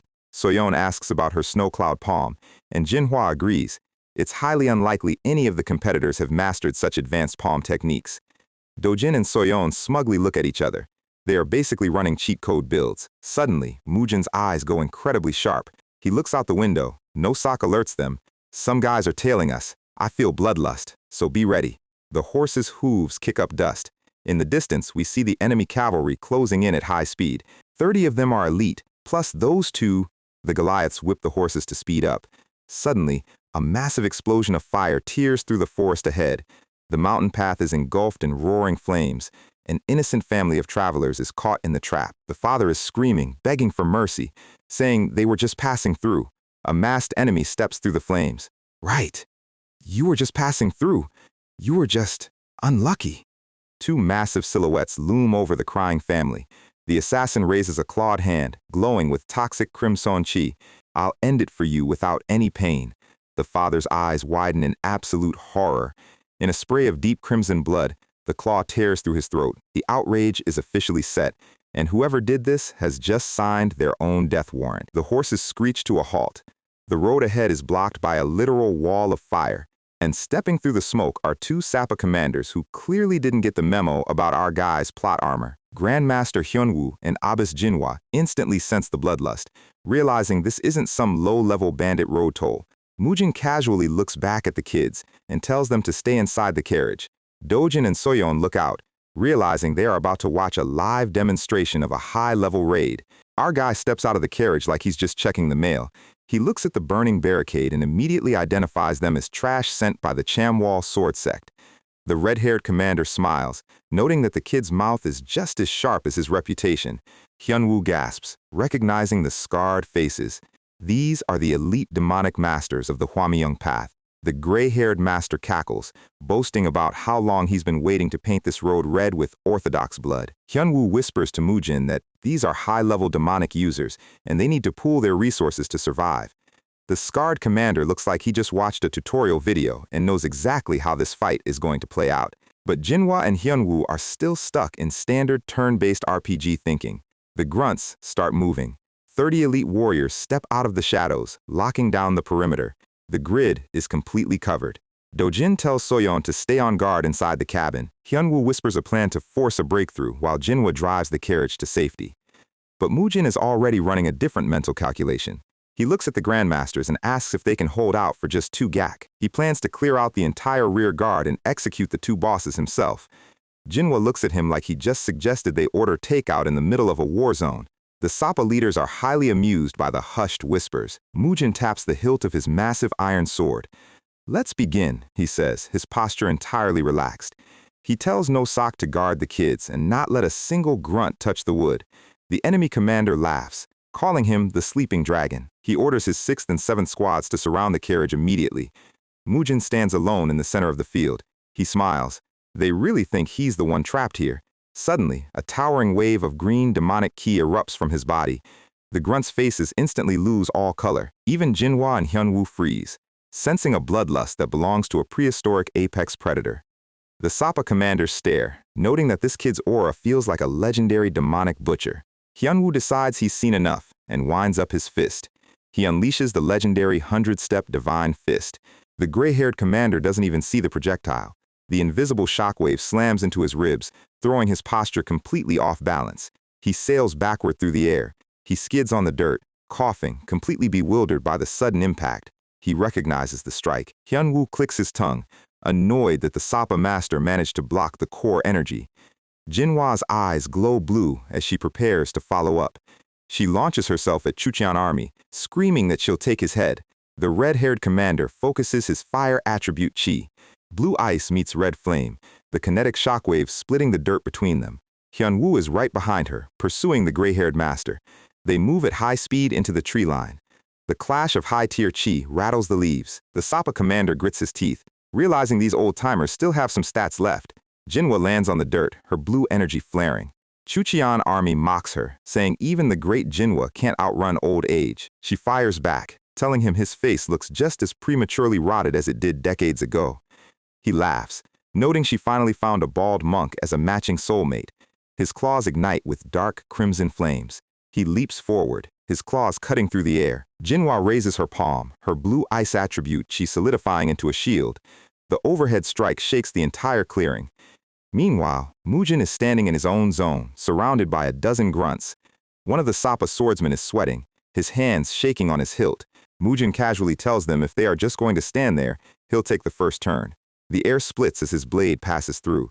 1, Mujin counts. 2.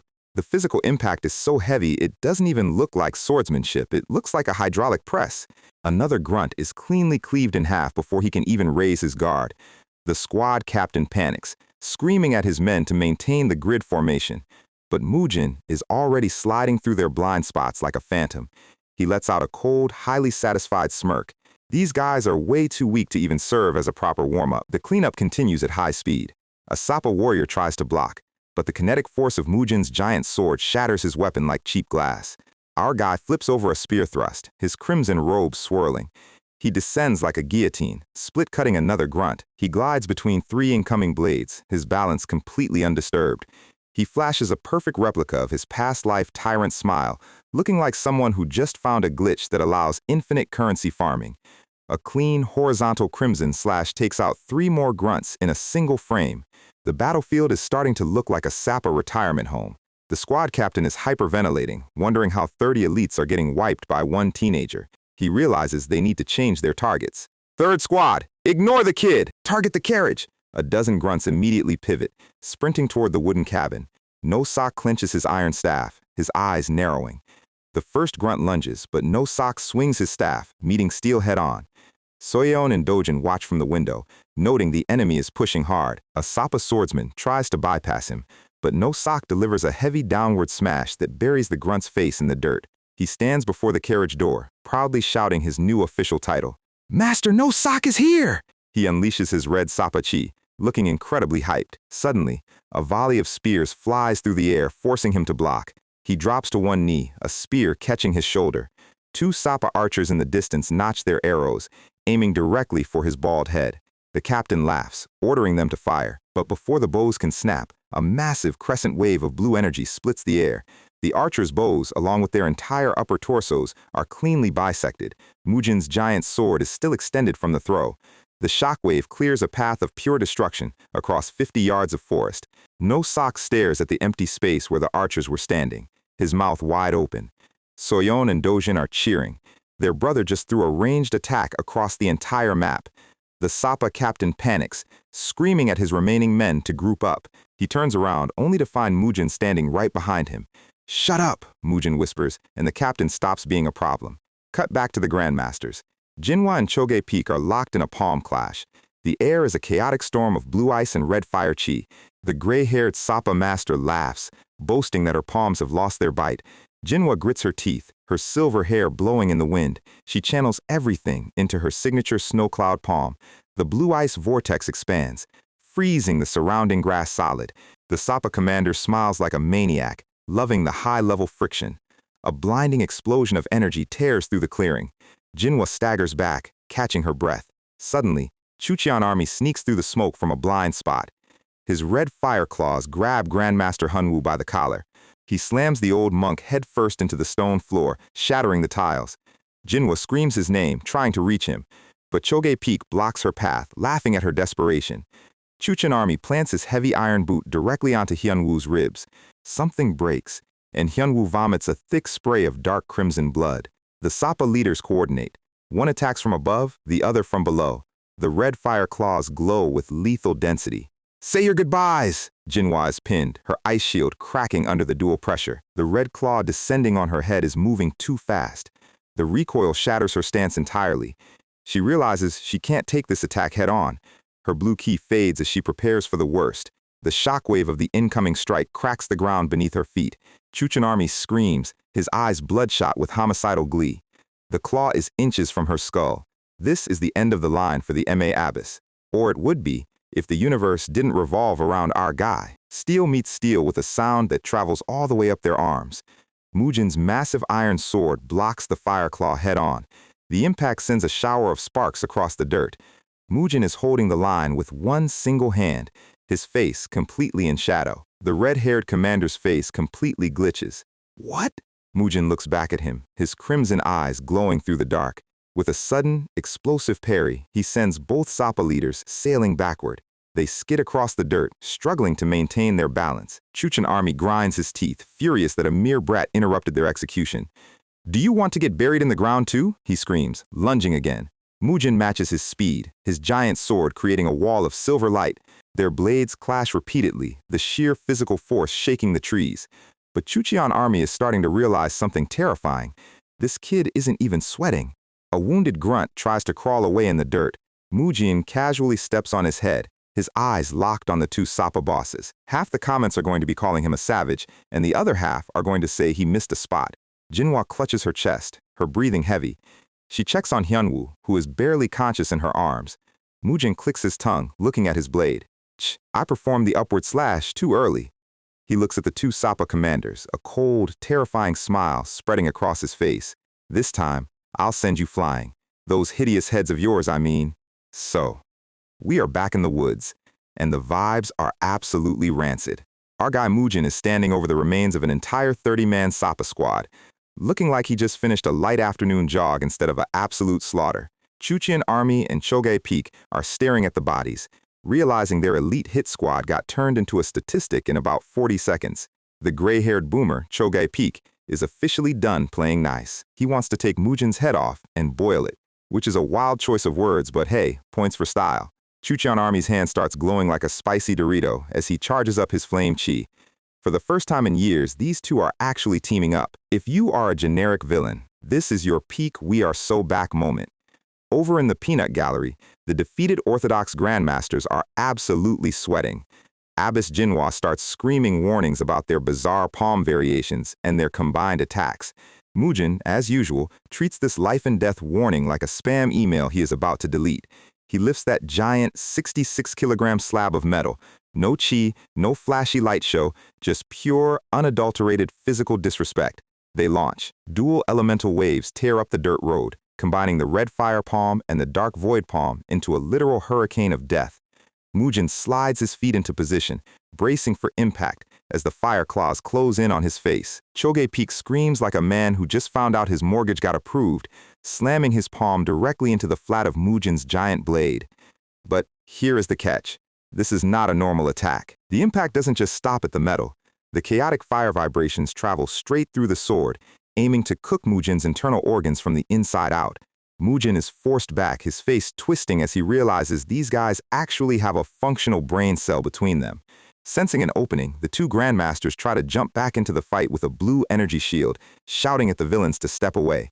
Chuchian Army is just annoyed at this point. He swings a heavy left hook, shattering their defensive formation and sending the old Grandmasters flying back into the dirt. Grandmaster Hyunwoo takes a direct hit to the chest, spitting blood like a broken fountain. Abbess Jinhwa crashes right beside him, completely out of commission. They are coughing up a storm, realizing they are officially useless in this match.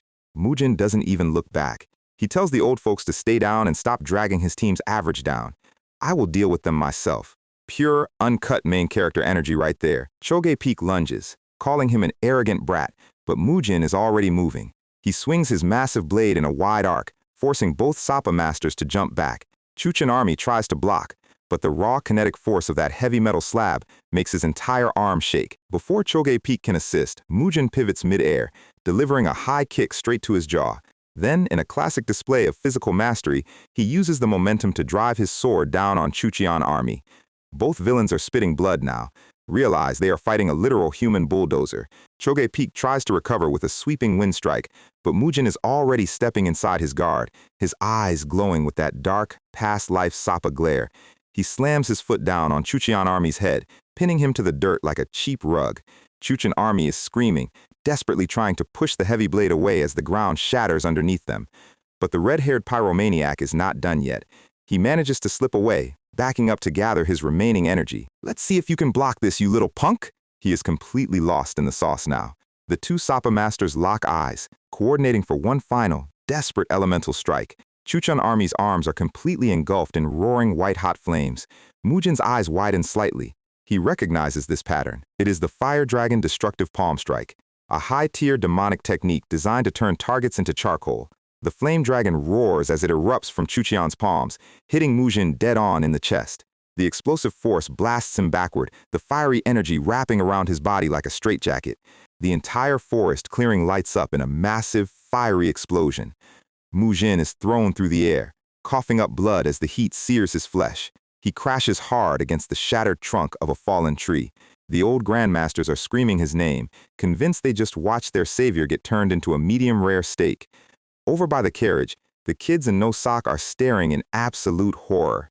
Inside his own body, Mujin is running a rapid diagnostic. The chaotic fire energy is vibrating through his meridians. If he doesn't suppress this immediately, his holy vessel is going to self-destruct. The villains are slowly walking up, laughing like they just won a gotcha pull. 7 minutes! Chuchin Army smirk. In 7 minutes, your internal organs will start to burn. Choge Peak, being the absolute psycho he is, suggests they pull off his limbs first to pass the time. Starting with the left arm! They are literally planning their victory celebration while our guy is still breathing, but they made one massive critical error. They left the divine demon with a sliver of consciousness. Chuchian Army leaps forward, his flaming claws ready to tear Mujin apart. Mujin doesn't even move. He just watches the incoming hand. You fool! Do you think you can defend against this palm strike? The villain is completely confident. Even if you were wearing thick steel armor, it would be useless. Mujin's lips slowly curl into a dark, terrifying smirk. Reflective energy. Chuchin Army's face goes completely blank as his own flaming vibrations hit an invisible, solid wall of pure physical chi. The blue energy of Mujin's redirection technique wraps around Chuchin's arm, sending the entire impact traveling right back into him. Mujin grips his giant sword, his muscles locking as he channels the redirected force. Choge Peak's eyes practically pop out of his skull as he realizes what is about to happen. Mujin swings. A massive, crescent-shaped blue slash cuts through the fire, aiming straight for their necks. Steel meets flesh, and the shockwave tears up the remaining dirt road. Choge Peak doesn't even have time to scream. The blue energy slash cuts cleanly through the wind attribute shields, and in a single, cinematic frame, both of their heads are cleanly separated from their shoulders. Done. Next problem. The remaining onlookers are frozen in absolute dead silence. Mujin lands in a low crouch, his giant sword resting on the blood-soaked dirt. His knees are shaking violently under the pressure. He drops to his knees and vomits a literal pool of blood. The fire energy is still raging inside his chest, tearing apart his holy meridians. Grandmaster Hyunwoo and Jinhwa rush over, panicking as they see the smoke rising from his skin. Dojin and Soyeon break past No Sok, running toward their brother with tears in their eyes. But Jinhwa stops them cold, holding them back. Don't come any closer! The chaotic fire energy might spread to you. The kids can only watch in helpless terror as Mujin writhes on the ground. Mujin manages to raise a single trembling finger pointing toward their travel bundle. No Sok, the lesser purifying pill, find it. No Sok doesn't even hesitate. He tears through the carriage like a man possessed, throwing bags everywhere. He finds the small wooden case, grabs the golden brown pill, and hand-delivers it to Mujin's palm. Mujin swallows it dry, his throat clicking as the high-grade medicine goes down. He looks up at Jinhwa, his voice raspy. Please guard me for a moment. I need to purge this energy. The Grandmasters immediately form a tight circle, guarding every direction but keeping a safe distance from the heat. Mujin sits cross-legged, closing his eyes to begin the internal struggle. The situation is critical. Every second he delays, his shattered meridians are getting cooked. He concentrates, directing all the hostile fire energy toward his middle energy core, using the pill's pure ki to force it upward. Suddenly, his eyes snap open, bloodshot and wild. He tilts his head back, his mouth opening as a massive, literal stream of fire erupts from his throat. He is literally playing the role of a broken dragon stove, spitting fire into the night sky until his lungs are clear. The kids and Grandmasters are staring in absolute disbelief. That is not how normal cultivation works, but nobody is brave enough to point that out. The fire clears, and Mujin collapses face first into the dirt, completely unconscious. Jinhwa rushes to his side, shouting for him to pull himself together. Grandmaster Hyunwoo checks his pulse, letting out a massive sigh of relief. The fire energy is completely gone! He lifts Mujin's limp body onto No Sok's broad shoulder. Let's head to Ganluo County immediately! We need an infirmary. Fast! The carriage speeds down the dark mountain passes, leaving the battlefield behind. No Sok is driving the horses like he is in a Fast and Furious movie, his face grim. Inside the carriage, the younger siblings are holding Mujin's cold hands, quietly crying. Jinhwa and Hyunwoo are sitting across from them, speaking in hushed, stunned whispers. A teenager who has barely reached adulthood defeated the Crimson Moon Sword and the Fire Shadow Twin Elders. Could it be we are looking at a legendary once-in-a-century sword saint? They are officially coping with how hard they got outclassed. By dawn, they arrive at Ganluo County, a bustling regional city. They head straight for the grandest infirmary in the district. A few days later, inside a quiet wooden room, Dojin and Soyeon are carrying a warm bowl of porridge, stepping quietly to avoid waking him. But they stop cold. The bed is completely empty. The bandages are thrown on the floor. Dojin looks toward the open window, hearing the sharp whistling of wind cutting through the air outside. Could he be? They already know the answer. This man is an absolute workaholic. Down in the sunny courtyard below, a shirtless, insanely shredded Mujin is already swinging his giant 66-kilogram sword. His skin is covered in light sweat, his muscles flexing with every fluid motion. He drives the massive blade into the dirt, leaving a deep trench in the stone. He stands there, panting as he looks down at his right palm. The flesh is heavily scarred and blistered from Chuchian Army's fire dragon strike. He grins, tightening his fist. I almost lost my life because I underestimated them, but my body feels lighter than ever. The divine demon literally uses near-death experiences as a personal gym workout. A sharp voice cuts through his training. Mujin! The kids run out into the yard, scolding him for escaping his hospital bed when the doctors ordered a full month of rest. Mujin just smiles, gently patting both of their heads. Yes, I'm fine now. I'm sorry for worrying you. He looks toward the bright blue sky, his eyes narrowing. Pack your things. Let's head to Mount Song. And so, after a few days of recovery, the grand carriage departs for the home of the Shaolin Temple. The atmosphere inside is light, the kids laughing and teasing each other as if the deadly ambush never happened. However, in the cities they left behind, the rumors are spreading like a wildfire. The news that the hidden dragon of Sichuan single-handedly slaughtered the Fire Shadow twin elders is causing a massive stir throughout the entire Murim. By afternoon, the carriage finally arrives at the base of Mount Song, facing the grand, towering gates of the Shaolin Temple. Massive stone statues of Buddhist guardians look down on the incoming travelers. Dojin and Soyeon are staring with their mouths wide open. Whoa! It's huge! Mujin looks up at the grand temples, his expression highly amused. The buildings I destroyed in my past life, they've restored quite a lot of them. This man is literally rating their reconstruction progress like a disgruntled landlord. Abbess Jinhua and Grandmaster Hyunwoo bid them a temporary farewell, heading off to meet their respective sect elders. A polite, bald Shaolin monk steps forward, offering to guide the Flamehua clan to their assigned quarters. Dojin and Soyeon immediately run ahead, laughing as they explore the stone plazas. But as they walk, a pair of eyes is watching them from the high balconies. Up on the wooden pavilion, two young masters in elegant orthodox robes are looking down at Mujin's group.